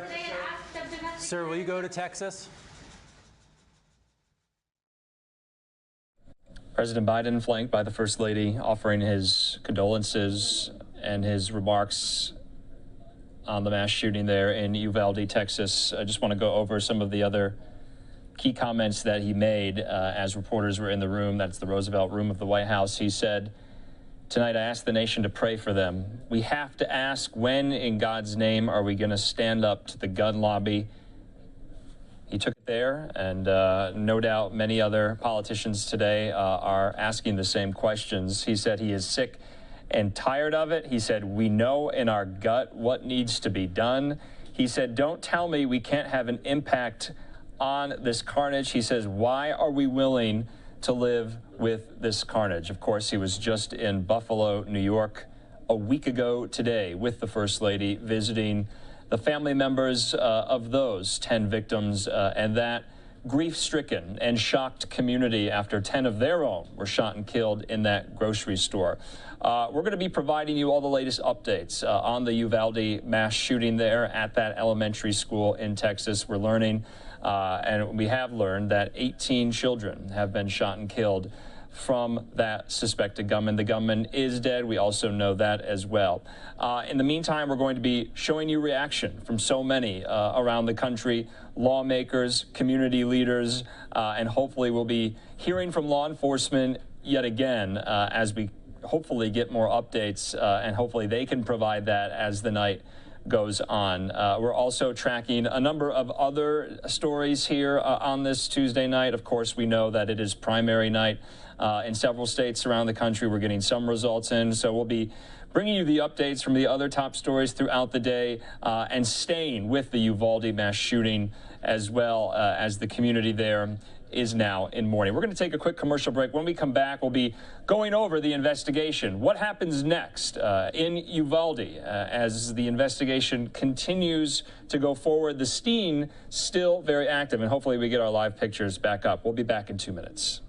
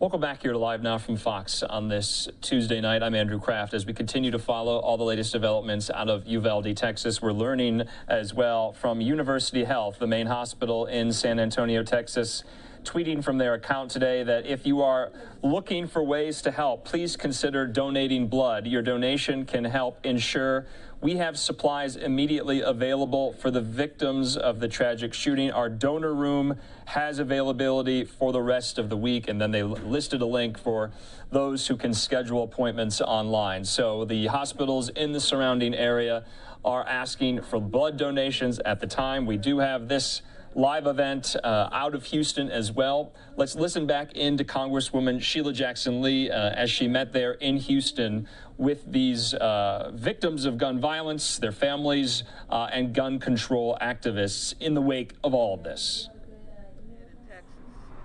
And a teacher. The numbers are growing. There are 43,649 gun violence deaths in the last 2020, 19,493 homicide, murder, unintentional, suicides 24,156. These are all with guns. Injuries 39,517, mass shootings 611, mass murders 21, number of children 0 to 11 killed 300, injured 700, number of teens 12 to 17 killed 1,080, injured 3,070. Officer involved incident killed 59, officer involved incident killed 1,295. Guns. Guns. Now I ask our pastors to please come. I want to thank this brother here with this sign of the violence, stopping the violence in H-Town for his campaign as a crusade. I appreciate that. Appreciate you very much. I have one of those signs in my yard for a very long time. I will find it and put it back out. Thank you. Could you come collectively, pastors? I don't know who else we have. And you all will. Is anyone else back there? This is okay. We've each come with a very heavy heart, but I want to assure you on this evening that God is real. He still exists. He's all-knowing, and he is sovereign. I want to thank Congresswoman Sheila Jackson Lee for her leadership, for it truly transcends political lines, and for her compassion for all of humanity. I want to thank State Representative Jean Wu, and certainly my co-laborers in Christ, Pastor Bell and Pastor Decker. Shall we offer a word of prayer? To our Father and our God, who is eternal in the heavens, Lord, we come before you tonight with bowed heads and heavy hearts. Lord, we are so tired of this gun violence and for this repetitive action that we continue to see not only across Texas, but across America. And so, God, we lift up our voices to you. Yes, Lord. And we cry out to you on tonight, God. We pray and ask that you would intercede in these forces of evil and wickedness. We pray, God, that you would work through our leaders and those on Capitol Hill and our president, God, that you would give them the power and the insight and the vision to enact laws, Lord, to bring a cease and desist to this gun violence. And then, Lord, we can't help tonight but be so burdened and thoughtful of those innocent and precious lives who were lost on today. Lord, we beg you to be with the parents of those innocent children. Pray, God, that even right now that you're holding them and rocking them in your arms of love. Be with the teacher and those additional persons that we have not been made known, Lord. We ask that you would be with them and their families. Be with our first responders who are on the ground and who are serving and at one of the most critical times of having to face such tragedy face to face. And so we thank you for them. Amen. We ask that you would give them strength, yes, that they may be able to do their job efficiently and effectively. Again, God, we cry out to you tonight. We ask that you would comfort each of our hearts, strengthen us, and this day and in the hours to come, lead us and guide us the path of righteousness for your name's sake, for we are leaning and dependent on you. Again, Lord, we thank you for the leadership of Congresswoman Sheila Jackson Lee and all those who support her efforts. We thank you, we love you in the Christian faith. We ask it all in the mighty and matchless name of Jesus Christ, our Lord and Savior. Amen. Pastor Bell. And as Pastor Bell will pray in his own way. After Pastor Bell, we will light the candles, and we will lift up those who are not named in Uvalde. We'll lift up Buffalo. We'll lift up the people in the church in California and all gun victims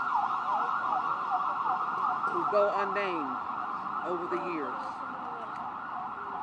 They will not be forgotten. Pastor Bell. Let us pray. Father, we thank you again, and we come before you, representation of all ethnicities. We pray tonight that you would hear our cry. We are frustrated, we are hurting, we are calling our leaders to be responsible for all of these things that are going on in our society. Father, we know that you are God and beside you there is none other, but give us solutions so that we can bring an end to all of these tragedies that bring hurt to all of these who are among us. And Father, we pray for the hurting. We pray for those who are bereaved. We pray for those who have lost loved ones throughout this season of tragic events. And Father, we pray that you would strengthen us, give us the courage to stand for right and righteousness. We pray that we do not lose hope, but we continue to seek solutions to bring all of this to an end. We pray for our elected officials. We pray for all who are concerned and all who will lend a helping hand to give. Okay, we are at the top of the hour, just a little bit after 6 o'clock here on the West Coast, 9 o'clock on the East Coast, as we continue to follow all the latest developments out of Uvalde, Texas. As we now know, 18 children and 1 adult has now died in this mass shooting at Robb Elementary School in this small community of about 16,000 in Texas. This is about not even 100 miles west of San Antonio, and you can see there we've been showing the viewers and all of you this vigil taking place in Houston, Texas, which was organized by the Houston Congresswoman Sheila Jackson Lee. And of course, you can also see some of the video, the aerial pictures from earlier today. Over the elementary school itself, we also have a really moving LiveNOW look of the American flag flying at half-staff above the White House. We just heard from President Biden earlier, just moments ago. We're going to replay President Biden's remarks as he was flanked alongside by the First Lady in the Roosevelt Room of the White House as he offered his condolences to this community. Joining us right now, though, on the phone is expert who we rely on a lot for situations like this, unfortunately. Hal Kempfer, thank you so much for being with us. And, you know, the investigation is going on. The staggering toll of fatalities is unimaginable, but we hope to learn from authorities very, very soon about what exactly happened. We have been getting details kind of piecemeal in throughout the day. We know the suspected shooter is deceased. We know he was 18 years old. He was Uvalde High School student. We know there was not many days left for the end of the year. School, though, now closed for the remainder of the year. Graduation on pause indefinitely. What are your first thoughts? How do you think law enforcement handled this today? Andrew, of course, my first thoughts are this is a horrific event. Obviously, there's so many similarities, and the comparison to Sandy Hook just jumps right out because not just the fact it was an elementary school, the age of most of those killed, but also the nature of the shooter, being as young as he was, which just brings up so many comparisons to Sandy Hook. You know, there is one of the things, and I think the president addressed it. You know, obviously the number of proliferation of assault weapons that are out there. Australia's had similar situations where they've restricted assault weapons, and there is statistical evidence that restricting assault weapons has a lot of impact in reducing the number of total gun casualties. But there's another side of this too, which comes out of the Sandy Hook experience, and there's a foundation called the Sandy Hook Promise that does a lot in school safety. And one of the things we probably need to hear more about, and one of the things we need to reemphasize, and I think with COVID, we probably fell into a little bit of complacency. You know, we didn't have these big attacks during the pandemic. Well, the reason you don't have mass casualty attacks during the pandemic is for a long time we didn't have mass events. So you can't a terrorist or a violent extremist or a perpetrator of mass violence can't do that if they can't find some place where they can conduct these attacks where they can kill a lot of people, regardless of motivation. And so I think we kind of, I don't know if we dropped our guard, but we didn't pay a lot of attention. I can tell you that, you know, I work national security issues, but I work a lot of homeland security issues, and I work with federal, state, local governments. I work under various programs to include one sponsored by the FBI. I have done a lot of training with schools, mass violence and school prevention, and I think the key thing is on prevention. And it's also recognizing the warning signs. One of the things that jumps out with the shooter, you know, reports are right now that he had Kevlar vest, body armor, if you will. He was carrying a long rifle. I'm not entirely clear what exactly that rifle was, and that he had a pistol. And based on the number of casualties, I'm presuming that probably both were semi-automatic in nature because of the number of casualties that he was able to inflict in such a short period of time. May have had high-capacity magazines as well. That's often the case. In those situations, when you look at that, you can say, number one, this was not a spontaneous thing. This is very much premeditated. You know, don't know why he chose that school. We still go back and scratch our heads as to, you know, why Sandy Hook was targeted the way it was. I mean, we can figure out what the rationale was, but it's still a little bit confusing as to why Sandy Hook was targeted as well. But the warning signs are already starting to come out. Usually before they're acting out, before they're causing damage and death in the real world, they're usually venting like crazy in the virtual world. And there are usually a lot of stuff in social media postings, things like that. I can tell you years back, this probably goes back, I want to say the middle of the last decade. There's a program that I do in support of an FBI-sponsored organization where we focus on the pre-incident indicators of mass violence. We talk about terrorism, but we also look at a number of other things too. And we talk a lot about what's posted on social media and on the internet. And in one case here in Southern California, we had talked about this, and there was a high school in South Pasadena where some students were planning to do an attack of mass violence, and they posted some stuff on social media. Another student in the school saw what they were posting, was very concerned, actually turned to his father and talked to him about it, showed him what was out there. His father had been in some of the training that we had done, immediately recognized the warning signs, got on the phone, and my understanding was he called the FBI because he was in this FBI-sponsored training and program, and they immediately rolled in and basically took all those would-be terrorists, or whatever you want to call them, into custody before the attack took place. That's a real success story. Unfortunately, those don't get emulated enough, but it's the importance of early warning, threat assessment, connecting those dots and doing things prior to the attack. Hal, you know, we don't really know yet the provenance of the weapons. We know what the weapons were preliminarily, but we don't know how they were obtained. We also don't really have much information on the suspected shooter. All we really know is his name, age, and that he's deceased. Of course, like you mentioned and alluded to, there will no doubt be probably a social media profile or several that will indicate, you know, how disturbed he was. We haven't gotten any evidence of that just yet, but of course that's what we saw with the Buffalo shooter just 10 days ago.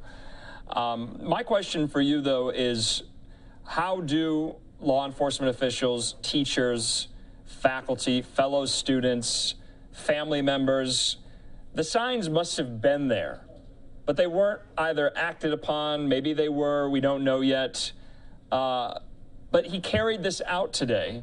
We know that he shot his grandmother before the attack all unfolded. Police knew about that. They had entered into some type of pursuit of him. He left his car, or truck rather, near the school itself and then went into the school and started shooting. But how can you spot the warning signs? Well, Andrew, what needs to be done, and one thing we emphasize is it's not just a law enforcement thing. It's an everybody thing. We all need to be watching this. You know, if you've got kids in school, if you're engaged in anything dealing with public safety, and for that matter, private security for that as well, you need to be aware of what those warning signs are. There's a variety of warning signs out there. Department of Homeland Security has something they do with what's called the Nationwide SAR Initiative, NSI. And SAR stands for Suspicious Activity Reporting. And yes, the federal government did make an acronym out of an acronym. That does happen. But with Suspicious Activity Reporting, a lot of things that are out there are things that I have no doubt were probably observed with this. In so many cases, what happens is people see something or hear something, and it's just too easy to look away and do nothing about it. They just don't report. I mean, it's one thing, you know, we saw this certainly with, for example, the attack at San Bernardino with the Public Health Inland Regional Center. So many people after that attack, you know, because it was an act of terrorism, but it was also an act of workplace violence because he actually worked at the place that he attacked. So many coworkers came out afterwards and said, "We saw this, we heard this, you know, I knew there was something wrong." Neighbors came over and said, "You know, we thought there was something going on there. We just didn't know what it was. We just didn't want to say anything." And they all had reasons why they didn't say something. Of course, all of them, to the last man or woman, have since been just kicking themselves, which is why didn't I say something? Why didn't I get that in the system? And it's not just that sense that something's wrong, something's suspicious, but it's also that willingness to take action, that willingness to pick up the phone. You don't have to call 911 on a suspicious activity report. There are a number of lines. The FBI has a nationwide toll-free number you can call on suspicious activity reports. I mean, if you really don't know who to call, the FBI, you go to FBI.gov online and you can call them and call it in. But these things are out there. So many cases, and I do this in case studies.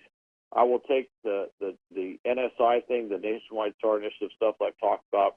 I take things from top experts in violence, like school violence and stuff, like Dr. Reed Malloy.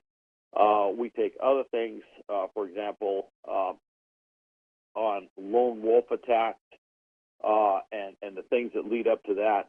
And when you go afterwards, literally you can put the checklist up there, and you just start checking off how many of these things you saw. And if you have any doubts, I find that mental process of just checking things out will suddenly reveal a pattern that will probably you will see, and then you go, I have to call this in. In so many cases, like with Reed Malloy stuff, and he's one of the top psychiatrists that looks at this. I've seen many cases where of his 8 warning signs he does for online behavior, in many cases all 8 get clicked off. And if 8 of 8 are clicked off, then people should probably say something. Yeah, Hal Kempfer, we appreciate your insight into this. We know you have experience, especially when it comes to training law enforcement for these particular types of mass casualty incidents. We're just looking at some video from earlier today overhead of the school there in Uvalde, Texas. We want to take the opportunity, though, Hal, maybe we'll speak to you again a little bit later tonight. We don't really know if law enforcement will update the public right now. We are still getting reaction in from elected leaders, former elected leaders. I just want to put up on the screen here from former President Obama, who tweeted today, just moments ago, rather. Across the country, parents are putting their children to bed, reading stories, singing lullabies, and in the back of their minds, they're worried about what might happen tomorrow after they drop their kids off at school or take them to a grocery store or any other public space. That is former President Obama. We're going to hear now, yet again, in case you might have missed it live from earlier, President Biden speaking just moments ago from the White House, flanked by the First Lady, offering his condolences, calling this carnage, saying, when are we going to stand up to the gun lobby? He took it there. He took the conversation there quite quickly. We're going to play that out for you. Then we're going to give you updates as well as we get more information in on the mass shooting there, and then some of these other top stories on this very, very sad Tuesday.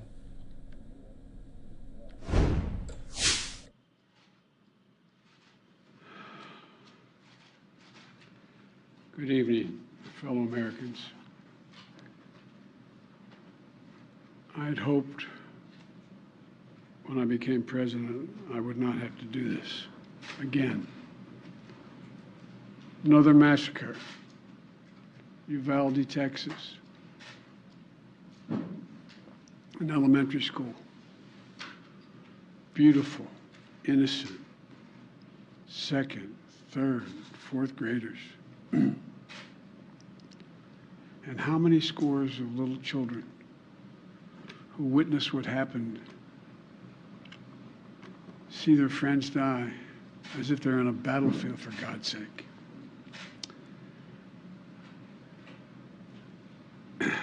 They'll live with the rest of their lives. There's a lot we don't know yet. There's a lot we do know. The parents who will never see their child again, never have them jump in bed and cuddle with them. Parents who will never be the same. To lose a child is like having a piece of your soul ripped away.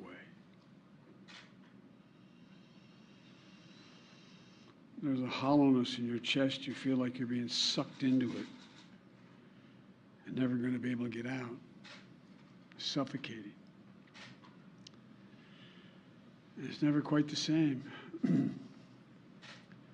It's a feeling shared by the siblings and the grandparents and the family members and the community that's left behind. Scripture says, Jill and I have talked about this in different contexts, in other contexts. The Lord is near to the brokenhearted and saves the crushed in spirit. So many crushed spirits. So tonight, I ask the nation to pray for them, give the parents and siblings the strength in the darkness they feel right now. As a nation, we have to ask, when in God's name are we going to stand up to the gun lobby? When in God's name we do what we all know in our gut needs to be done?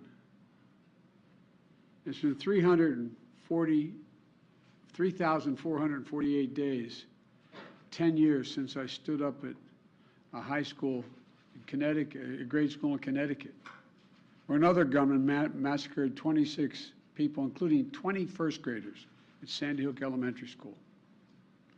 Since then, there have been over 900 incidents of gunfires reported on school grounds. Marjorie Stoneman Douglas High School in Parkland, Florida. Santa Fe High School in Texas. Oxford High School in Michigan. The list goes on, and the list grows. when it includes mass shootings at places like movie theaters, houses of worship, as we saw just 10 days ago at a grocery store in Buffalo, New York. I am sick and tired of it. We have to act. And don't tell me we can't have an impact on this carnage. I spent my career as a senator and a vice president working to pass common sense gun laws. We can and won't prevent every tragedy, but we know they work and have positive impact. When we passed the assault weapons ban, mass shootings went down. When the law expired, mass shootings tripled. The idea that an 18-year-old kid can walk into a gun store and buy 2 assault weapons is just wrong. What in God's name do you need an assault weapon for except to kill someone?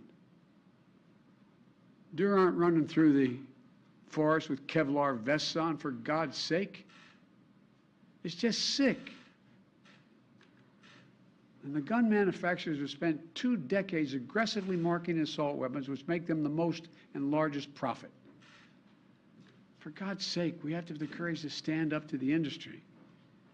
Here's what else I know. Most Americans support common sense laws, common sense gun laws. I just got off a trip from Asia, meeting with Asian leaders. And I learned of this while I was on the aircraft.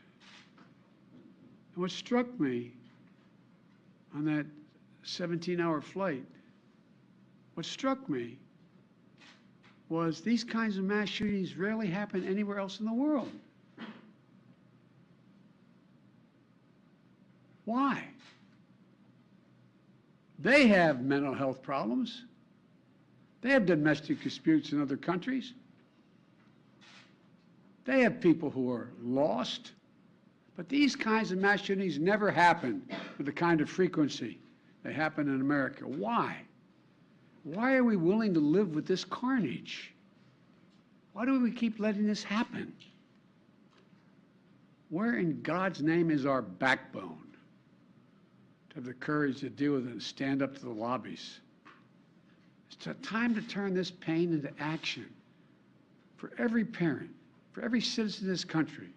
We have to make it clear to every elected official in this country. It's time to act. It's time for those who obstruct or delay or block the common sense gun laws. We need to let you know that we will not forget. We can do so much more. We have to do more. Our prayer tonight is for those parents lying in bed and trying to figure out, will I be able to sleep again? What do I say to my other children? What happens tomorrow?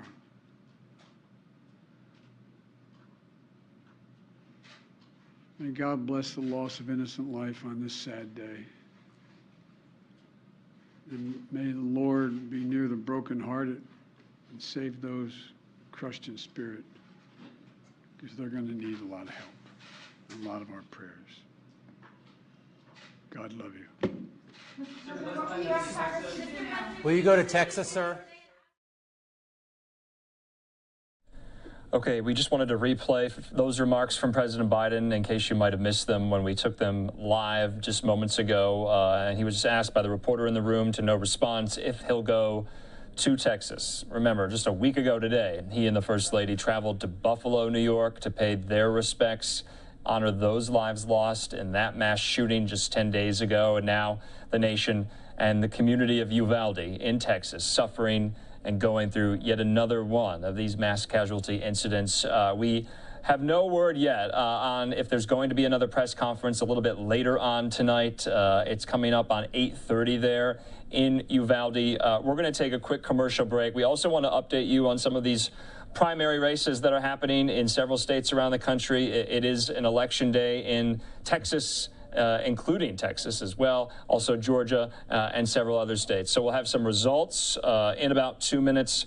But when we go to break, we just want to leave you with this beautiful LiveNOW look at the White House the American flag flying at half-staff as the nation continues to mourn as we got this horrible news today.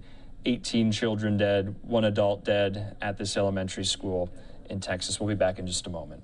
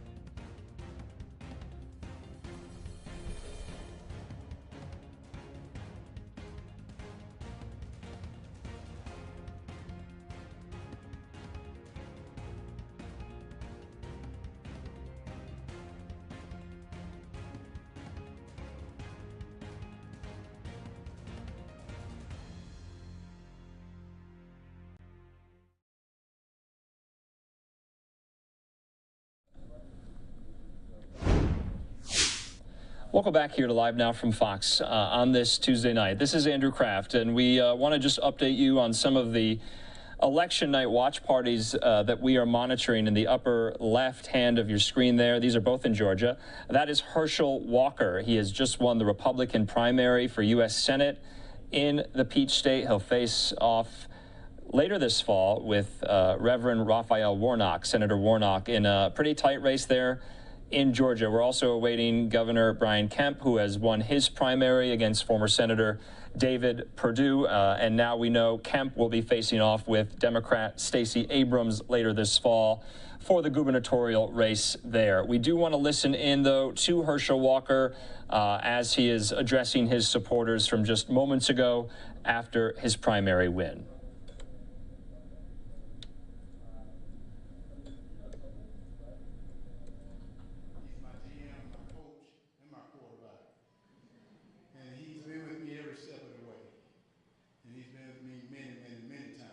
God is good, isn't he?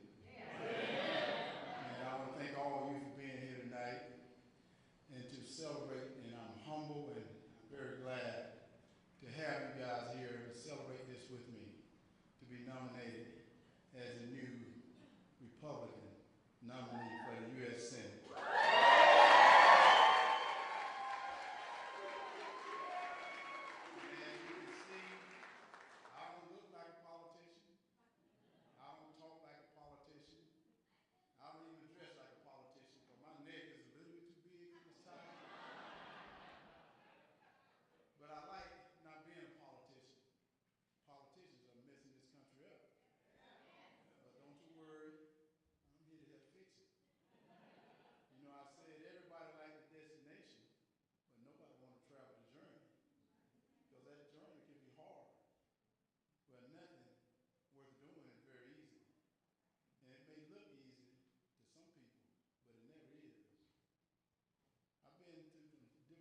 Journeys in my life.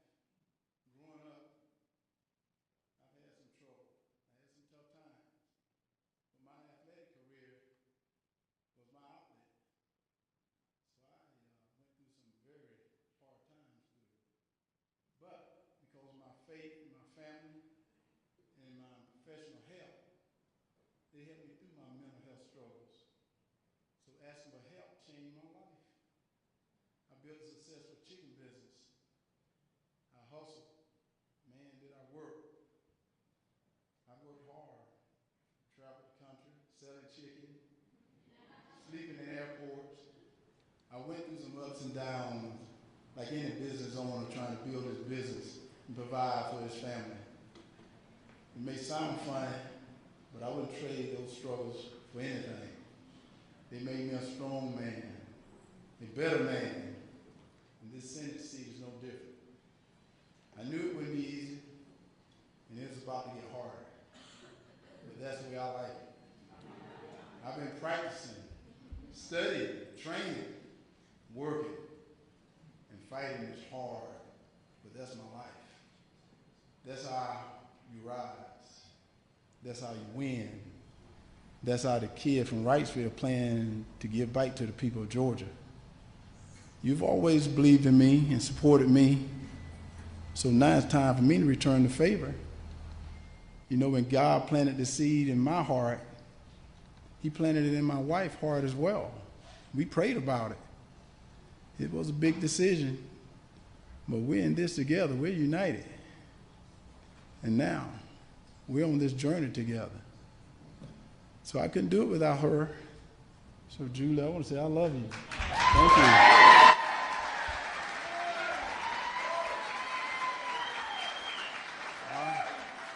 I want to thank my mom and thank my children and the rest of my whole wonderful family. I love you all as well. I also want to thank my campaign staff, my volunteers, and all the people that are part of Team Herschel. I know it's been hard. You worked hard, but you're the best. You've proven that. And I also want to thank my primary opponents for their willingness to step into the ring and take the chance to represent this good state of Georgia. I know you want what's best for this state. I appreciate your service. There's always be room on Team Herschel, and I hope you join us. Since I started playing football, people would come up to me and ask for autographs. They want to talk about sports. I always enjoyed it. But for the last couple of months, people ask about different things that are going on in their life because they're hurting, they're scared. I see it in their eyes. They can't afford food. They can't pay for gas. They're sick of what's happening in the schools. They don't even feel safe no more. They feel like their dreams and everything they work for is slipping away. The America they've known is slipping away. They share their stories with me. They believe I can help them. Be their voice, fight for them. They're the reason I entered this race. I'm not in it for fame.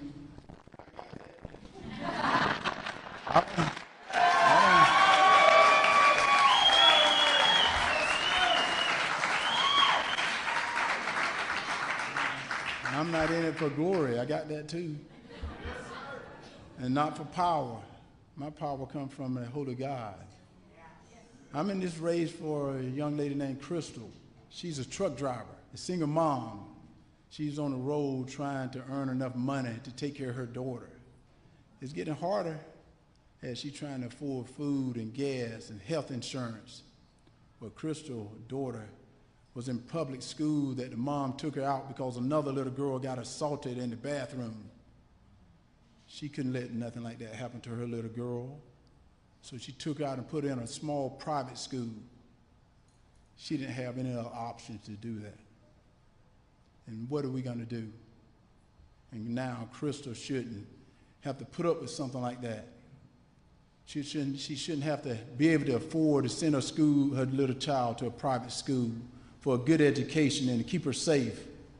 I'm in this race also for Lee and Michael. They're farmers who are getting crushed by government regulations, raising prices for gas, fertilizers, and equipment. Parts are making it harder to be a farmer. They're having trouble making ends meet. It hurts their families, and it hurts Georgia. And all this breaks my heart as they struggle to survive. I carry these stories with me everywhere I go. I hear different versions of it from different people. but the basic message is the same. Their American dream is becoming a nightmare.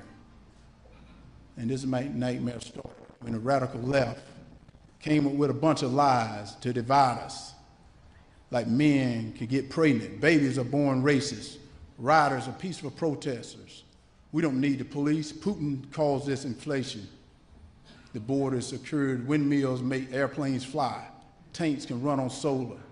Drilling in oil in America causes global warming, but drilling oil from dictators don't. Black voters don't have IDs, and everyone could afford a $60,000 electric car. These lies have made us unsafe, woke, and broke. You know the truth, but if you speak out, they'll cancel you out. They'll force you out of your job. They'll cancel you. They might even send a government agency after you. But this is how they get their way. This is how they keep their power. And it's how they're ruining this great country. These people call themselves progressives, but this isn't progress. This is self-destruction. They control our cities, defund our police. What a dumb idea that was. Let violent criminals loose and surprise when they kill again. Or worse, they ignore all the drugs that are coming into this, killing our kids, friends, families, and neighbors. They control the federal government, dress Joe Biden up as a woke outfit, you know that. And they walk around the White House as they push these policies that hurting Americans, showing weakness to our enemies. They pour millions of dollars in Raphael Warnock campaign so they can continue their destruction. In return, he's put a rubber stamp on Joe Biden policies. You've seen it. And he voted lockstep with New York Senator Chuck Schumer. I got news for him. Georgia, not New York.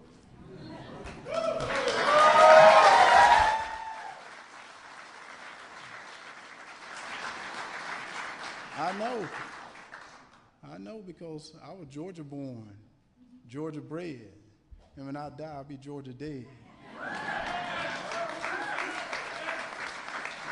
I know where Georgia stands, and I stand with you. I stand to fight for Georgia. I stand to fight like I never fought before. I'll fight for your kids, fight for this country. I won't back down. Unlike my opponent, Senator Warnock, he's run these slick ads, you've seen him. And one of them, he says he understands how the problems everyday Americans face. He should, because he and his friends in Washington caused them. In another ad, he says he's not a magician. No one asked him to do magic tricks. We don't expect him to be, all we expect him to do is be a good senator. And he's not good at that either, is he? Okay, we just wanted to update you on a number of these races we are following. Of course, that is the Heisman Trophy winner from the University of Georgia there, Herschel Walker, winning his Republican primary. He'll face Senator Raphael Warnock in the fall. We just had incumbent Georgia Governor Brian Kemp with his family members step up to the podium. We want to take that event live. He just beat former Senator David Perdue in the Republican primary. In the gubernatorial race, Brian Kemp will now face Stacey Abrams, the Democrat, in the fall. Let's listen in to his remarks as he addresses his supporters.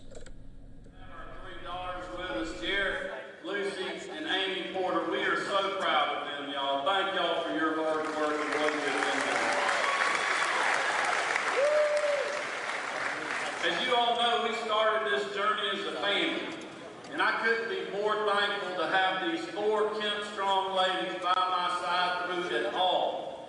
I also want to thank my mom, Ann Cadis, for being here, for my sister Julie Reef and her family for being here. They have been great warriors for us as well. Thank you guys. Looking at the results tonight, it looks like Team Kemp has chopped a lot of wood over the last few months.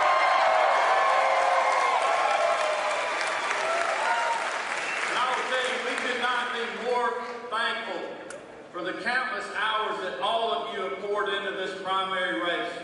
The doors, the dials, the small dollar donations, the yard signs, and going to events. You name it, and Team Kemp has done it. So thank you all so much.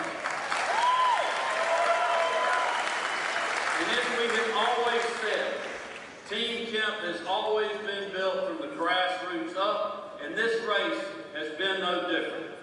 You have honored us with your time, with your efforts, and with your resources, but most importantly, with your belief in our campaign, and we cannot thank you guys enough. God bless you all. Thank you.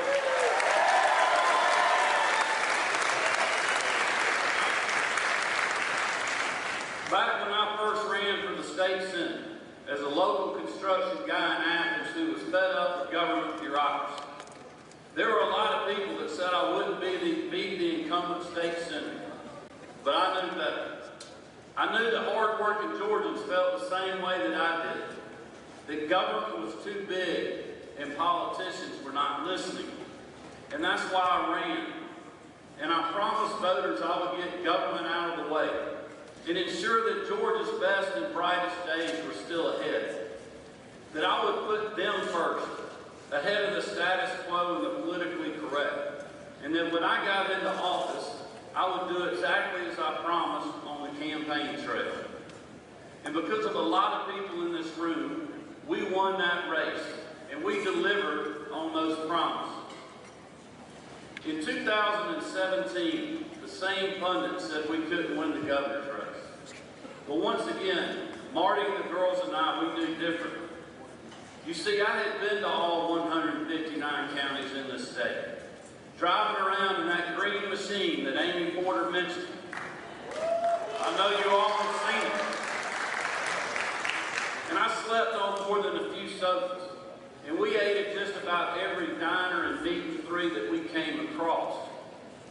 And I wasn't worried about what the political class had to say, because I was listening to the waitress at the barbecue joint Ren's.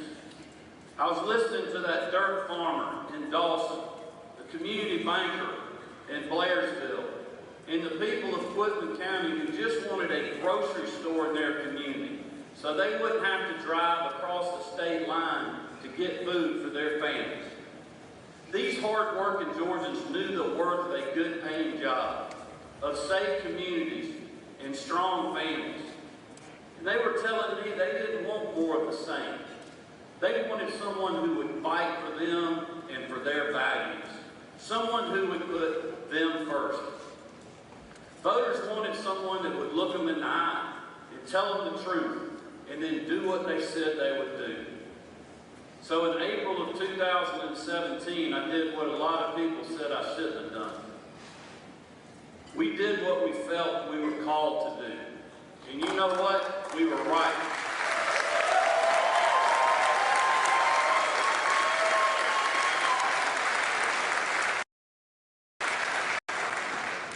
Since our family has been honored to serve you, we have accomplished so much. And there's so many in this room that I've been serving with that's helped us do that. And I want to thank you all for your support and your leadership. We have a great team in our state.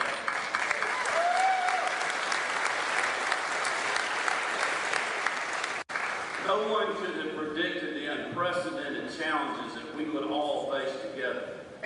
But we hunkered down, and we emerged stronger than ever. And we stood up for life at the heartbeat. We cracked down on gangs and human trafficking. We expanded access to rural broadband. We lowered the cost of health insurance. And we back and will continue to back our men and women in law enforcement.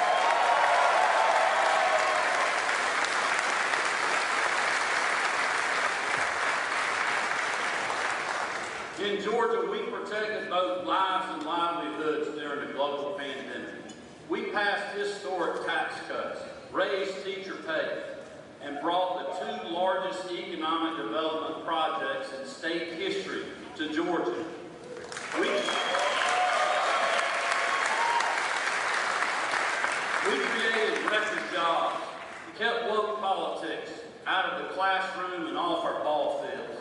We brought violent criminals to justice, put more money in our schools, and secured our elections.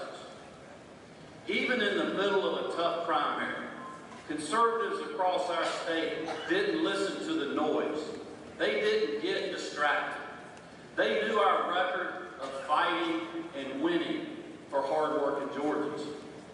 And tonight, because of your support, Georgia Republicans went to the ballot box and overwhelmingly endorsed 4 more years of our vision for this great country.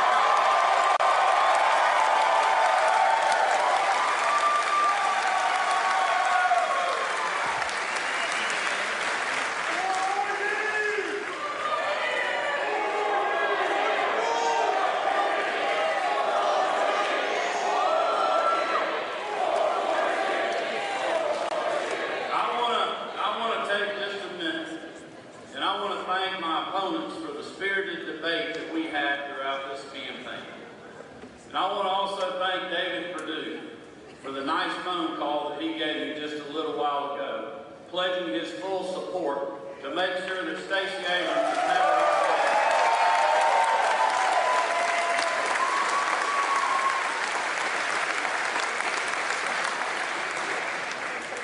But I want to be crystal clear with all of you here tonight. Our battle is far from over.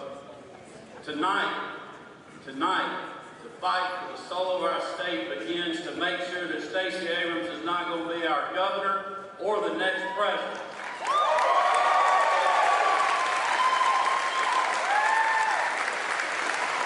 And the reason that's so important is because Abrams would take Georgia in a completely different direction.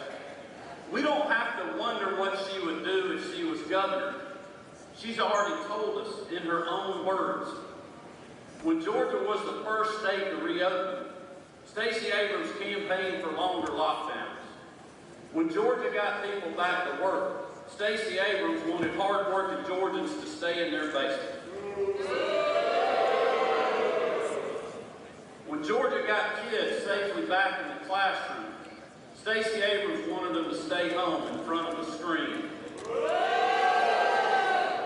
And when we gave people an option to wear a mask or get vaccinated, Stacey Abrams championed more government mandates on you and your family. If Stacey Abrams was ever governor of this state, Georgia would be just one COVID variant away from lockdowns, government mandates, schools shuttered, and businesses closed. But here's the truth. It's not just Stacey Abrams' pandemic politics that can change Georgia forever. Her extreme agenda for our state would not stop at COVID. In just the past few weeks, we passed the largest state income tax cut in history. And Stacey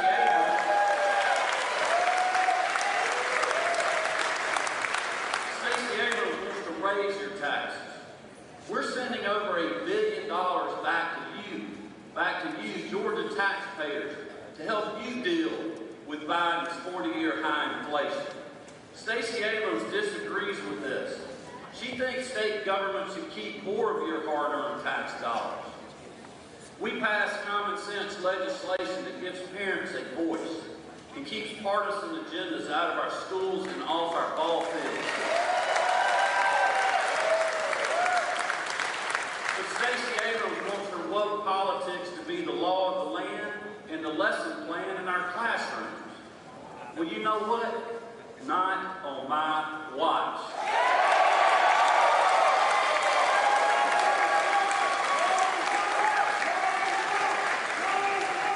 Because I know, and the people that I've been serving in that beautiful gold dome up the street know, our kids matter, our parents matter, and we will not back down.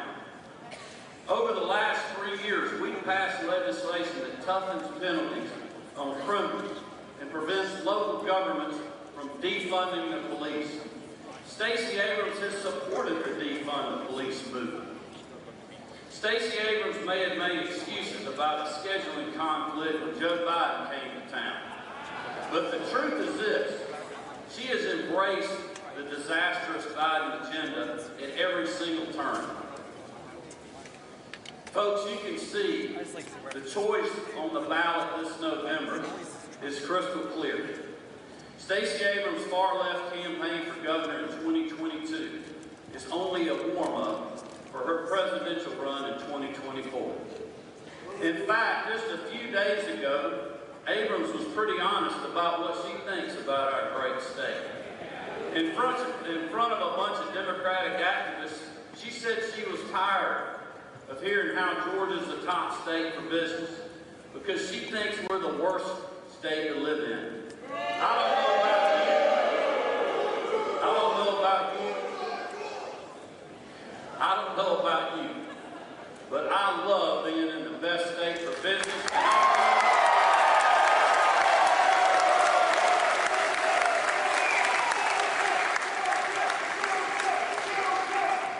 But I also love living in Georgia. Don't you?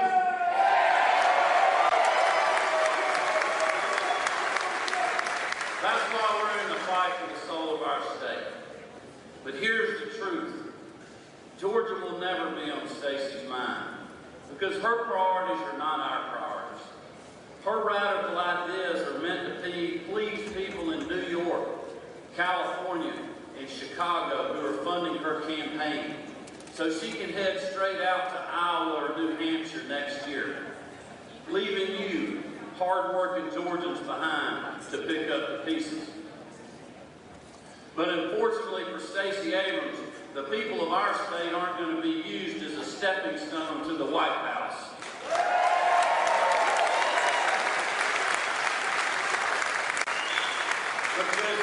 Because it's my belief that together, we're going to make sure Station Road to Pennsylvania Avenue stops right here in the Peach State.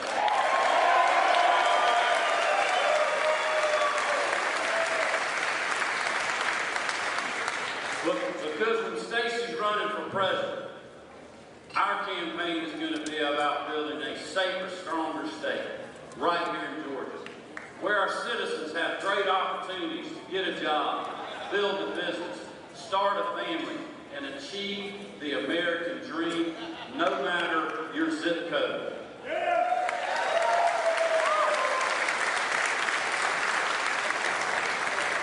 Four more years of the Kemp administration will mean that you keep more of your hard-earned money. Your communities will be safe. Your kids will be in school without fear of partisan agendas in the classroom. Parents will have a voice, and we'll keep working to bring good-paying jobs to every corner of our state. Marty and the girls and I will be focused on putting you first, not the elites on the presidential campaign circuit. Like I have through these last 4 years, I will keep listening to the people who have given me the honor of being their 83rd governor.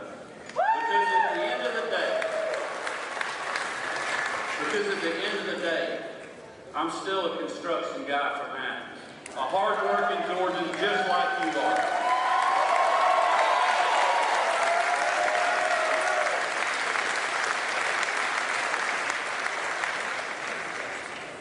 But I want to warn everyone here tonight, make no mistake, this road will not be easy. The other side, as we know, is going to have the media. They're going to have the money. They're going to have every left-wing politician in the country coming down here to tell you who your next governor should be. The pundits have already started doubting us. They say Stacey's too tough to beat for the second time, I might add.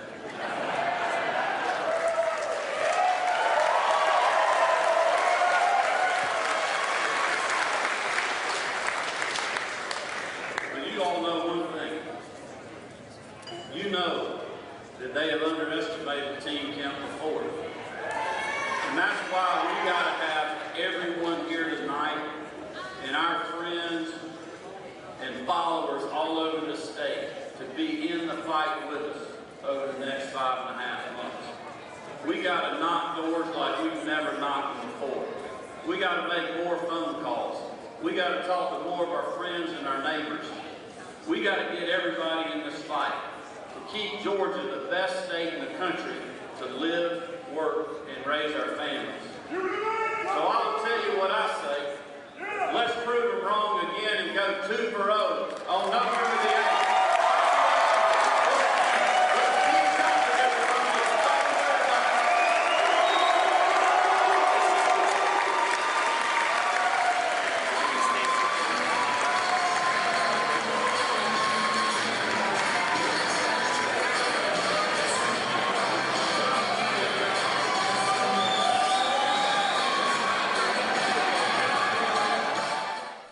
All right, so we've been listening in to Georgia Governor Brian Kemp as he beat out former Senator David Perdue, also the Republican out in Georgia there. This was to be expected. Kemp was way ahead of Perdue here, but you remember Kemp getting that endorsement, that late endorsement from former Vice President Mike Pence, and then Perdue going ahead and getting those endorsements from Sarah Palin and the former President Donald Trump. It is primary night, and we haven't been able to touch on a lot of this coverage just because we've been busy with breaking news, but we do have some other live events and watch parties going on.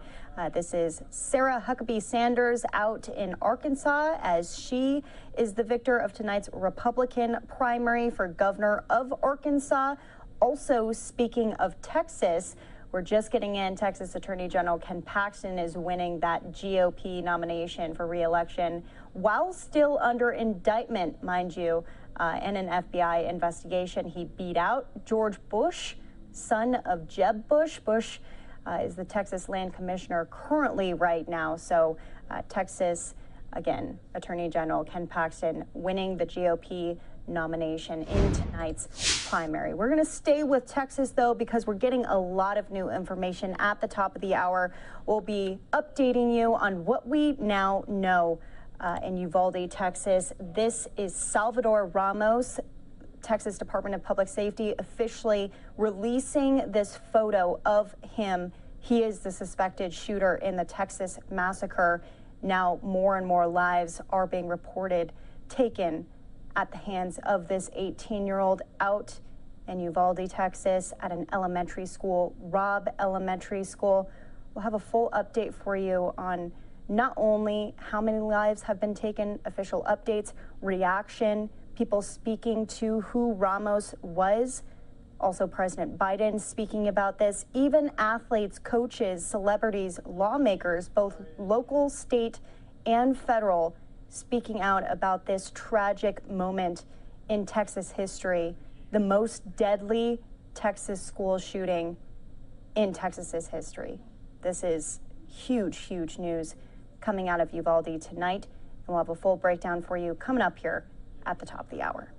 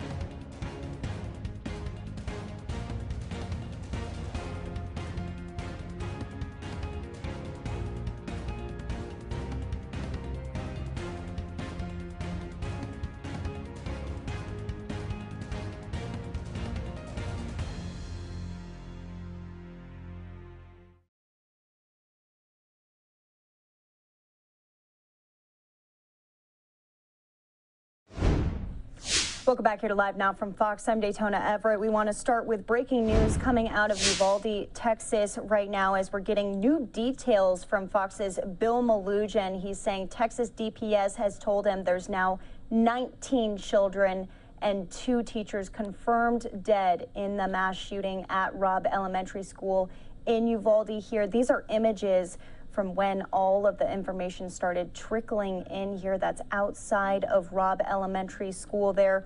Also new tonight, we are getting a confirmation and photo of the suspected shooter. Governor Greg Abbott identifying the shooter as 18-year-old Salvador Ramos as officials look for a motive behind this horrific event. Again, this is the worst mass shooting at a school ever in the state of Texas. Fox's Anna Eliopoulos with more.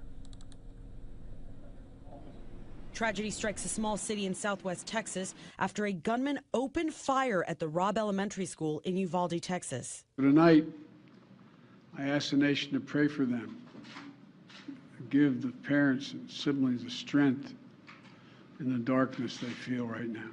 More than a dozen children are dead and 1 teacher was killed in the horrific attack in the city located 83 miles west of San Antonio. Hospital officials added more than 24 children were injured in the shooting. Some of those victims are at local hospitals listed in critical condition. Police have confirmed that the gunman was killed by law enforcement on the scene. The investigation is leading to tell us that the suspect did act alone during this heinous crime. There are also reports that the gunman shot his grandmother before heading to the school. He may have been armed with a handgun and possibly a rifle. Teachers, anybody that was in his way, he started shooting every single person.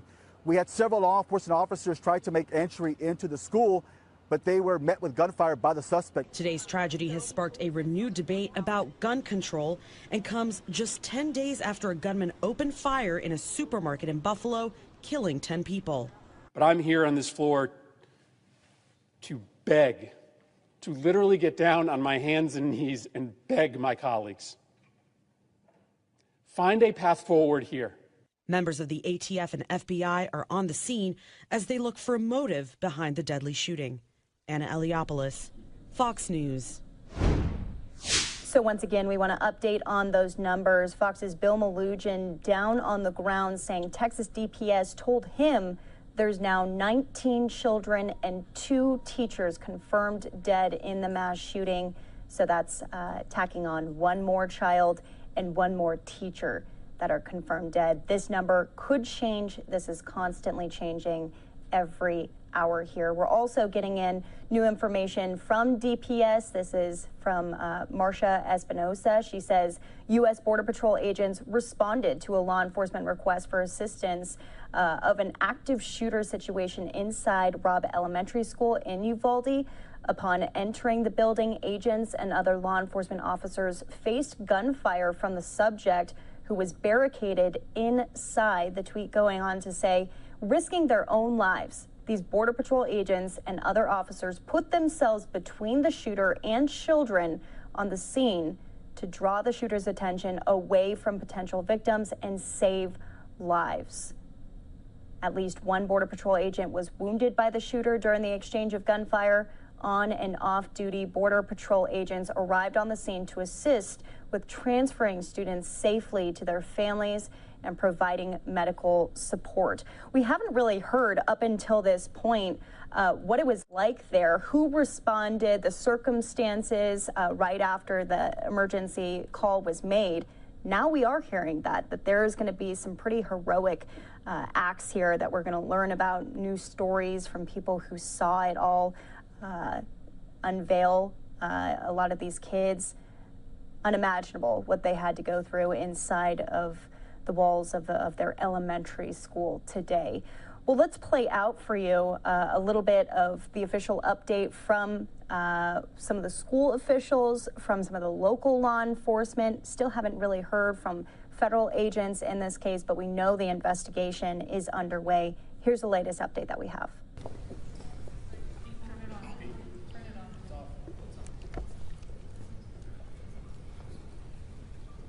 I don't see you.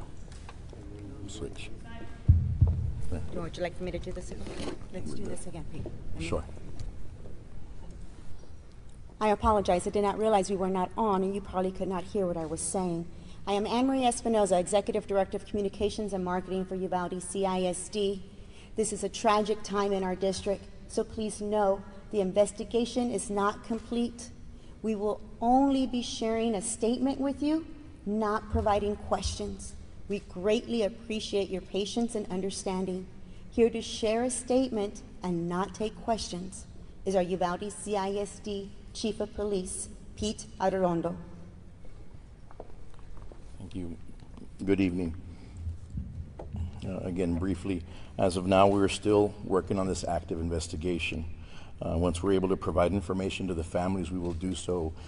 First and foremost, obviously, our priorities is to get information to our families and give them some information. So please bear with us in regards to that. Secondly, once we do get some information that we can release to the public, we will be doing that. So please know once we do get some information, we will share that with you and call another press conference. Let me assure you, the intruder is deceased, and we are not actively looking for another individual or any other suspects in this case. We definitely ask you all to keep the families that are involved in your prayers. Thank you so much. Here to provide a statement and not take any questions is our Superintendent, Dr. Hal Harrell. Good evening. This was a tragic and senseless event today, and my heart was broke today. Our hearts and thoughts and prayers are with all our families as we go through this day and days to come. A few announcements that we need to make is beginning tomorrow at 10 a.m., we will have grief counseling and support at the Civic Center for our students, our staff, community members, anybody that needs to come at that time.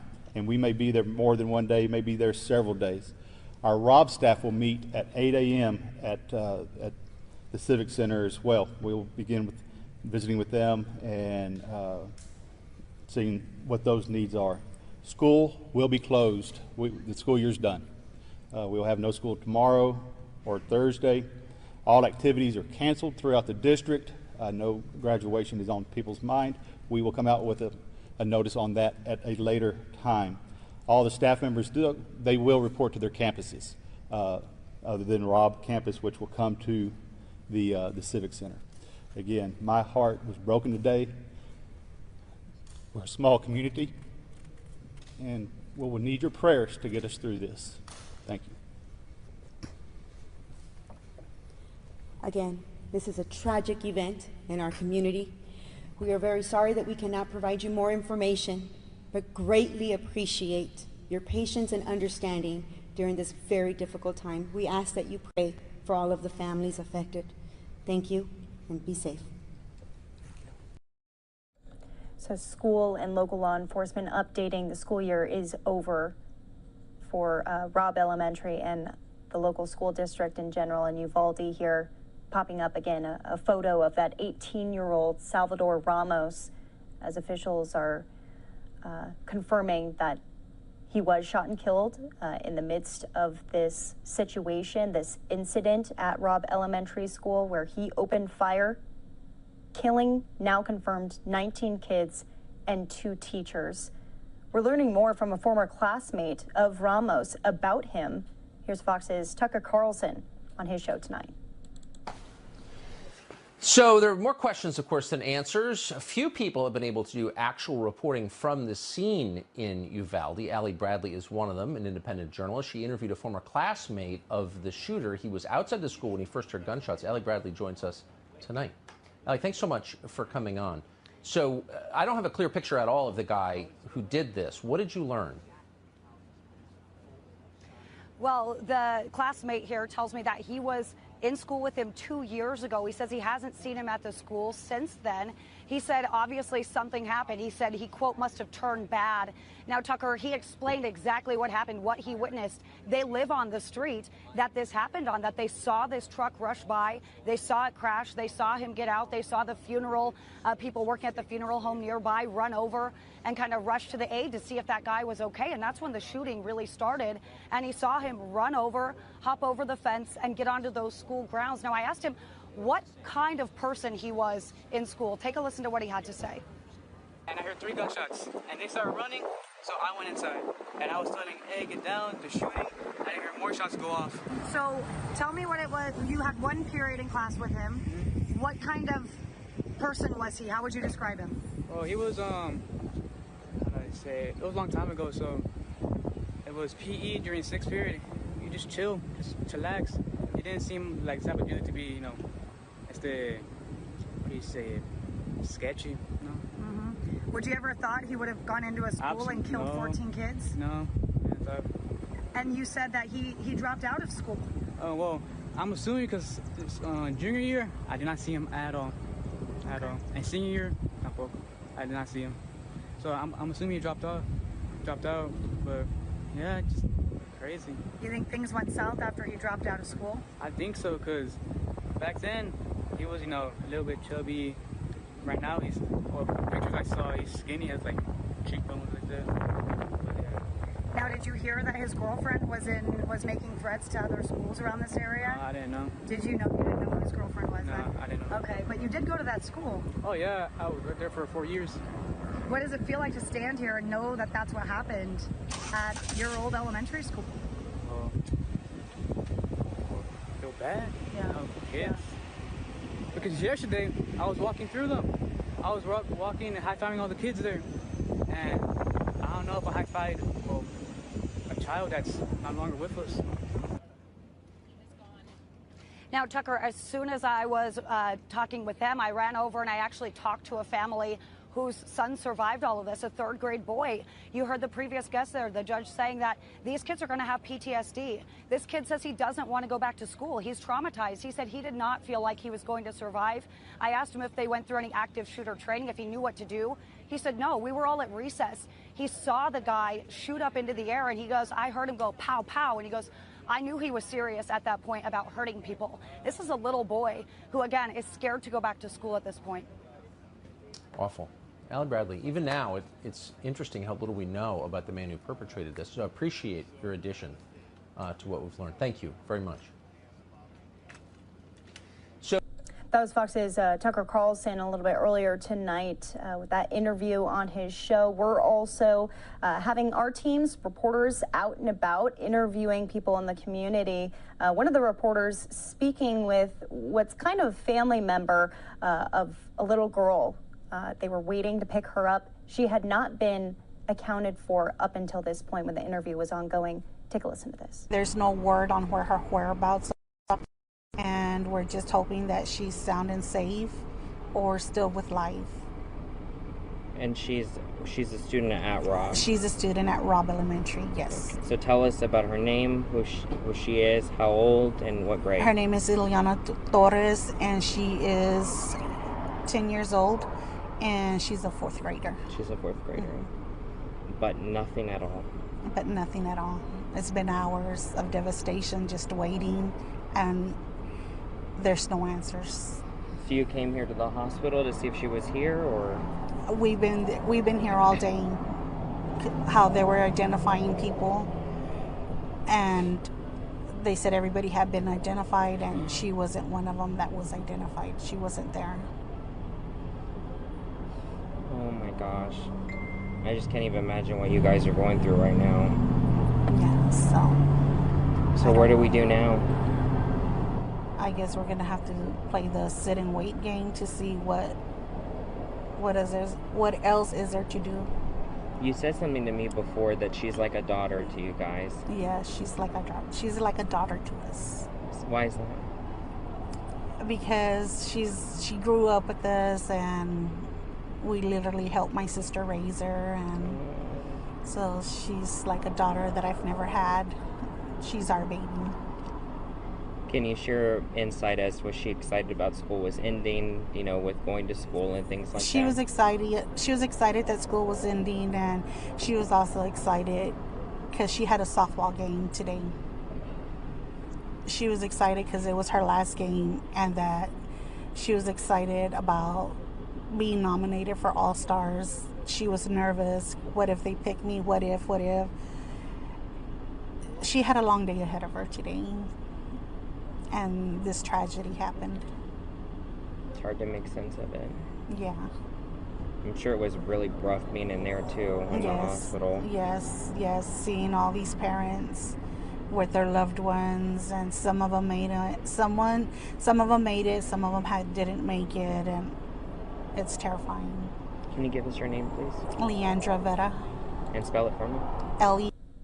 And more reporting coming in from Fox's Bill Malusian. He says the father of a 10-year-old, Annabelle Guadalupe Rodriguez, tells him that his daughter is missing following the mass shooting at Robb Elementary School in Uvalde. This is a picture that he provided to Bill and to the Texas Rangers. Many parents going through this horrific, unimaginable situation, as some of the children are not accounted for. Again, we are now getting in 19 kids, 2 teachers dead, according to Texas DPS. That has been confirmed from Fox's Bill Malusian.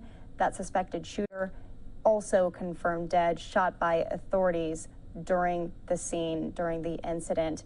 Well, reporters also speaking with a woman who says that she knows the grandmother of the shooter, of Ramos, the shooter, who allegedly also has been shot. That's been confirmed by authorities. We don't know the condition of his grandmother. This was separate from the school shooting at Robb Elementary School. Here's the interview with this woman out in Uvalde. It's my school. I consider it, our school. So it's just breaking my heart. It's just breaking my heart. I just didn't ever expect anything like that to happen here in Uvalde. And then the person that did this, he used to go to high school here. I mean, he was going to high school here. He was a high school student here. Right now? Right now. And his grandmother, I know her. The one he shot, the lady, the 66-year-old, that was his grandmother. And that he shot before he went over there and to do whatever. And I don't know who the teacher is. I didn't. Right. Is it just hard to put into words? I mean, I can Yes. see it in your eyes. You're like, I couldn't believe it when I was watching it. I finally said, no, I'm not going to watch anymore. I don't want to hear it. I don't want to hear it anymore. It's just so hard. Like I said, that was where I worked for 25 years. My husband was a principal there. My son went to school there. I'm so sorry. What was your name? My name is Olivia Ibarra. Olivia Ibarra. Yeah, my husband was Valeriano Buy Ibarra. Just pray for the Uvalde, right? That's all we can do. That's all we can do now. That's all we can do now. So, but thank you. And now to the nation's capital, Washington, D.C., where flags have ordered to be half staff here. President Biden speaking out after his trip to Asia. We're going to play out his remarks, the latest that we have from President Biden, alongside the First Lady, a school teacher herself, devastated by the situation. Take a listen.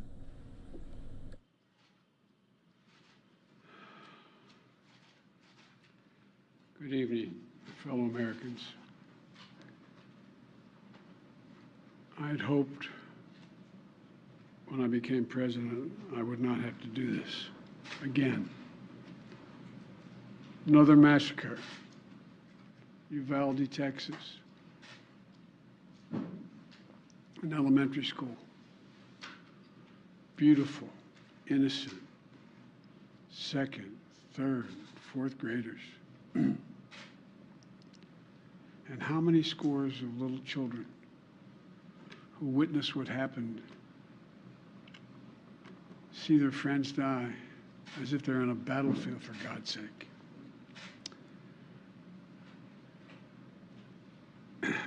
They'll live with it the rest of their lives. There's a lot we don't know yet. There's a lot we do know. The parents who will never see their child again, never have them jump in bed and cuddle with them.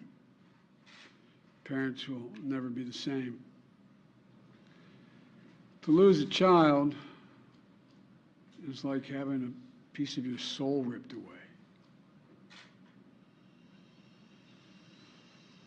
There's a hollowness in your chest. You feel like you're being sucked into it and never going to be able to get out.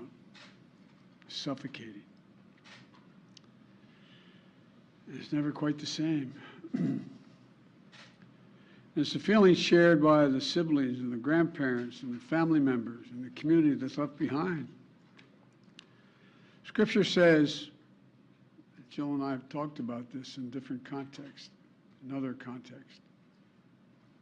The Lord is near to the brokenhearted and saves the crushed in spirit. So many crushed spirits. So tonight, I ask the nation to pray for them, give the parents and siblings the strength in the darkness they feel right now. As a nation, we have to ask, when in God's name are we going to stand up to the gun lobby?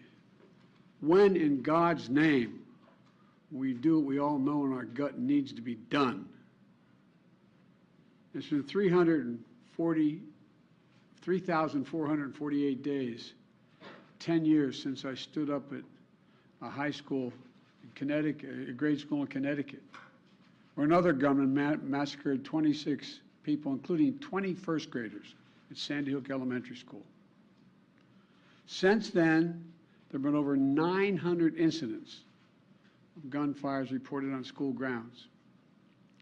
Marjorie Stoneman Douglas High School in Parkland, Florida. Santa Fe High School in Texas. Oxford High School in Michigan. The list goes on, and the list grows when it includes mass shootings at places like movie theaters, houses of worship, as we saw just 10 days ago, the grocery store in Buffalo, New York. I am sick and tired of it. We have to act. And don't tell me we can't have an impact on this carnage. I spent my career as a senator and a vice president working to pass common sense gun laws. We can and won't prevent every tragedy, but we know they work and have positive impact. When we passed the assault weapons ban, mass shootings went down. When the law expired, mass shootings tripled. The idea that an 18-year-old kid can walk into a gun store and buy 2 assault weapons is just wrong. What in God's name do you need an assault weapon for except to kill someone? Deer aren't running through the forest with Kevlar vests on, for God's sake. It's just sick. And the gun manufacturers have spent 2 decades aggressively marketing assault weapons, which make them the most and largest profit. For God's sake, we have to have the courage to stand up to the industry. Here's what else I know. Most Americans support common sense laws, common sense gun laws. I just got off a trip from Asia, meeting with Asian leaders. And I learned of this while I was on the aircraft. And what struck me on that 17-hour flight, what struck me was these kinds of mass shootings rarely happen anywhere else in the world. Why? They have mental health problems. They have domestic disputes in other countries. They have people who are lost. But these kinds of mass shootings never happen with the kind of frequency they happen in America. Why? Why are we willing to live with this carnage? Why do we keep letting this happen? Where in God's name is our backbone to have the courage to deal with it and stand up to the lobbies? It's a time to turn this pain into action for every parent, for every citizen in this country. We have to make it clear to every elected official in this country, it's time to act. It's time for those who obstruct or delay or block the common sense gun laws. We need to let you know that we will not forget. We can do so much more. We have to do more. Our prayer tonight is for those parents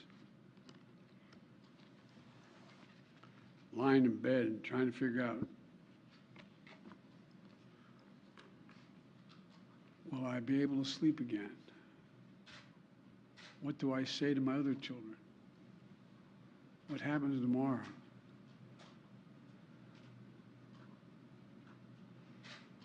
May God bless the loss of innocent life on this sad day. And may the Lord be near the brokenhearted and save those crushed in spirit, because they're going to need a lot of help and a lot of our prayers.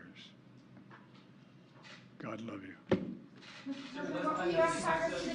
Will you go to Texas, sir? Sir, will you go to Texas? So remarks from President Biden. They're not taking any reporter questions. No word yet on if he will be visiting Uvalde, Texas, to speak with local law enforcement, to speak with the school district. We'll keep you updated on that and any new details out of the White House in just a little bit. Here we'll be going out to remarks on Capitol Hill as we heard emotional statements from Senator Chris Murphy as he has quite a bit of history when it comes to school shootings, specifically the Parkland shooting, but we are getting in a little bit of new information from University Health out in San Antonio, which is one of the locations that victims of this shooting were transported to. In the hospital, they have 4 different patients. One, a 66-year-old woman, they say she is in critical condition, a 10-year-old girl in critical condition, another 10-year-old girl in good condition, and a 9-year-old girl in fair condition. Of course, the identities of these patients cannot be released, especially these young children as they are minors. The 66-year-old woman, we do believe, could be the grandmother of the suspected shooter here. Also coming in from University Health, they say if you're looking for ways to help, please consider donating blood. Your donation can help ensure we have supplies immediately available for the victims of this tragic shooting. Their donation room has availability the rest of the week. We have been in contact with University Health in San Antonio. We'll be speaking with them on our morning show tomorrow out in Orlando on what that blood donation is going to look like, as hopefully there can be some positives coming out of this horrific situation out of Uvalde, Texas tonight. We're going to take a quick commercial break, but when we come back, we are getting in more reaction. As I said, Senator Chris Murphy coming out and speaking on the Senate floor today, frustrated, quite frankly, with gun control, with shootings being so common, especially in what should be some of the safest locations in the country, our schools for our children. Also, Coach Kerr coming out tonight ahead of the big game, NBA Finals, should be focusing on that, but instead utilizing his time on the microphone to send out an impassioned message. We'll hear from both of them after this commercial break.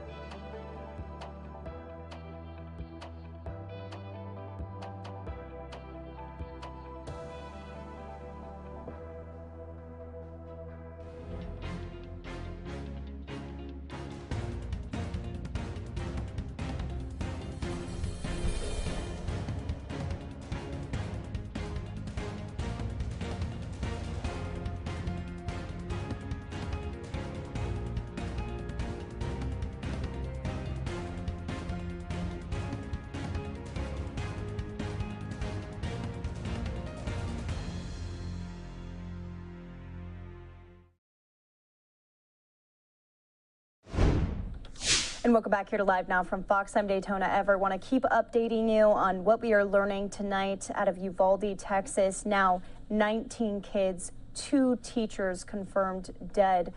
We are also getting an identification of one of those teachers. This is coming in from David Centendary out of Fox 4 in Dallas. This is Eva Morales. She is identified by her family as the teacher who was shot and killed inside Robb Elementary School today. Texas DPS says at least 18 children are dead, and now we're learning 19 children are dead. The reported gunman, his name Salvador Ramos, was killed by a tactical team. He was 18 years old, but again, Eva, one of the 2 teachers, shot dead today at Robb Elementary School.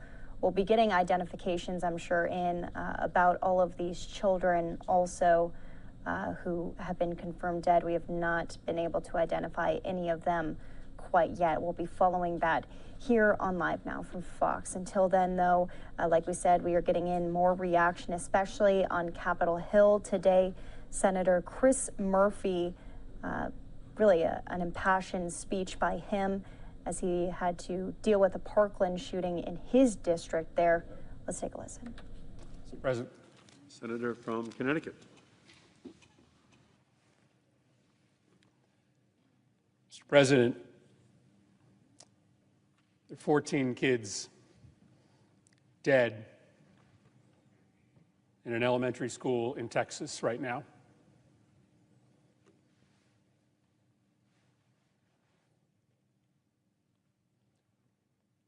What are we doing?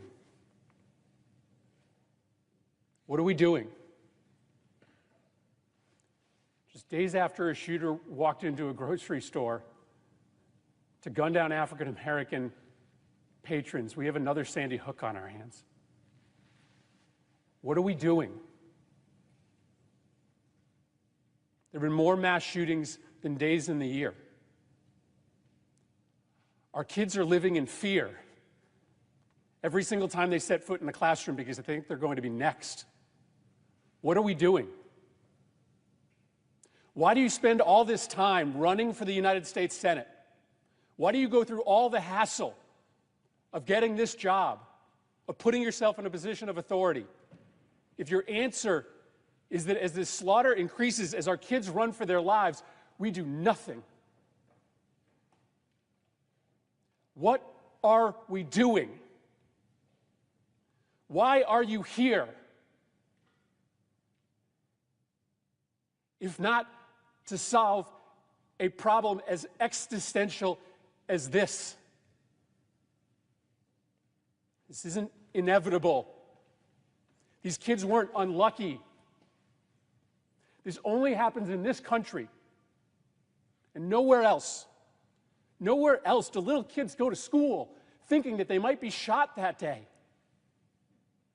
Nowhere else do parents have to talk to their kids, as I have had to do, about why they got locked into a bathroom and told to be quiet for 5 minutes just in case a bad man entered that building. Nowhere else does that happen except here in the United States of America, and it is a choice. It is our choice to let it continue. What are we doing?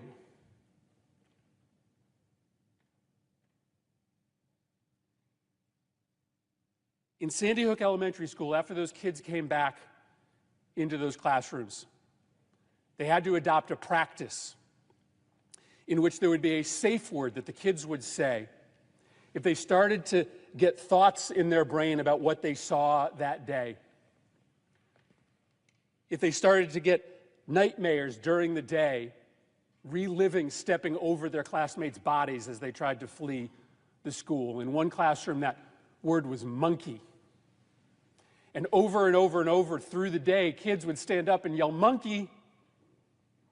And a teacher or a paraprofessional would have to go over to that kid, take them out of the classroom, talk to them about what they had seen, work them through their issues.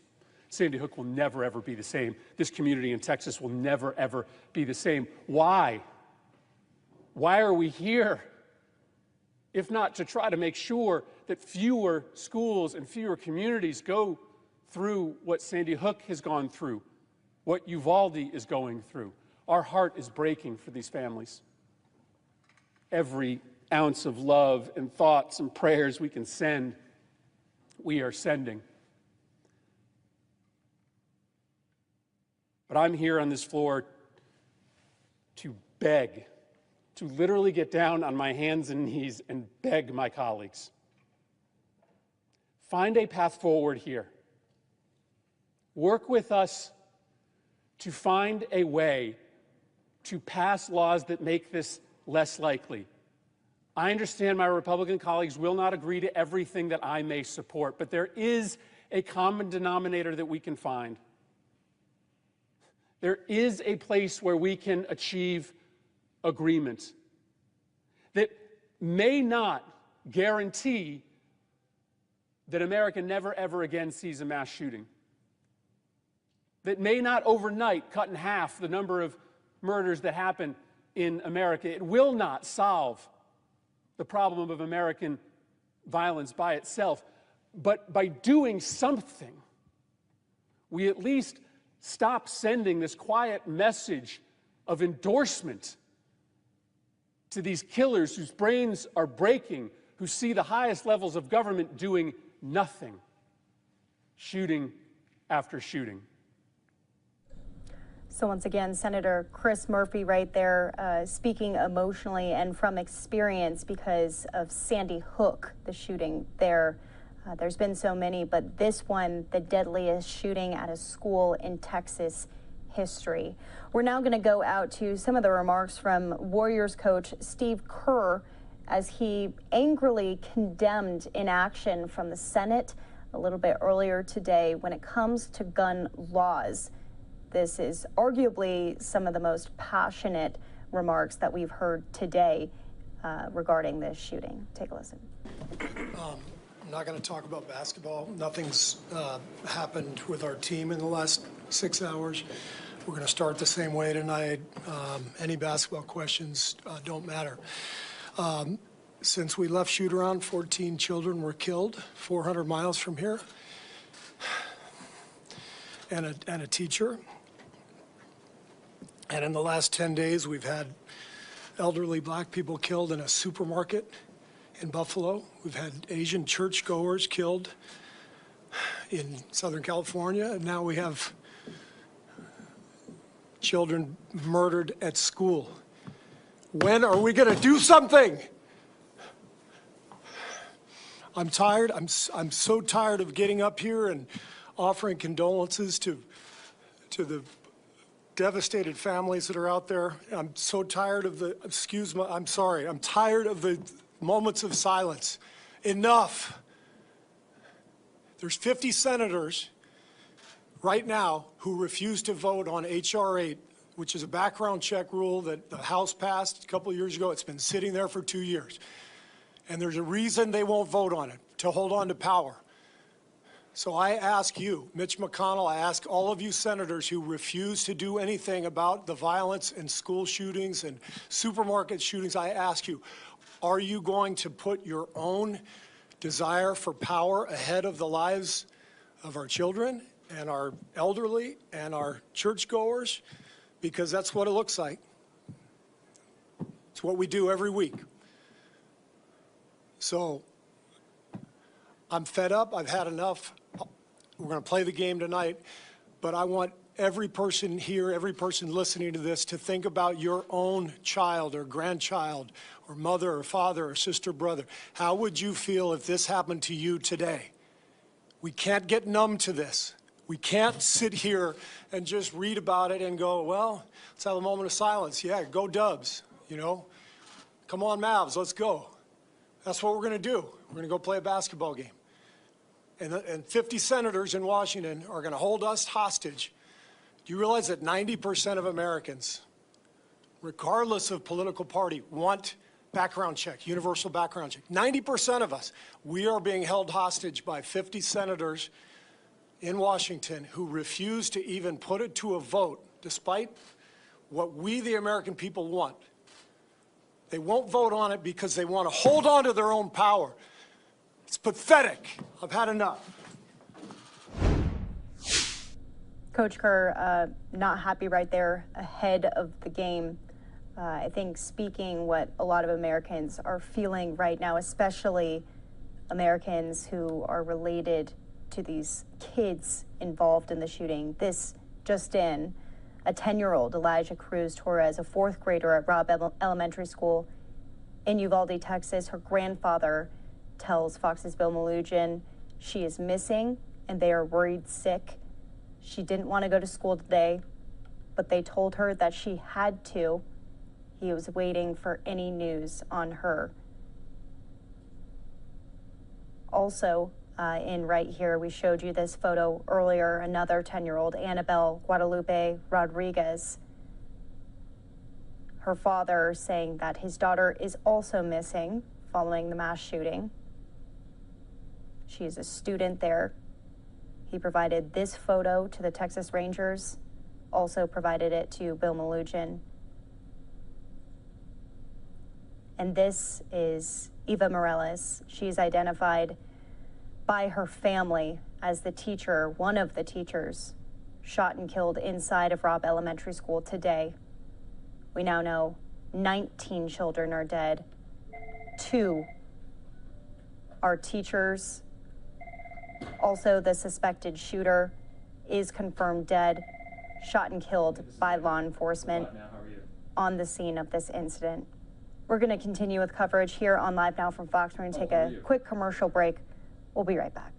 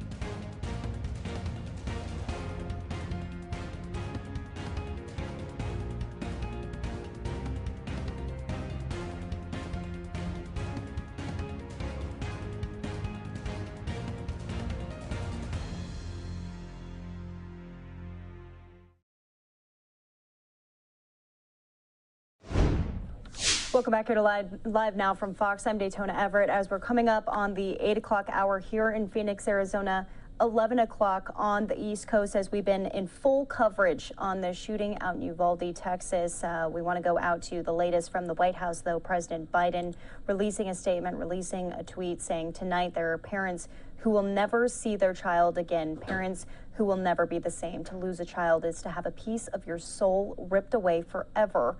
I ask the nation to pray for them, to give them strength in the darkness. Again, 19 kids, 2 teachers dead. That's confirmed by Texas DPS. Going out to some of the other reaction and tweets coming in. His wife, First Lady Dr. Jill Biden, saying, "Lord, enough. Little children and their teacher, stunned, angry, heartbroken."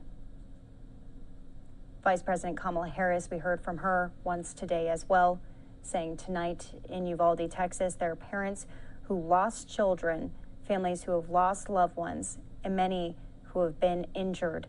As a nation, we must have the courage to take action and prevent this from ever happening again. Barack Obama, the former president. Across the country, parents are putting their children to bed, reading stories, singing lullabies, and in the back of their minds, they're worried about what might happen tomorrow after they drop their kids off at school or take them to a grocery store or any other public place. Obviously referring and referencing some of the most recent shootings that we have had over the past couple of weeks here. The former Vice President, Mike Pence, he says, Karen Pence, his wife, and I are deeply saddened and heartbroken to hear of the horrific shooting that took place at Robb Elementary School in Uvalde, Texas today, and we are praying God's comfort for the families of the 14 children and one teacher who were tragically killed. Those numbers now different, 19 kids and 2 teachers dead. Also from the senator of Texas, Ted Cruz, he says, Heidi and I are fervently lifting up in prayer the children and families in the horrific shooting in Uvalde. We are in close contact with local officials, but the precise details are still unfolding. Thank you to the heroic law enforcement and first responders for acting so swiftly. Maxine Waters, first time we've heard from her today. When will this country come together to denounce and deter the killing of innocent children and adults by heavily armed killers in a society where guns are so easily accessible? Another recent mass killing of 14 children in Uvalde, Texas by an 18-year-old. Gun control now. Like we said, 19 kids now confirmed, 2 teachers dead. Today, the entire state of Texas is in mourning. This is from Senator John Cornyn out in Texas. Earlier today, a gunman entered an elementary school in Uvalde, Texas, and opened fire. The shooting at Robb Elementary School is every parent and teacher's worst nightmare.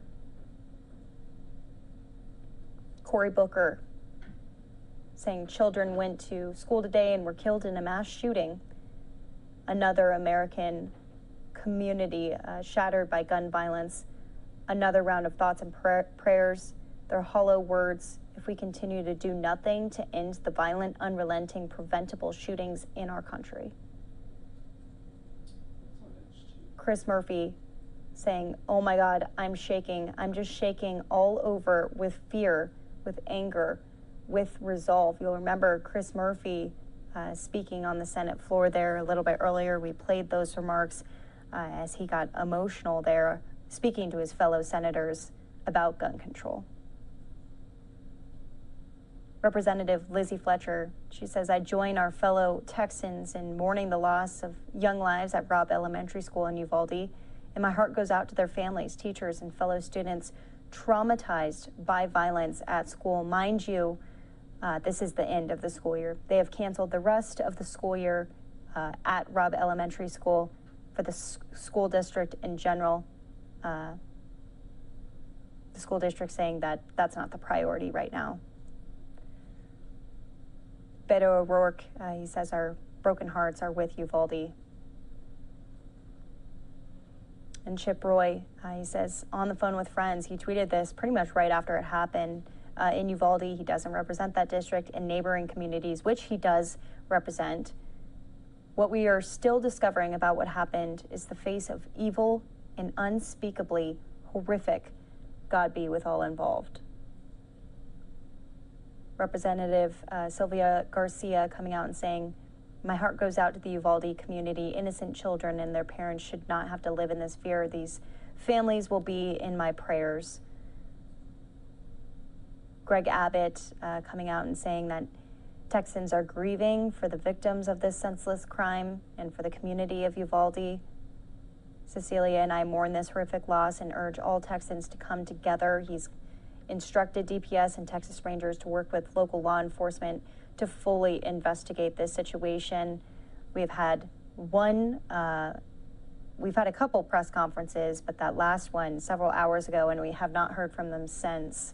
If we do hear from them, we'll of course bring it to you here on Live Now from Fox. The Dallas Cowboys saying the entire Dallas Cowboys organization grieves alongside the community of Uvalde and all of those affected by today's tragic event. As we mourn the loss of innocent life, our hearts and prayers are with the victims' families, loved ones, faculty, and staff at Robb Elementary.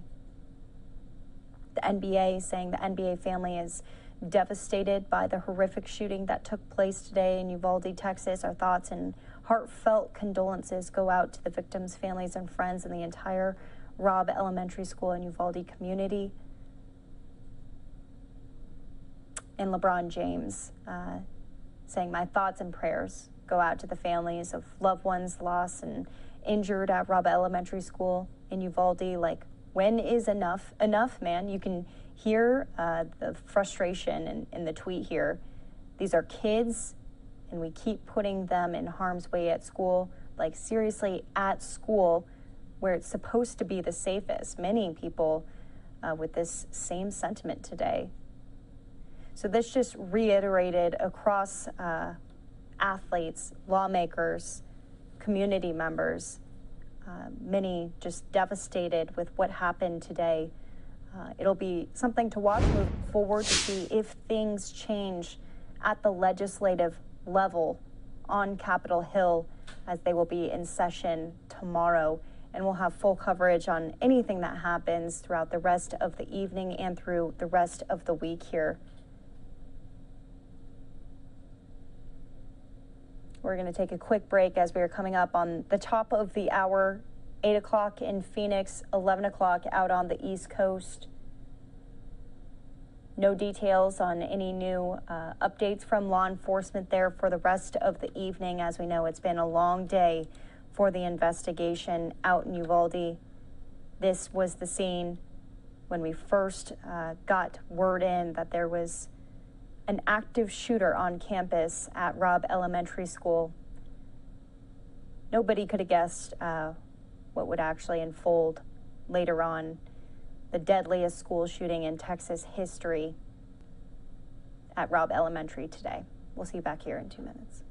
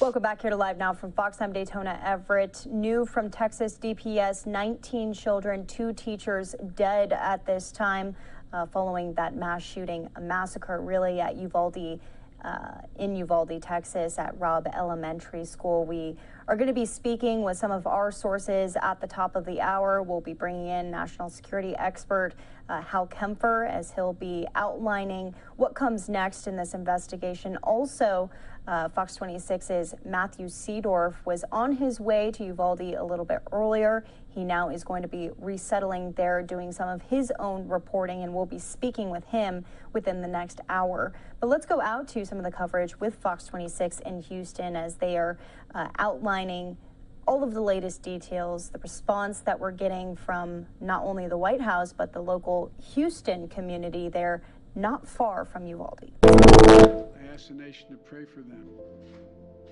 give the parents and siblings the strength in the darkness they feel right now. And we thank you for joining us tonight. We do start with some breaking news as we come on the air. The death toll in that horrific massacre in Uvalde now stands at 20. A scene that's become all too familiar. Armed officers rushing around outside of a school here in America where 18 children and 1 adult is dead after an 18-year-old opened fire inside of an elementary school about an hour and a half west of San Antonio. Investigators saying right before the massacre, the gunman killed his own grandmother, then crashed his car right outside of Robb Elementary and started firing shots as he went inside.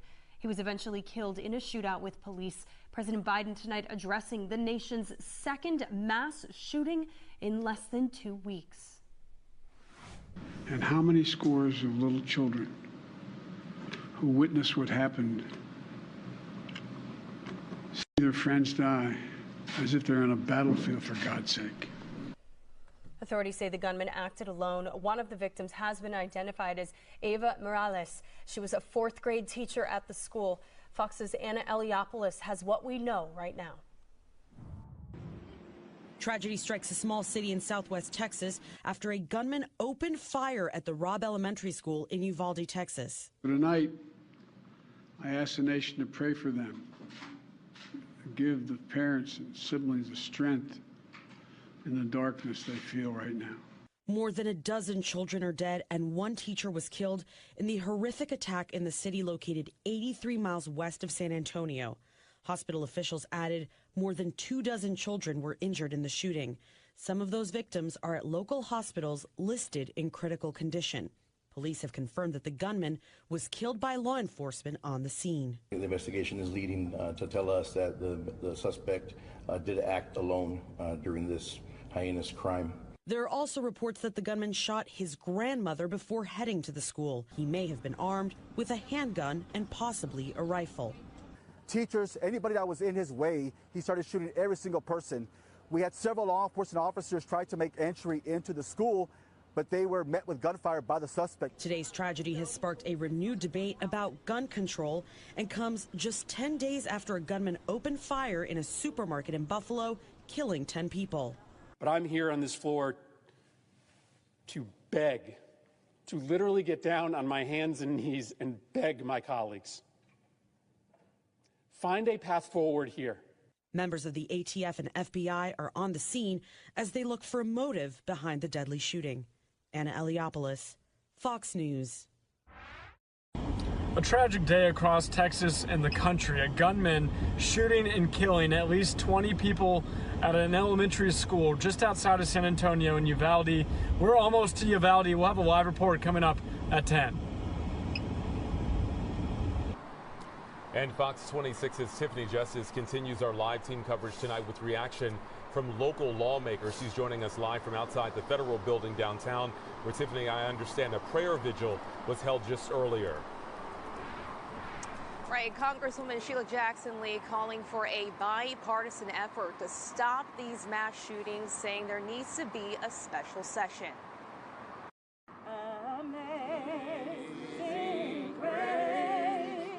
We need to pass a universal background check now. We need to pass the red flags law. Federal. You must do something. Houston to Uvalde, Texas is a 5-hour drive, but all of Texas is mourning the lives lost today. As local leaders gather, holding a prayer vigil in downtown Houston, an outcry for gun safety legislation. This is an outcry. I can't take it anymore. I've been in the United States Congress for more than 2 decades. I can't take it anymore. When I first came, my introduction to Congress was Columbine. Houston Mayor Sylvester Turner reflecting on today's tragic news and an unsettling trend. There are too many guns on the street, too many guns in the hands of people. More children are dying because of gun violence. Okay?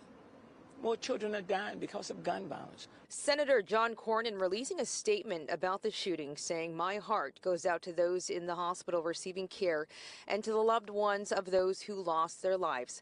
As a parent, the pain they must be feeling is unimaginable." And Senator Ted Cruz condemning today's actions, saying in a statement, quote, "We've seen too many of these shootings. No parent should have to bear the pain of burying their child.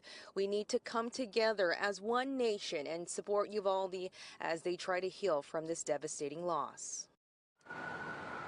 The shooting comes less than 2 weeks after the deadly shooting in Buffalo, New York, that took the lives of 10 people. Reporting live, Tiffany Justice, Fox 26 News. And our coverage of this horrific massacre continues online. You can find the latest information on our website, fox26houston.com. And just a couple hours ago, I spoke.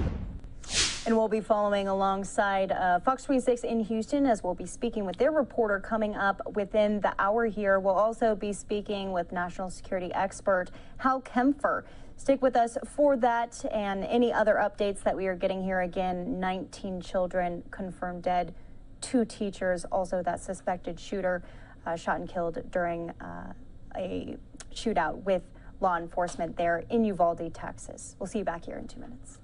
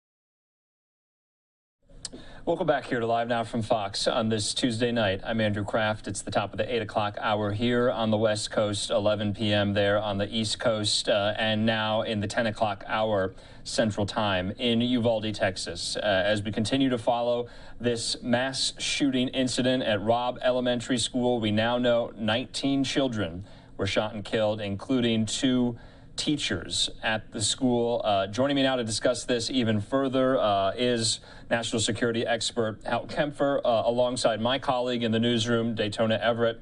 Hal, Daytona, thanks for being with us, of course. Hal, we spoke to you on the phone earlier. I want to ask you some questions about what we don't know right now. Still do not know a motive of this shooter, 18-year-old Salvador Ramos. We don't know the provenance of the weapons. We don't know where he got them, if they were legally obtained. Of course, he's 18 years of age.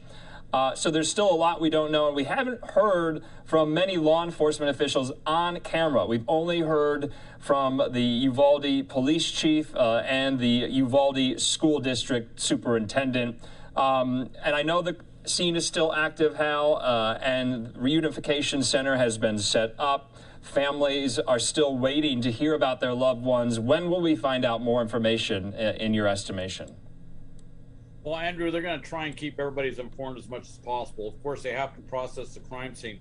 I can tell you, having done training for schools on this very type of scenario, particularly when you look at a scenario involving young children, that reunification center is gut-wrenching.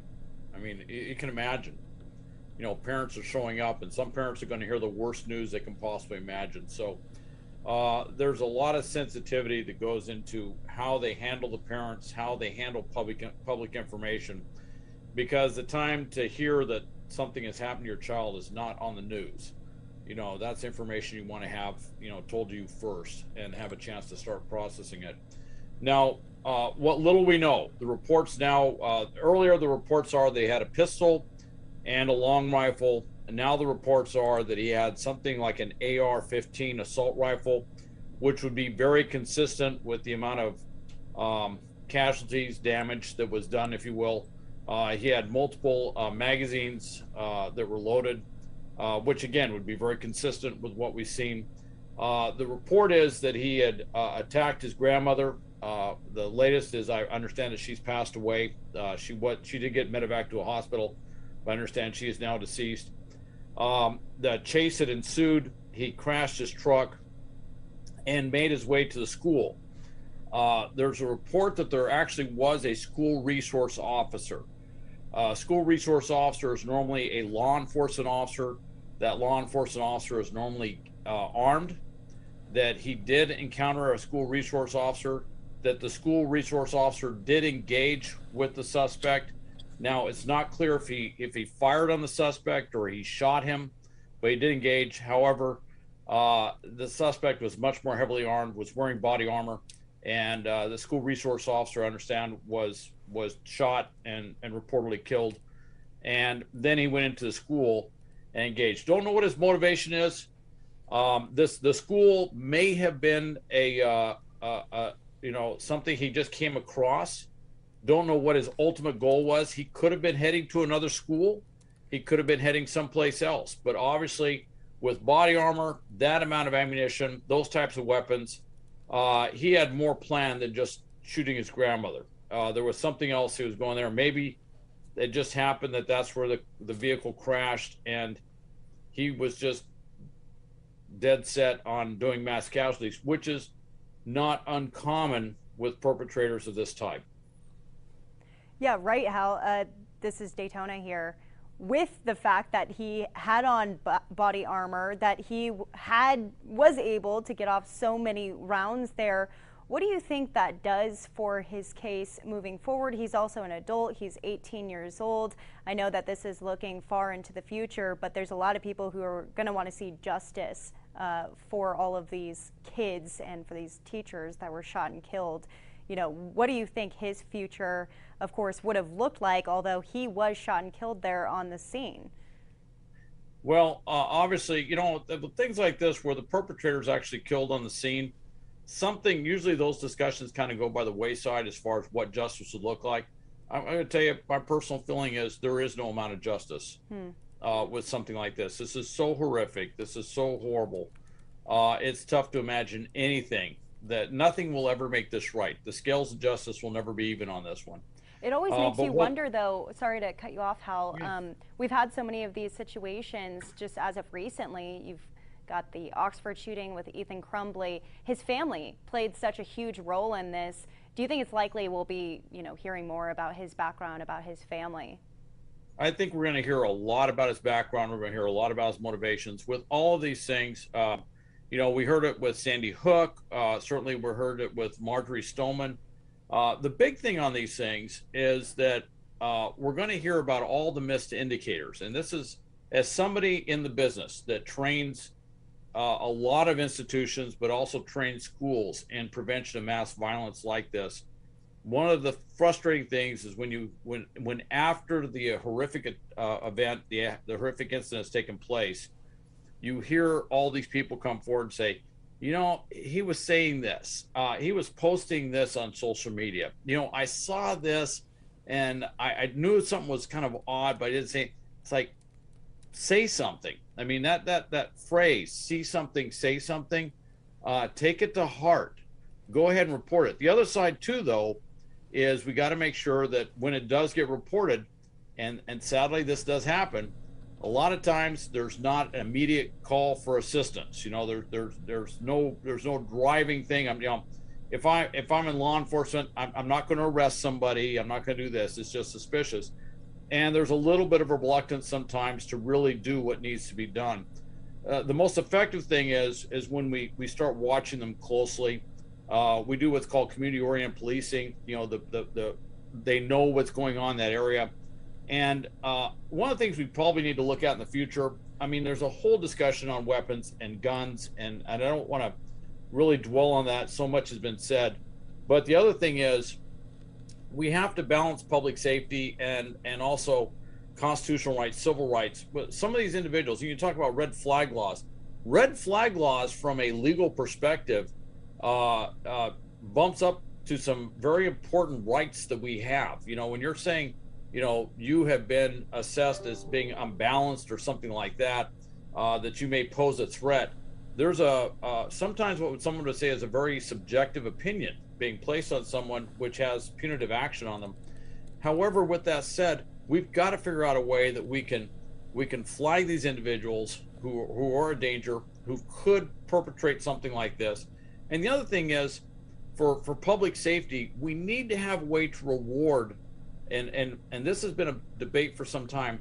How do you reward somebody who deters from someone from doing something, who deflects a potential attack? We don't really have a way to do that, and hence, a lot of times in public safety, the focus is for immediate, you know, action, an arrest, you know, going for a conviction, things along that line, which are very quantifiable. Those are the metrics, those are the stats that will build careers. But we also need to do things where we incorporate these things that prevent, deter, you know, defeat potential attacks from happening. And that's a critical skill set, the ability to track these individuals, to know when they're hitting critical thresholds, hitting critical triggers, and to get in there early and intervene and take them off that deadly track into a different direction. I don't have all the answers, but I know we need to seek those answers because the tools are available.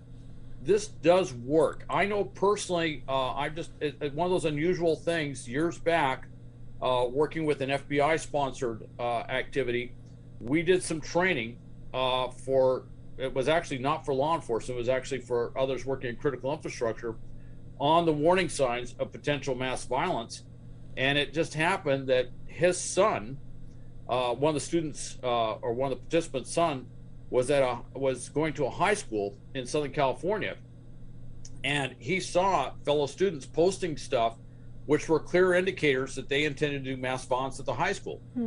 You know, he was so alarmed, he told his father, and I got to tell you, as a parent of two former teenagers, getting to the threshold where they'll actually talk to me sometimes always seemed to be a bit of an accomplishment. But he actually grabbed his father, pulled him over and said, "Hey, Dad, what do you think of this?" And he immediately recognized what that was. He picked up the phone. My recollection was he called the FBI because it was part of an FBI sponsored thing where he learned this, and they immediately swooped in there, and they were all arrested, and the whole plot was thwarted before it happened.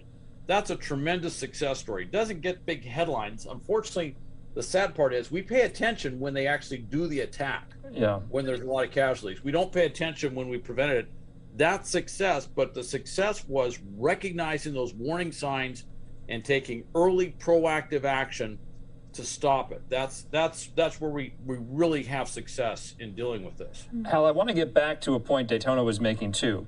That's what we saw about body armor, tactical gear being worn by these mass shooters. We saw it about 10 days ago in Buffalo, New York, 18-year-old Peyton Gendron, and officers engaged, but they couldn't stop him because he was wearing tactical gear. We're getting reports that could be a similar situation to what happened this afternoon at Robb Elementary in Uvalde. How do law enforcement officials train for that? How can they take down these would-be mass shooters if they're wearing tactical gear and battle armor?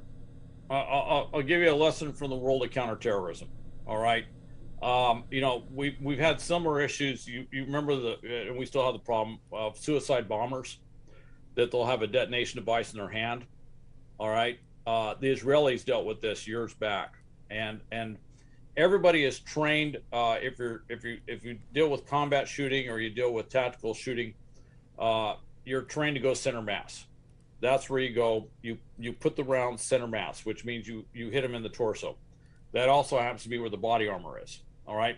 The other thing with the suicide bombers is you could hit them in the torso. Doesn't mean you, quote, turned out the lights. They still may be around long enough to trigger the device. All right. So the Israelis really started pushing headshots, and they've had a lot of success with that. I think I don't want to say this is something we can just address through tactical training, but we're going to need to start talking about where we aim. Center mass has always been. I got to tell you, I mean, this is, you know, politicians sometimes say this. They'll say, well, could we shoot them in the legs? And I just hear that and I shake my head. I'm like, first off, I want to get them out on the range and explain just how difficult that is. And then also explain where the arteries run the body to explain that that could be just as deadly as any other shot. All right. You know, there's you know, when you're shooting, you try to eliminate the threat as quickly as possible. But we're going to have to talk about how we engage these targets. What we're seeing more and more, and I can go back years back. You may remember we had I believe it was a bank robbery situation here in Southern California, West Hollywood.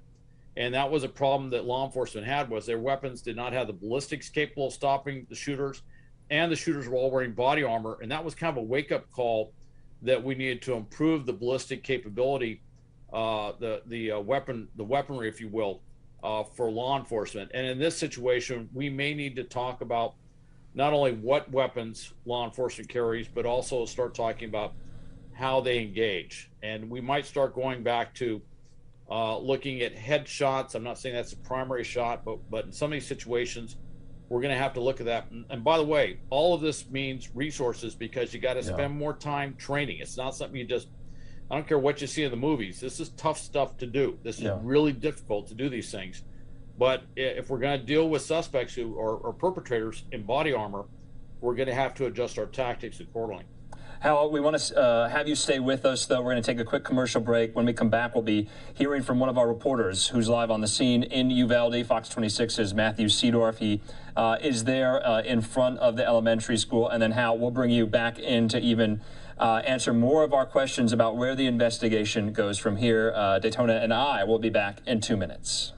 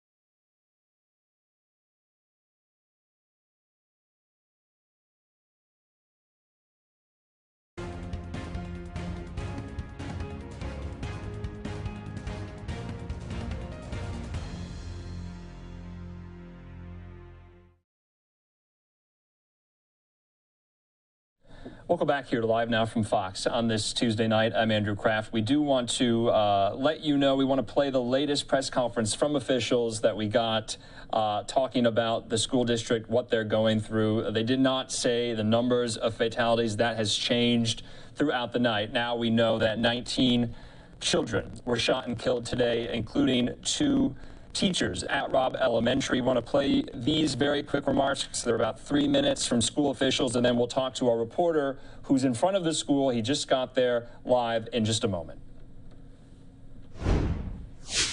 Executive Director of Communications and Marketing for Uvalde CISD. This is a tragic time in our district, so please know the investigation is not complete. We will only be sharing a statement with you, not providing questions. We greatly appreciate your patience and understanding. Here to share a statement and not take questions is our Uvalde CISD Chief of Police, Pete Arredondo. Thank you. Good evening. Again, briefly, as of now, we're still working on this active investigation. Once we're able to provide information to the families, we will do so. First and foremost, obviously, our priorities is to get information to our families and give them some information. So please bear with us in regards to that. Secondly, once we do get some information that we can release to the public, we will be doing that. So please know once we do get some information, we will share that with you and call another press conference. Let me assure you, the intruder is deceased, and we are not actively looking for another individual or any other suspects in this case. We definitely ask you all to keep the families that are involved in your prayers. Thank you so much. Here to provide a statement and not take any questions is our Superintendent, Dr. Hal Harrell. Good evening. This was a tragic and senseless event today, and my heart was broke today. Our hearts and thoughts and prayers are with all our families as we go through this day and days to come. A few announcements that we need to make is beginning tomorrow at 10 a.m. we will have grief counseling and support at the Civic Center for our students, our staff, community members, anybody that needs to come at that time. And we may be there more than one day, may be there several days.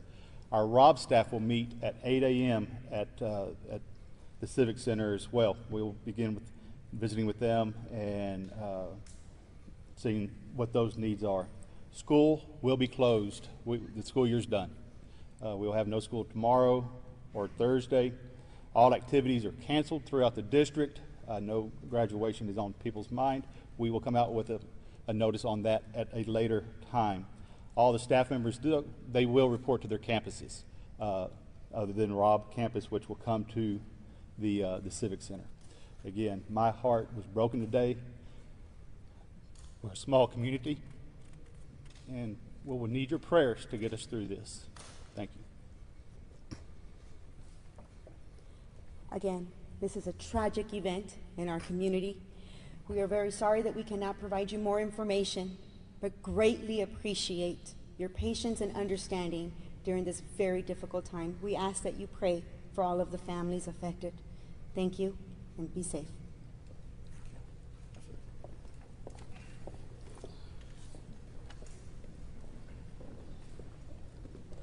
Okay, just horrible, horrible words there from the school superintendent of the Uvalde School District, saying school will be no more, closed for the remainder of the year. Remember, there was only 2 more days left in the school year for these young elementary school students. Joining us now from the scene down in Uvalde, Texas, with the latest on this shooting investigation, Fox 26 Houston reporter Matthew Seedorf. Matthew, thanks for being with us. We know you just got there on the scene. What does it look like, and who have you spoken to since you've gotten there? Well, Andrew, you can definitely get the sense of the community just within minutes. You can tell how heartbroken they are. You can still see law enforcement here tonight, just combing through everything and still investigating, making sure the school scene is still closed off. But just unspeakable evil. 19 kids killed, 2 adults, and it seems like that death toll just continues to grow by the hour. And many families tonight still holding out hope, waiting for answers, hoping their kids are okay. Students and teachers in Uvalde, Texas, reuniting with loved ones after one of the deadliest school shootings in U.S. history. It's been hours of devastation just waiting, and there's no answers. Parents hoping and praying their missing children are alive. A gunman going classroom to classroom at Robb Elementary, shooting and killing at least 20 people, most of the victims young, 2nd, 3rd, and 4th grade kids. The crime scene is still being worked on, and again, we'll notify the parents and the families as soon as we have some news for them. Police now identifying the gunman as this 18-year-old Uvalde resident.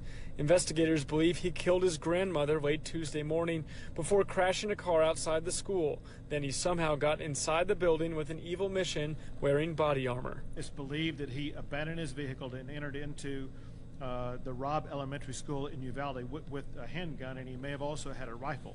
Authorities shooting and killing the lone gunman. Investigation is not complete. This is a tragic time in our district, and we greatly appreciate your patience and understanding. So right now, authorities are just trying to figure out what everyone is wondering. Why did this happen here today in Uvalde, Texas? Matthew, I'm being joined by Daytona Everett in the newsroom. My question, though, set the scene for us at this hour. What are you looking at behind you? Are you near the Reunification Center? Can you kind of see some of these families who are still waiting for answers? Yeah, so that center is only about a mile or so, maybe even less from where we are right now. We're actually at the elementary school. It's still roped off tonight. You can see law enforcement behind me, occasionally walking through the camera footage probably, just making sure that the scene is secure and just trying to find out any new details or any new clues as to what happened. Again, we're about a mile from the Unification Center, and there are still families there tonight waiting for answers as to what happened to their loved ones. Just devastating. Yeah, Matthew, a lot of families with a lot of questions. We're seeing many of these photos being released of students that have not yet been reunified with their families here. We also have a lot of questions, as do a lot of media members. I would assume they're with being on the scene and with law enforcement authorities still being there. Have they given you any indication there's going to be another update, another press conference, or is it pretty tight-lipped? Well, we're actually speaking with DPS troopers on the side, but we don't know exactly if we can expect any press conferences tonight. I'm sure we'll hear new updates tomorrow. But right now, we're just trying to figure out why this shooter tried to act so evilly here today. Fox 26 reporter in from Houston, now in Uvalde, Matthew Seedorf. Thanks so much for that update. We'll be speaking again, I'm sure, in the next couple of days. Thanks so much. Thank you.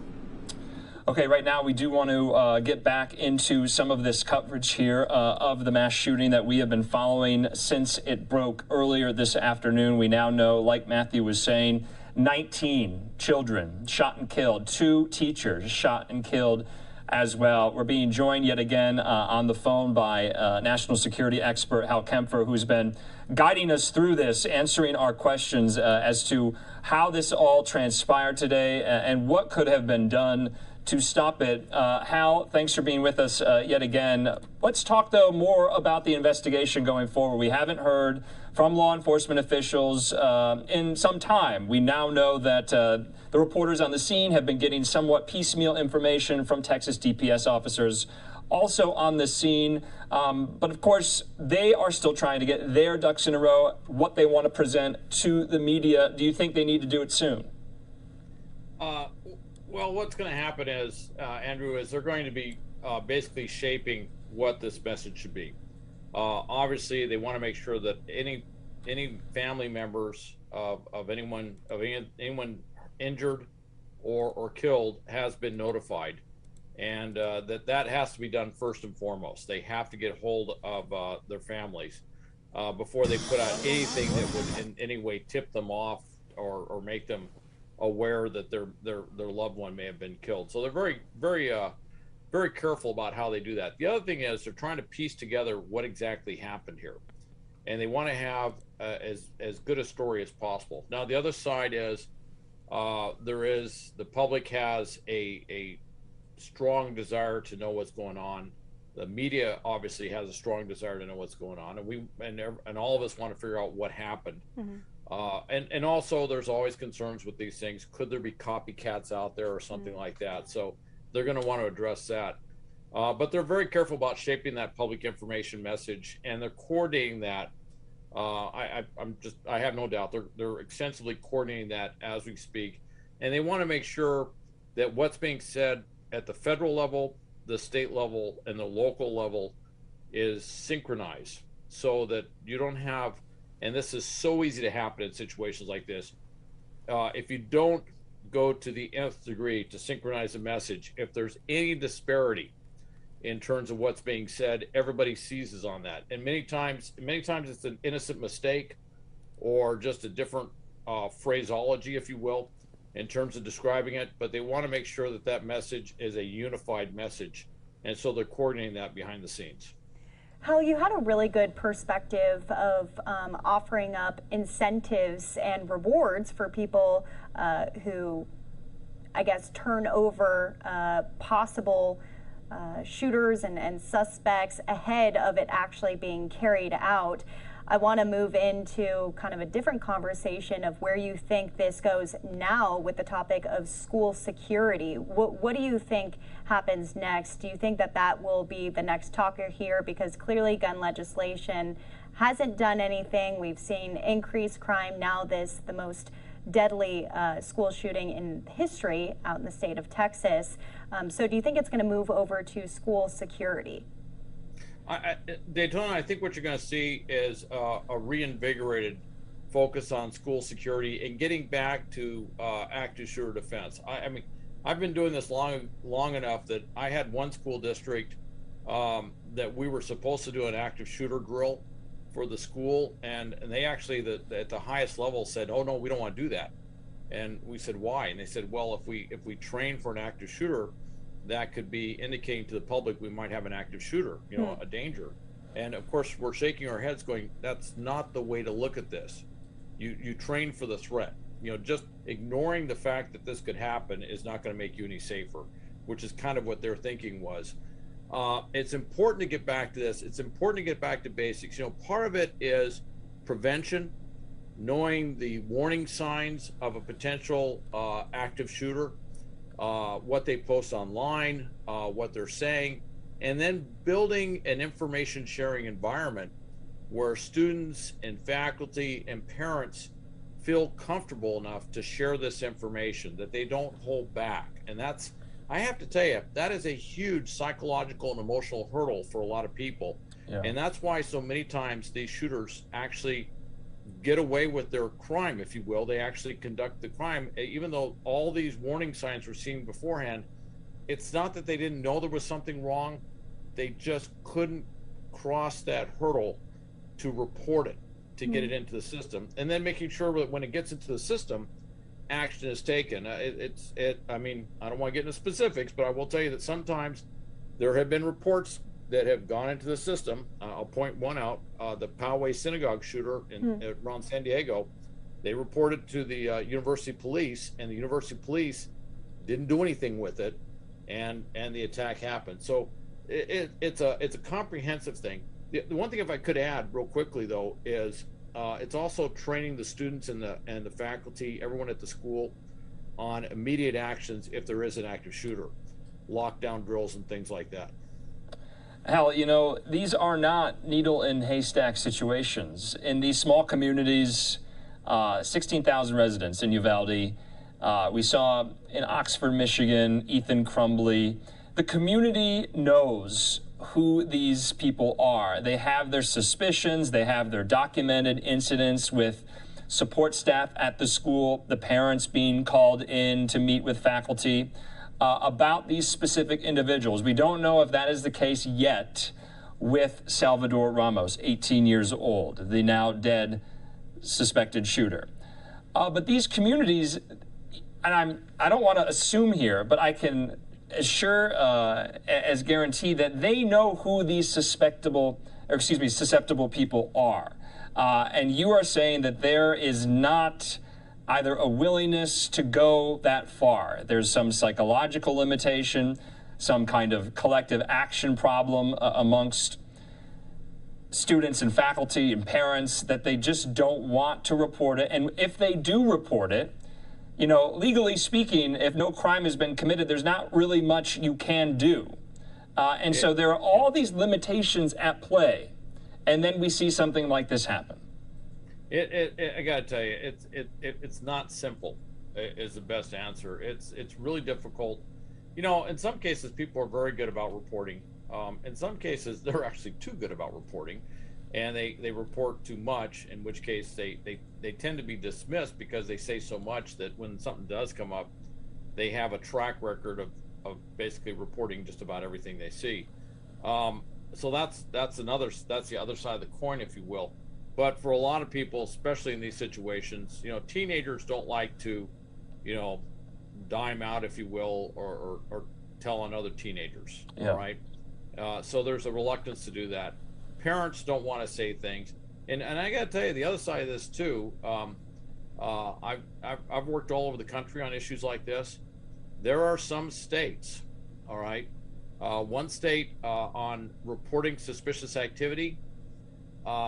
It was state law that if you put a report in on suspicious activity, and this was originally tied to terrorism, that your report and who you were would become public information. And I was doing this all over California. We had tremendous success with this program. We thwarted a number of potential attacks across the state. But that particular state where it was public information, I was up there, I go all over the state, and we talked with their state police, and they said, you know, we're not having the same results here. I said, well, you know that part of the presentation where you say if you report it, that it becomes public information. So if you tell on your neighbor knows about it. I said, I don't know how you're going to get past that, because that is a huge hurdle for anybody saying anything, because they put themselves on report, and they never were able to fix that. And so there are, in some states, there's actually some laws that actually discourage any sort of reporting on suspicious activity, because it actually boomerangs back on whoever reports it. Yeah, Hal, I was just thinking about that actually. With so many of these shootings happening, I will say it is different state to state, but we have seen red states, we have seen blue states, both with mass casualty events happening, some with really strict gun laws, others with less strict gun laws. I mean, what's the answer here? I know that we've thrown out so many possibilities and options and ways to segue into security. We heard President Biden today. He said, I am sick of this. We need to take action now, but still not really laying out a plan here, saying that it's not mental health because we have other countries who have just as bad of mental health issues, but they don't have as high of crime. I guess I feel like we go in circles every time we have a situation like this, a shooting like this.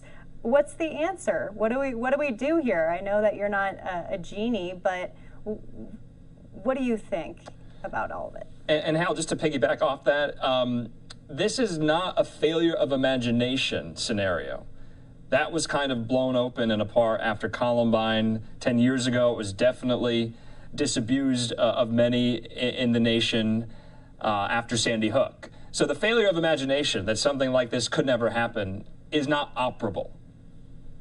It's actually, and you know, it's interesting with gun laws. Now, I will say that Australia's a case study where they had a horrible shooting and they changed the national law.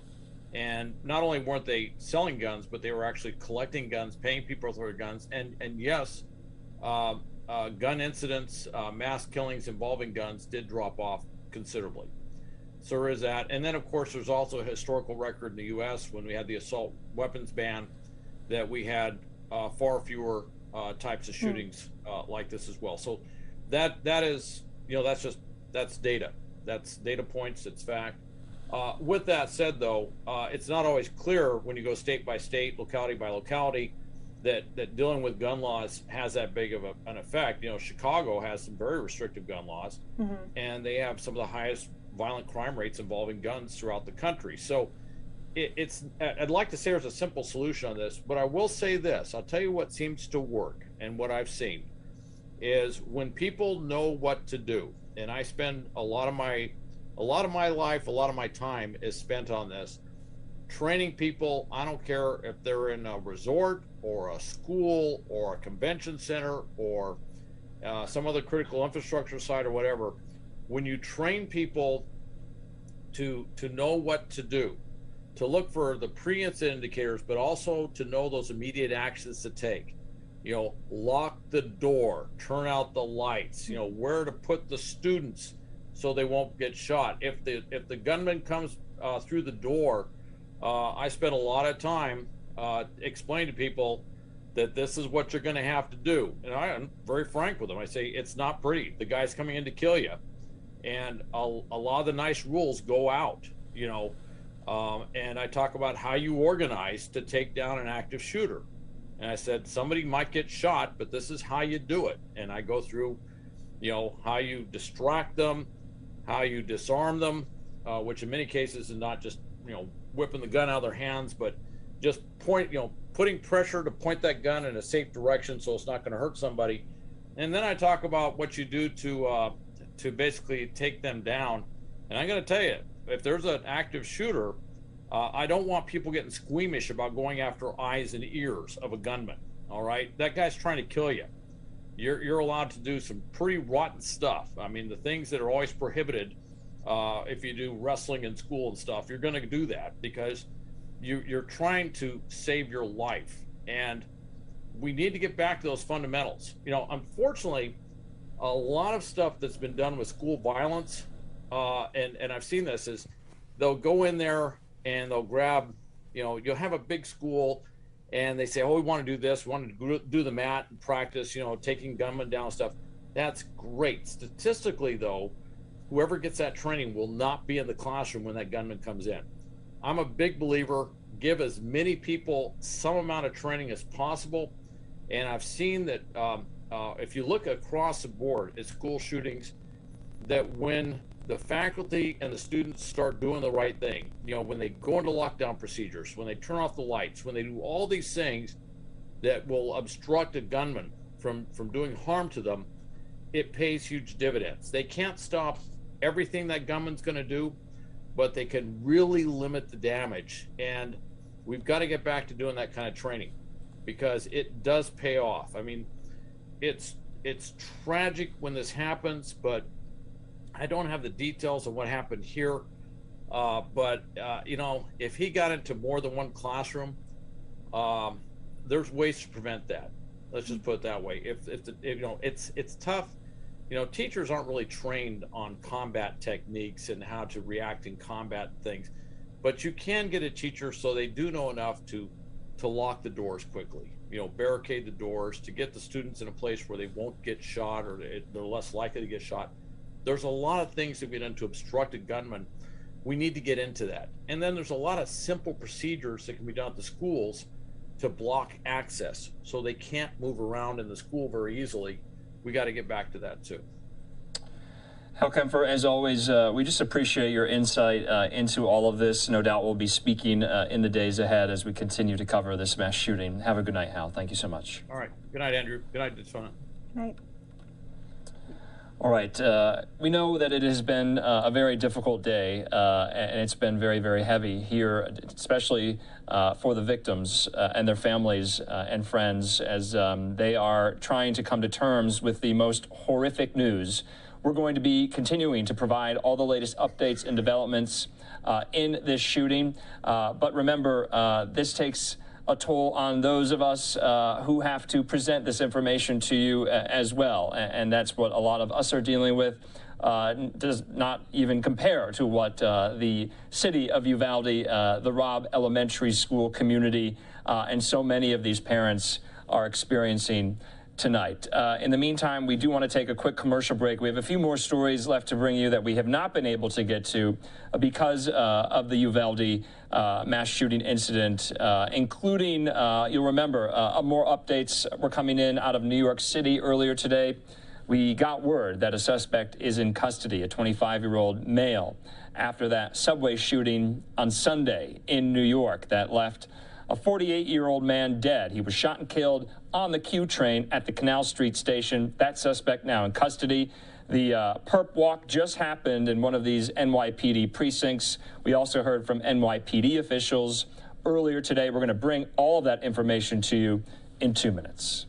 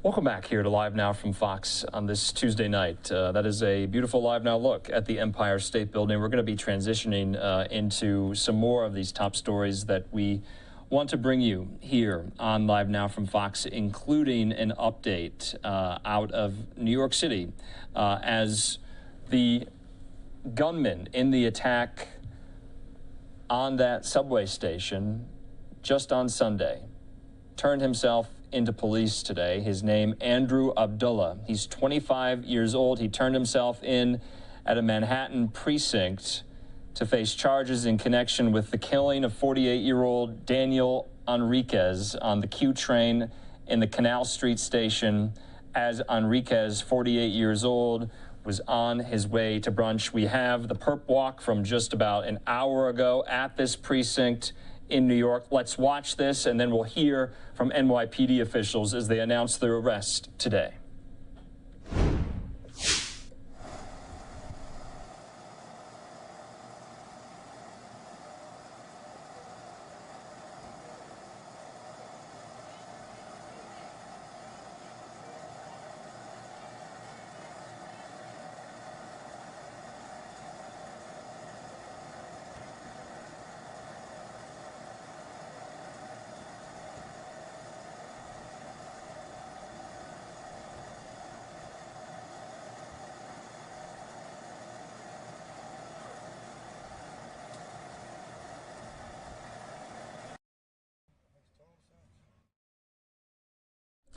Okay, so there was the suspect, 25-year-old Andrew Abdullah is his name, who turned himself in at that Manhattan precinct to face charges in the death of 48-year-old Daniel Enriquez. Enriquez was shot while heading to brunch on Sunday, about 6 weeks, remember, after 10 people were shot in an attack on another subway station in Brooklyn. And so we're hopefully going to be hearing from NYPD Commissioner Keishant Sewell saying we need all eyes on this. Police had asked for the public's help in identifying the gunman.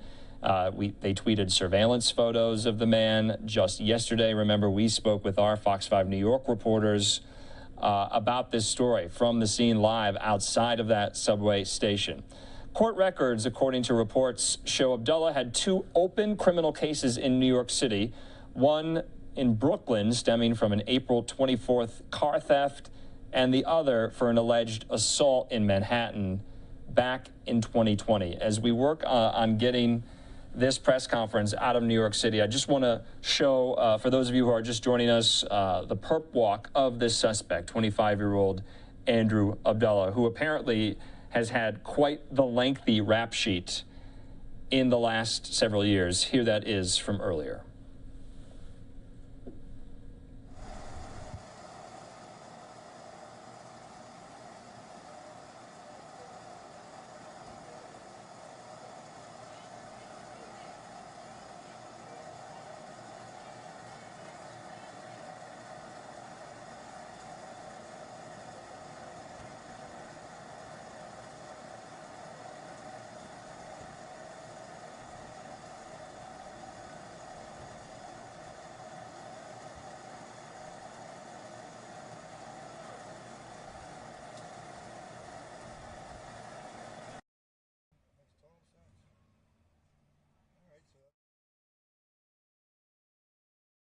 Okay, and that was the perp walk of that suspect, and we're about to hear from NYPD officials. I just want to put out, for those viewers who remember yesterday when we were covering this, this is the suspect's mugshot. This is 25-year-old Andrew Abdullah, and you can see there, as New Yorkers were really caught off guard by this, there's been a raft of violence on the New York City subways really since the beginning of this year. You'll remember some tragic incidents where one female individual was pushed into the subway tracks. There's been other violence, of course, the horrible shooting incident that happened about 6 weeks past in Brooklyn. Frank James, that 60-some-year-old suspect, now being held for charges in that shooting. He injured multiple people. Thankfully, no fatalities in that. But let's hear from NYPD officials, including Commissioner Sewell, New York City Mayor Adams, as they announced this arrest today.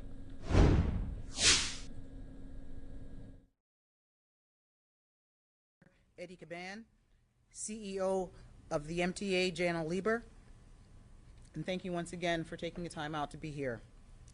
Today, the manhunt for Andrew Abdullah is over. Less than 3 hours after the NYPD released his photograph to the public, Mr. Abdullah knew he had nowhere left to run.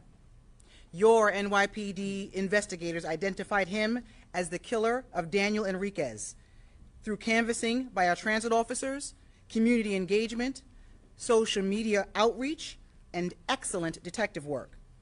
He was arrested in his lawyer's office this afternoon and is now being prepared for arraignment. The murder of Daniel Enriquez was every New Yorker's worst nightmare. Tragically, it's a scenario that we've seen play out far too many times before. Andrew Abdullah was well known to the criminal justice system, but again and again, his repeat offenses were not enough to keep him off our streets. His criminal history stretches back to 2016 and includes charges of felony assault, robbery, attempted murder, and a still open gun charge from 2 years ago. The most basic purpose of the criminal justice system is to keep people safe. And in the only state in our nation where a judge is not allowed to consider dangerousness when setting bail, this was yet another failure of that system. And now Daniel Enriquez is gone. His family and loved ones are suffering, and they rightfully want to know why. Well, there is no valid reason why, because this horrific crime should never have happened. And I said 2 weeks ago, we need to right these wrongs. The violence on the Q train last Sunday morning was committed by another repeat offender who was given every leeway by the criminal justice system. We cannot and will not stand for it. Today, a killer is off our streets, and we turn our attention to getting justice for Daniel Enriquez and his family. That's our focus moving forward in this case. And along with the District Attorney's Office and our other law enforcement partners, that's exactly what we are going to do. I want to turn it over to the Mayor, Eric Adams. Thank you, Commissioner. Thanks to the good work of the men and women and our partners in law enforcement, we got him. And we got him in a way that he did not cause more injuries to New Yorkers. And I think the Commissioner stated something that's important. We got a killer off our streets, but far too many killers are back on our streets through a revolving door criminal justice system that appears to pit the NYPD and good New Yorkers against the bad guys. We were fortunate to have a thorough police work here, and the Chief of Detectives is going to lay out the history of this person. Any reasonable thinking New Yorker is going to ask themselves, why is this person still on our streets? And that in itself is a tragedy. But the fact is, he is the poster child of many people who believe they can create violence without any repercussion at all. It is too easy to get a gun, too comfortable to use the gun, and there is a pervasive feeling among dangerous people that there's no repercussions for their actions for using the gun. As we stand here today, we also want to have our hearts go out to the family. When you think about an innocent person, he should have been sitting at his desk at Goldman Sachs. He should have been planning outings with his family.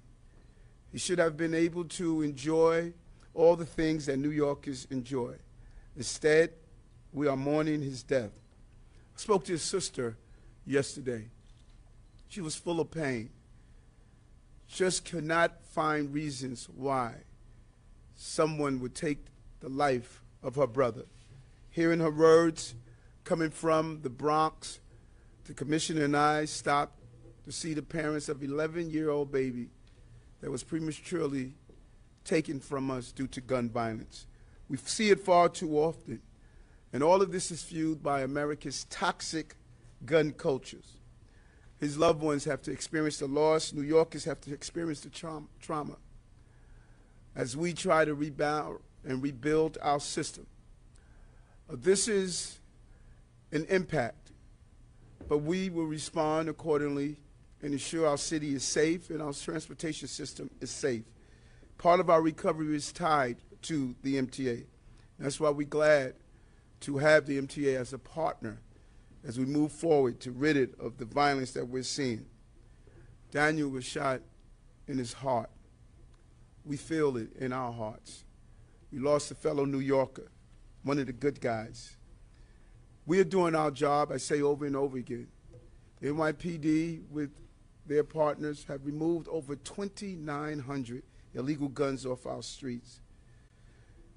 As soon as we place them on, more return with bad guys who feel comfortable enough, even after we arrest them, that they can come back out and wreak havoc on our city. The industry pumps guns into the community faster than we can take them out.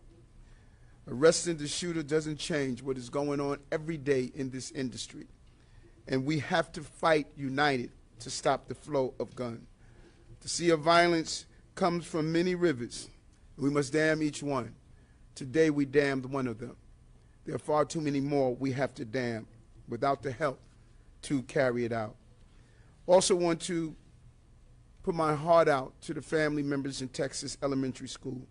A mass shooting, 2 babies, DOA possibly, 12 injured. These shootings are happening far too often, and the response is not meeting the level of threat and danger that we are experiencing. Not acceptable. We will never surrender our streets to violence. And I want to thank the men and women of the NYPD for apprehending this dangerous person off our streets.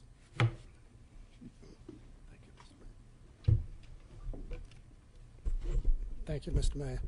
Just going to walk you through the investigation, but before I start, with me is Hank Sortner. He's the Manhattan South Investigative Chief who chaired this investigation. So on Sunday, May 22nd, at approximately 11:42 a.m., in the last car of a Manhattan-bound Q train, while it was approaching the Canal Street station, eyewitnesses stated that a male was pacing back and forth inside the train car, muttering to himself. The only distinguishable words heard were, "No phones." The male suddenly and without any prior interactions or provocation walked up to our victim, a 48-year-old male named Daniel Enriquez, and shot him one time in the chest. He was later pronounced at Bellevue Hospital. A 9mm shell casing was recovered on the scene. As soon as the train stopped, the perpetrator exited the train onto the platform and fled on foot up the staircase. As he reached the top of the staircase at Lafayette and Canal Street, he handed off the firearm to a homeless male identified as Jabbar Balding. Mr. Balding was apprehended and interviewed. He stated that he does not know who the perpetrator is and just randomly handed him the gun. Further investigation and in-depth interviews later led to the recovery of that gun. It is a 9mm Ruger firearm reported stolen in Hampton, Virginia, on November 18th of 2019. It is a ballistics match to the shell casing on the train. Investigators were able, through video taken on the train by passengers and video at the turnstile gate, to get a description of our shooter, which was a male black with gray sweatpants and a black hoodie. Approximately 11 minutes later, transit officers responding to the scene stopped the suspect. He had altered his appearance. Later, detectives recovered video of that male removing his hoodie and carrying a backpack. That male was identified as Andrew Abdullah, a 9-block gang member. He's a male black, 25 years old, with a date of birth of December 2nd, 1996. His last known address is 580 Flatbush Avenue. He has 8 prior arrests, including an assault in August of 2016, an assault in April of 2017. In May of 2017, he was a defendant in a Polo Ground gang takedown by the Gun Violence Suppression Division. He was charged with attempted murder, robbery, and conspiracy in the first degree. For that, he received a 30-month sentence with 2 years post-release supervision. He was out on June 11th of 2019 and was on parole until June 11th of 2021. He was again arrested on January 25th of 2020, this time with a loaded firearm, a .40 caliber. He was remanded, later made bail, and his next court date is June 6th of 2022 for trial hearings. On March 24th of 2021, he was arrested for assault 3, domestic violence. On June of 21, he was arrested for criminal contempt. And just last month, April of 2022, for grand larceny auto, where he stole the Lexus. He has a court date at June 14th for that. He is also wanted for a strong-armed robbery on the streets of Manhattan, which occurred in February of 2022. He was apprehended a short time ago by a regional task force in front of 49 Thomas Street. He's being charged with murder in the second degree and criminal possession of a weapon in the second degree. With that, I'd like to turn it over to the MTA chair before we take questions.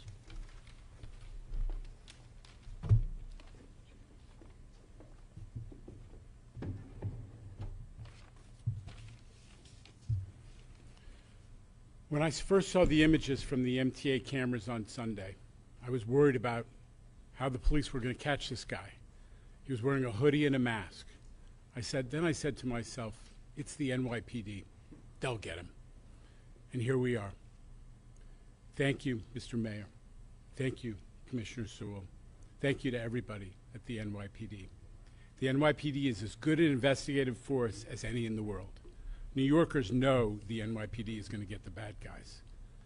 On behalf of Governor Hochul, and on behalf of MTA riders and MTA workers and all New Yorkers, thank you. Thank you.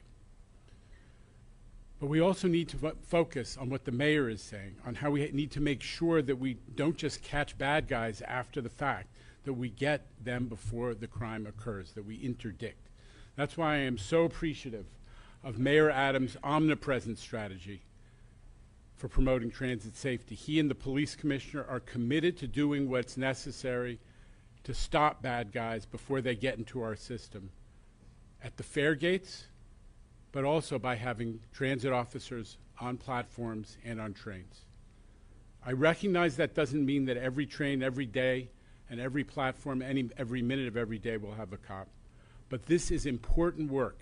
It is an important change of paradigm, and it began under Chief Wilcox's leadership before this terrible event, and I know it will continue. Over time, I believe that we will help with the mayor and the police commissioner's strategy to restore riders' sense of safety, which has been so harmed, so eroded by this terrible incident, and to restore confidence in the safety of the mass transit system. Thank you.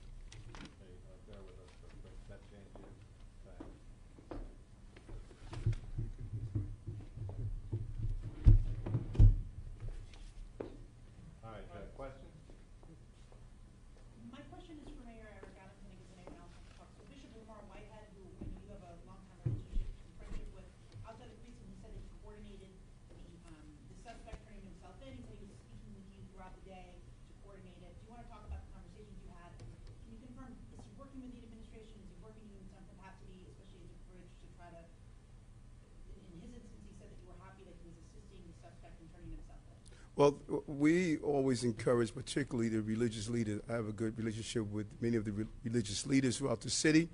And when it was placed on my radar that this person wanted to turn themselves in, I communicated with law enforcement because it's about getting the bad guy off the street. That's what we did. And all that participated in assisting us to do so, we say thank you. This is the good guys won today by getting him off the streets.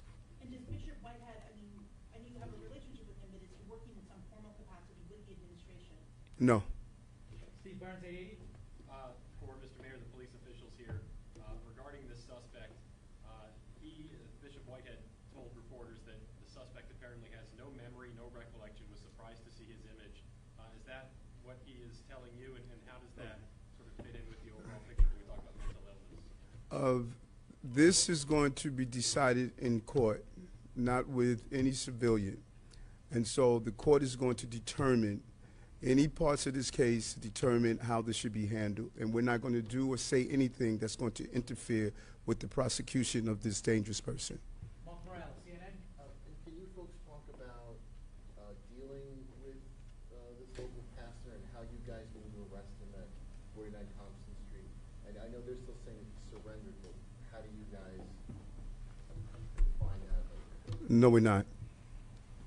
Rocco. A two-pronged question, actually, I guess, for the chief of the commissioner. Him muttering to himself and saying no phones, is that a window into a possible motive? Was the suspect on the phone, pulling his phone out? No, we don't know why he says it. We believe that it was maybe he wants nobody to take phone cameras of the incident that was about to go down. Okay, and then for the commissioner, you talked about breakdowns in the criminal justice system.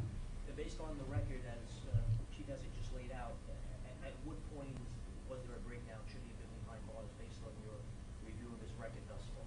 Well, I think we've been very clear that we would like judges to be able to consider dangerousness. And clearly with the history that the chief laid out, there are times in this case where a judge could have considered possibly that he may have been a danger to society and he should not have been on the street. Tony DeStefano, Newsday. Hold on, I want to touch on that also. The attempted murder, he got 30 months. He shot someone. So he failed the first time. He murdered someone this time. That's a breakdown. We should not be plea bargaining in these cases, particularly in gun violence. We're laser focused on gun violence, and we should not be plea bargaining these cases on gun violence. Here's a person that shot someone, robbery. When you look at the top charges, he was able to plea down to, I believe, an attempted gun possession. That's just a breakdown in how we're not taking this stuff serious. It may be too early to notice, but did he give up a bigger fish, so to speak? Is that why? I'm sorry? Did he give up a bigger fish, so to speak? Do you know much about in terms of that plate? There's no fish bigger than the person that pulls the trigger. Yeah, for Chief Essig, did he make any statements when he was taken into custody? No, he's represented by counsel. No statements.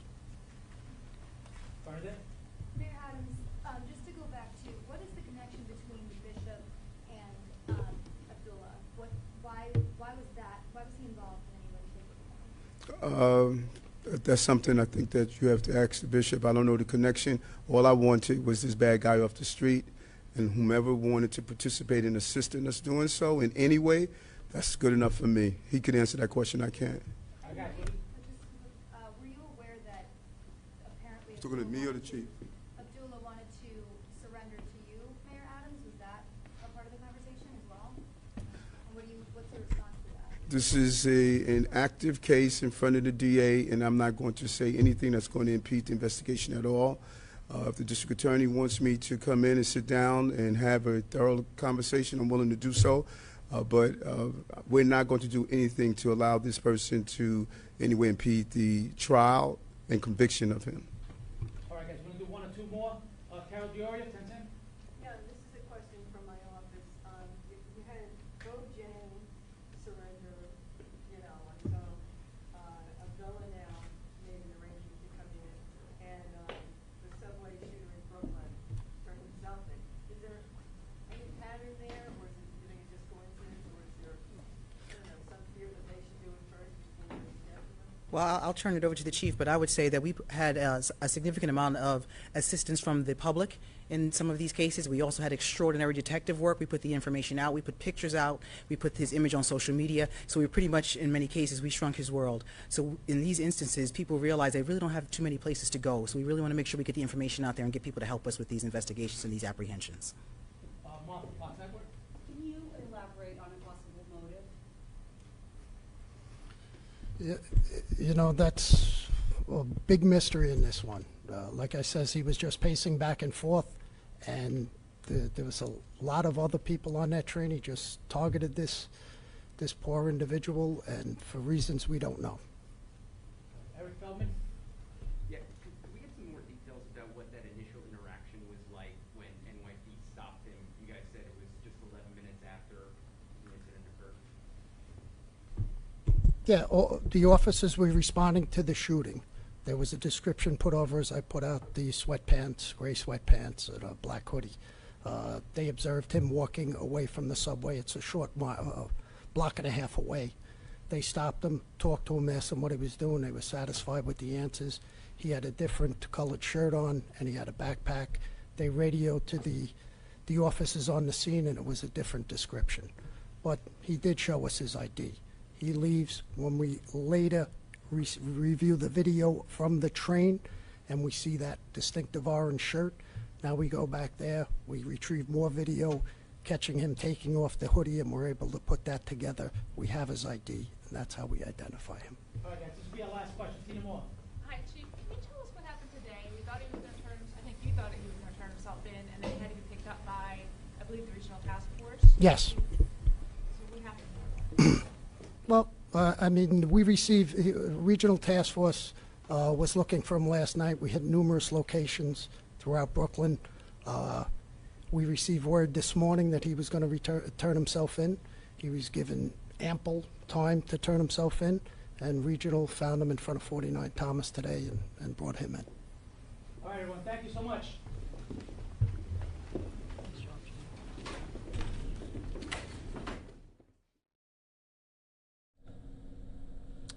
Okay, Chief of Detectives there, including NYPD Commissioner Sewell and New York City Mayor Eric Adams, talking about now the suspect is in custody, involved in this tragic subway shooting just on Sunday, as 48-year-old Daniel Enriquez was on his way to brunch on the Q train.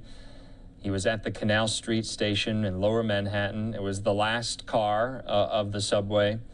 And Andrew Abdullah, 25, shot him in the chest, and he was pronounced dead at Bellevue Hospital. The investigation is ongoing, but now the suspect is in custody. More, though, on the victim. Let's focus on the victim. 48 years old. He was born in Williamsburg. He was the oldest of 5. He worked for Goldman Sachs as a researcher. And according to his siblings, his brother, he was on his way to meet his brother in Manhattan for brunch. He was coming in on a northbound Q train in from Brooklyn. Abdullah has a long rap sheet of crimes. Minutes after the shooting, he was stopped by transit officers who were searching for a gunman described as wearing gray sweatpants and a black hoodie. But by the time officers encountered him, Abdullah had removed his hoodie and no longer matched the description. But a surrender was brokered this afternoon, and the suspect, Abdullah, turned himself in.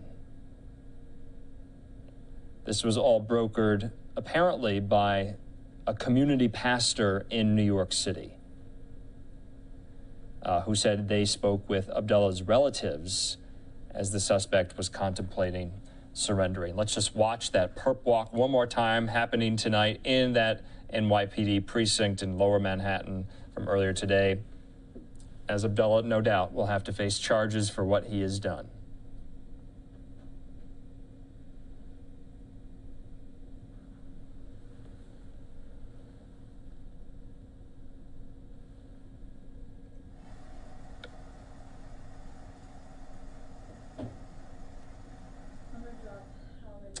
Okay, so we are going to be moving away from this story. We wanted to show you some of the really beautiful LiveNOW looks as well out of Manhattan at this moment.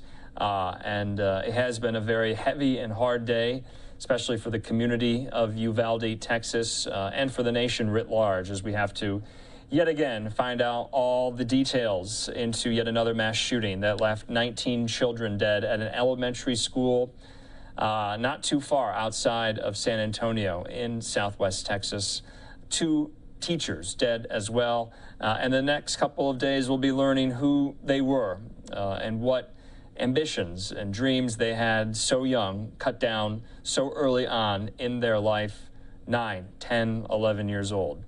We're going to take a quick commercial break. We'll have more updates on the Uvalde mass shooting a little bit later on tonight. When we come back, though, we do want to give you some more updates on some of these states that we were watching that had primary elections today. Also, a really crazy story having to do with ISIS, an assassination plot, and former President George W. Bush. More on that in 2 minutes.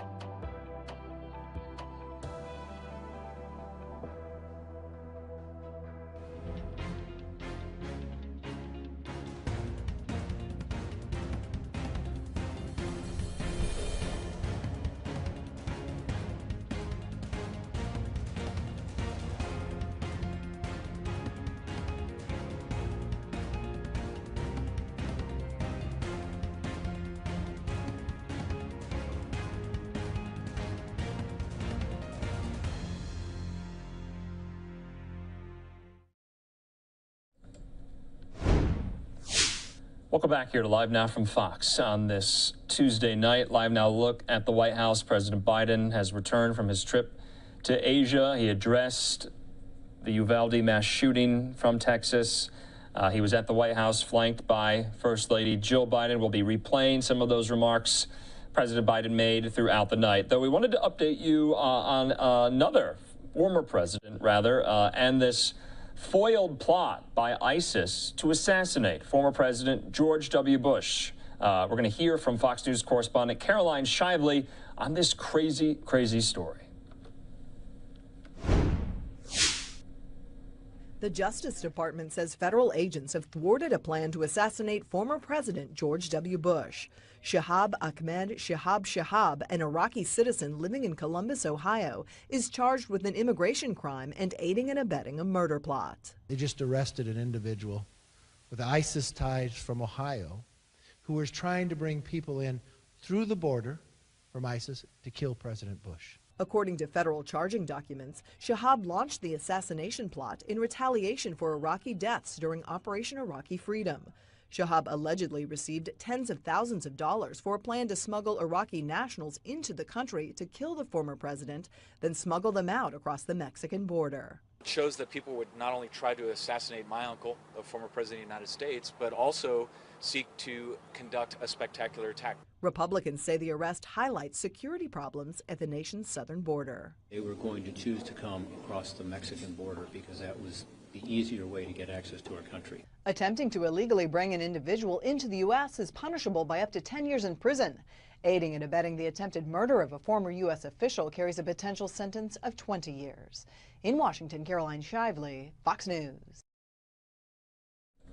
Caroline, thanks so much. Just a really crazy story there, and that Iraqi man was arrested and charged in Columbus, Ohio, and he wanted to bring members of ISIS through the Mexican border to carry out this alleged assassination plot to former President George W. Bush. In the meantime, we still have our Live Now look at the White House there. President Biden there now. It's about almost 12:30 in the morning, and we're going to hear from President Biden at the top of the hour in case you might have missed his remarks. But let's stay in New York for the time being. We want to hear from more NYPD officials about what to do to stem gun violence after that tragic subway shooting. So let's listen into some of these officials from earlier today.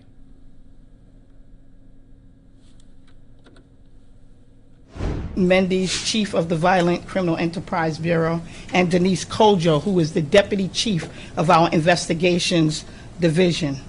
Also, Assistant District Attorney Anthony Kuhn and Intelligence Analyst Blanca Canales of the Crime Strategies Bureau, and lastly, Danielle Jackson of the Violent Criminal Enterprise Bureau. We're here today to announce that 21 men and one teen, alleged members of the River Park Towers RPT organization, have been charged in a 65-count indictment of conspiracy to commit murder, attempted assault, criminal possession of a weapon, and numerous other charges related to multiple shootings in and around River Park Towers complex, which is located in the High Bridge neighborhood of the Bronx. We have another indictment that charges 7 of the defendants with attempted murder, weapons possession, and other charges for an incident on August 17th, 2020, in which they fired approximately 11 shots into a building vestibule and barely missed the head of one of their targets. A third indictment has also been filed for an incident in Rikers Island Jail on April 25th, 2021, when members of the RPT organization and their allies committed a gang assault on a member of the Crips gang. The defendants are charged also with a crime of animal cruelty, which is a misdemeanor. They were live streaming a pigeon that flew into the area and likened the bird to a rival gang member who wandered into their neighborhood. One of the defendants said, if we get 100 views, then we'll kill it. And they reached that number and they beat the pigeon to death with a cane on Facebook Live. These defendants allegedly engaged in gun violence, committing 6 shootings, one of which injured a rival gang member. They allegedly fired wildly on the streets without regard for the lives of anyone else or for their own lives. They allegedly possessed a gun used in shootings that they posed on social media, and they rapped about that violence. I want to thank NYPD for their partnership in this investigation. We are doing all that we can to end the battle or the gun scourge that we see here in the Bronx. But more has to be done to keep our young people, to deviate them from the life of gangs and this senseless violence. I've stood with Chief Essick and many others in the NYPD too often this year about gun violence, homicides, and young men who are under indictment. I'm calling on rappers from the Bronx to stop using the music to encourage shootings and use it to better their own community. This is our Bronx community. I'm asking, and I'm going to call for a summit with these aspiring rappers, with rap stars who come from the Bronx, which we have legendary stars that come from here. This is the birth of hip hop. I'm asking the radio stations and social media outlets, let's all sit down and develop solutions so that we could prevent any further violence. We simply cannot go on like this. As I have said over and over this year, we are losing a generation of young people, black and brown. We're losing them to death and to prison. 6 of the defendants in this case were arraigned before Bronx Supreme Court Justice Judith Lieb on May 20th, 2022. 5 of them were remanded, meaning that they're being held without bail. And the 6th, a 17-year-old, had bail set in the amounts of $250,000 cash, $500,000 bond, and $500,000 partially secured bond at 10%. With an examination of surety, which they have to prove that the money that is put up for the bail was from legal means. 3 of the defendants were arraigned May 23rd, 2022, before Judge Lieb, and all of them were remanded. 8 defendants are incarcerated on other charges and will be arraigned in the coming days. There are 6 remaining defendants who are still being sought. According to the investigation by NYPD Gun Violence Suppression Division and the Bronx DA's Violent Criminal Enterprise Bureau, from on or about January 2nd, 2020 to about March 2022, the defendants were members of or associates of the RPT organization, which operated in and around River Park Towers housing development that is located here in the Bronx between the Major Deacon Expressway and the Harlem River. According to the investigation, the defendants agreed to engage in acts of violence and to acquire, possess, and use firearms in order to maintain and preserve the power and the status of RPT organization. According to the investigation, around the time of the shootings, members would brag about their acts of violence and their easy access to firearms in their music videos while taunting members of the opposition. They also utilize various social media platforms to recruit and gain a following and would taunt rival groups and display firearms on social media. The conspiracy indictment includes 6 shootings and 8 gun possessions. One of the guns is tied by ballistics evidence to 3 shootings, which they talked about on social media while holding a distinctive gun, which was black and tan. At this time, I'm going to ask Chief Essick to come up and speak about the case.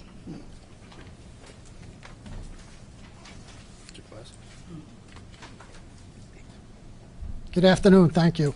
I'm here today with the Commanding Officer of the Gun Violence Suppression Division, Jason Savito, to my right.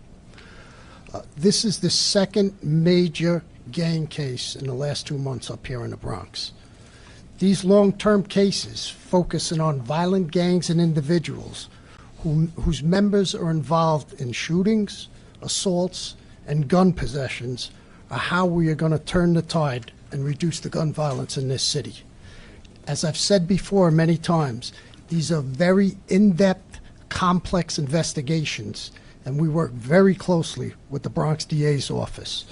We present all that evidence to a long-term grand jury, and that grand jury heard that evidence and indicted these 22 individuals.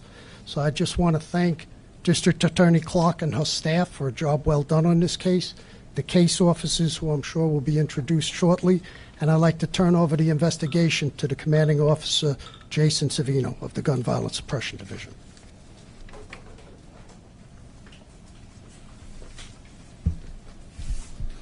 Thank you, Chief, and thank you to the DA and your team. Good afternoon. I'm Deputy Chief Jason Savino, and just 6 weeks ago, we all stood right here, this exact same team, with the G side YG takedown. We promised there would be more.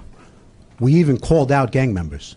We gave them an opportunity to shape up, asked them to do the right thing, or we may see them soon. We let them know ahead of time that we would be doubling down on gang violence.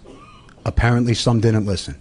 And as promised, we are standing here once again, and I'm proud to announce that today, our beloved Bronx is just a bit safer, with some of the worst, of the absolute worst, now in custody. But before I go into the investigation, I just want to extend some extreme gratitude just to a couple of members of our team. First and foremost, our case detective, Detective Patricia Caputo, who worked relentlessly, along with so many of our partners, which I'll circle back to, but Patricia really stand out. The tremendous dedication was just so easily seen and just so valued.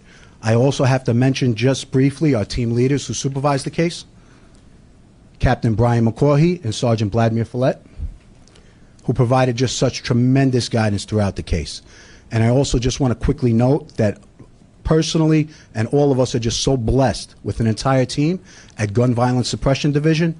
We consider and treat the members of our community like our own family. We take our mission in protecting our great people so tremendously personal.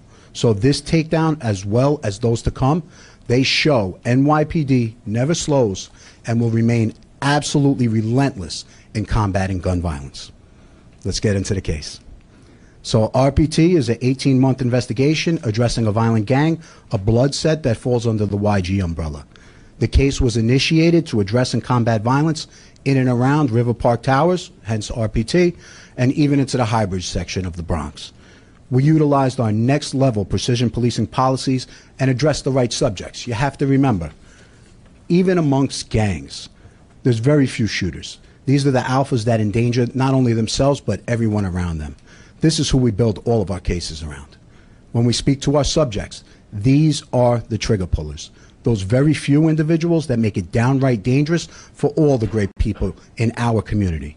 And I think it's important to note that when we look at our subjects, we see somewhat of a theme, if you will. Our subjects routinely started their criminal career with different scams. What would they do? They would pick pockets early in their criminal career using a basketball donation ruse, really as a distraction, and pick people's pockets. They then moved on to street robberies, soon after stick-ups or gunpoint robberies, and ultimately moved on to shootings. Why am I noting this? We are seeing this sort of empowerment, if you will, criminality without consequence. Again, criminality without consequence. It can and has the potential to get more severe and progressively get worse. And we see that theme throughout the city. And just to assist in painting a picture, two specific subjects now in custody, in Daniel Collins and Daniel Agamang, combined have been arrested for being in possession of a firearm on 7 prior occasions. Why do I note that? Very dangerous subjects, very comfortable carrying firearms repeatedly. Let's speak to the gang as a whole. In a word, reckless. Really as reckless as we've seen. This gang would shoot at their ops in the vicinity of schools, MTA buses, even in close proximity to Times Square. No regard for anyone in the area. We spoke about drill raps earlier. The drills that we're talking about had upwards of 22 million views. Again, 22 million views. They would call out opposing members, primarily Crips, challenging them to shooting, mocking those that have been shot or killed, doing all they can to ignite or insult their rivals. This gang even bragged and referred to their own past shootings, calling people out. Now, let's just take a moment to think about this. Think of the audience that they're reaching. Daniel Collins, I mentioned him earlier, a.k.a. D. Thang, self-proclaimed originator of drill rap. Again, 22 million YouTube views. Our children are listening to this.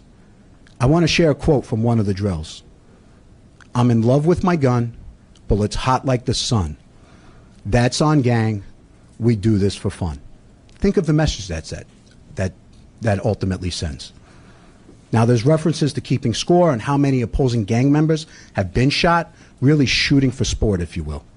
Displaying firearms was routine, and shooting at other gangs was glorified, and the insults had no limits. This gang actually filmed the destruction of candles at a memorial. Now, think about the ultimate disrespect, all for the gang's clout. What do these insults do? They create an on-site atmosphere. So because of the challenges in and around these drill raps, many teams or ops would also carry firearms. What would that do? As soon as they see each other, they would shoot at each other, hence the frame on site.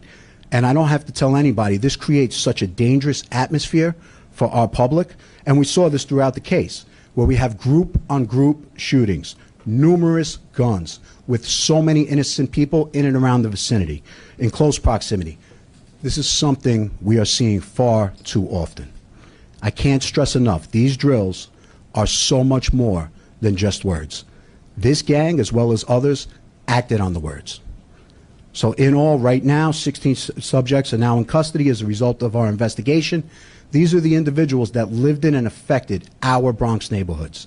Now these same individuals, with little to no remorse, for anybody for that matter, as they carelessly fired guns and terrorized the great people in the RPT community, are now behind bars.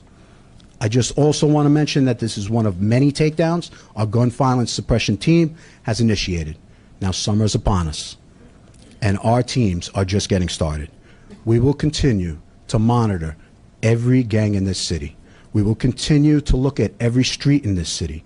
Our team consists of the best, and we will continue to bring down the worst of the worst, those that fire bullets without remorse and endanger our beautiful public. A lot of kudos to go around just to make this happen. Our Bronx investigative partners, Deputy Chief Timmy McCormick, and the Bronx squads, particularly that 4-6 squad and the homicide squad, have been attached to our hip throughout the investigation. I have to mention the security staff at RPT, really as good as there is in the entire city, maybe in the country. Our corrections partner, Vinny Fuca, has really been a godsend. Our DA, Ms. Clark, dedicating your team's partnership and dedication has been tremendous. Wanda Perez, Julie Trevetti, Ron, Jose, just such amazing partners throughout. Our coach and my mentor, Chief of Detectives Jimmy Essick, really entrusted me with the best job in the world. And lastly, and most noteworthy, and I always state this, but I think it bears repeating, thanks to our community. Really, thanks to our communities. This is why we became cops.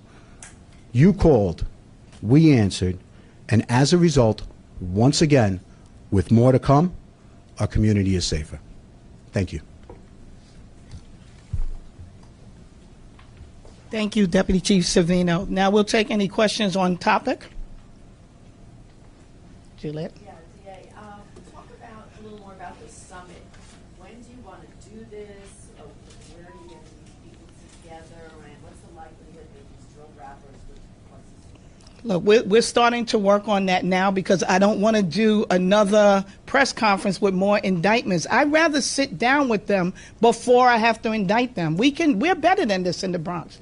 And there's a way that you can, these are aspiring rappers that I'm proud of them. I want them to use their skills for good and not for evil. So I think that they will sit down with us. We're working to make that happen. The radio stations, YouTube, all the social media. We have legendary rappers from this county that started hip hop. I think I'm I'm positive that we'll be able to sit down with whoever decides to come. And I don't need a whole lot of people. We just need the core people to sit down and let's figure this out. I'm optimistic that we'll be able to do it.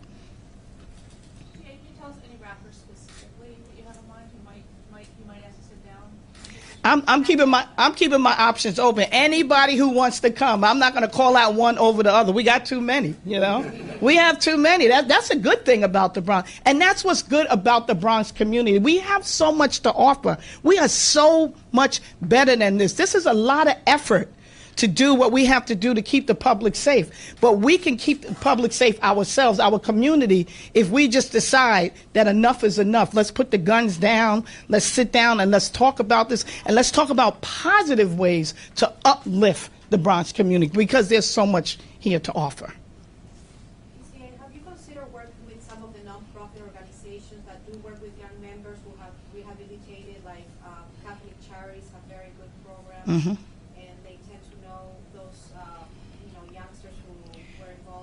We have worked with everyone, community-based organizations, not-for-profit. Okay, we've been listening in to these New York officials from the NYPD, also the district attorney there, talk about these indictments that were filed in the Bronx to go after violence, gun violence, of course, the theme of the day, unfortunately. We're going to step away from this. We're going to be showing you the latest updates out of the Uvalde, Texas mass shooting.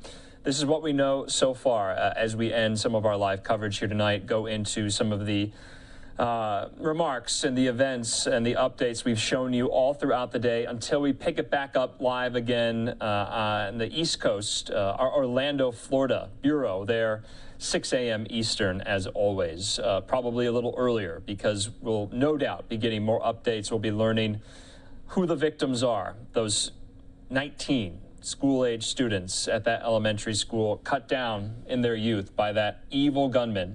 We're going to probably be hearing more from lawmakers, from President Biden, from so many others who are going to weigh in on this. We'll be hearing from them as they seek to either change the gun laws in the country to prevent something like this from happening ever further. We know political debates around mass shootings happen immediately, and they are already doing so. We're probably going to be hearing more information from law enforcement about their investigation, more details about the alleged shooter, 18-year-old Salvador Ramos, who was cut down and shot and killed by law enforcement as they responded to this. Hopefully we'll get more details, what we know about his social media presence, his past life, his family and friends, and so much more, if he had any. But it has been a tragic day, a very heavy day and a hard day, and our hearts go out to the community of Uvalde, to the family and friends of the victims who have yet to hear about the status of their loved ones, about the status of their young children. And so we'll continue to follow this story here on Live Now from Fox going into the early morning hours into Wednesday. I'm Andrew Kraft. Thanks so much for being with us. To start us off in the overnight hours, we do want to hear from President Biden from the Roosevelt Room at the White House with comments on the shooting.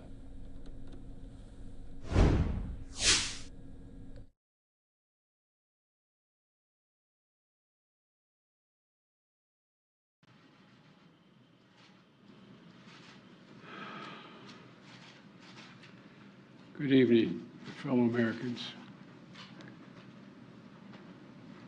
I had hoped when I became president I would not have to do this again. Another massacre, Uvalde, Texas, an elementary school. Beautiful, innocent, second, third, fourth graders. And how many scores of little children who witness what happened see their friends die as if they're on a battlefield, for God's sake.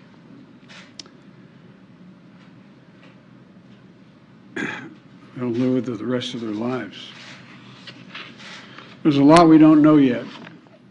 There's a lot we do know. The parents who will never see their child again, never have them jump in bed and cuddle with them. parents will never be the same. To lose a child is like having a piece of your soul ripped away. There's a hollowness in your chest. You feel like you're being sucked into it and never going to be able to get out. Suffocating. And it's never quite the same. It's a feeling shared by the siblings and the grandparents and the family members and the community that's left behind. Scripture says, Jill and I have talked about this in different contexts, in other contexts. The Lord is near to the brokenhearted and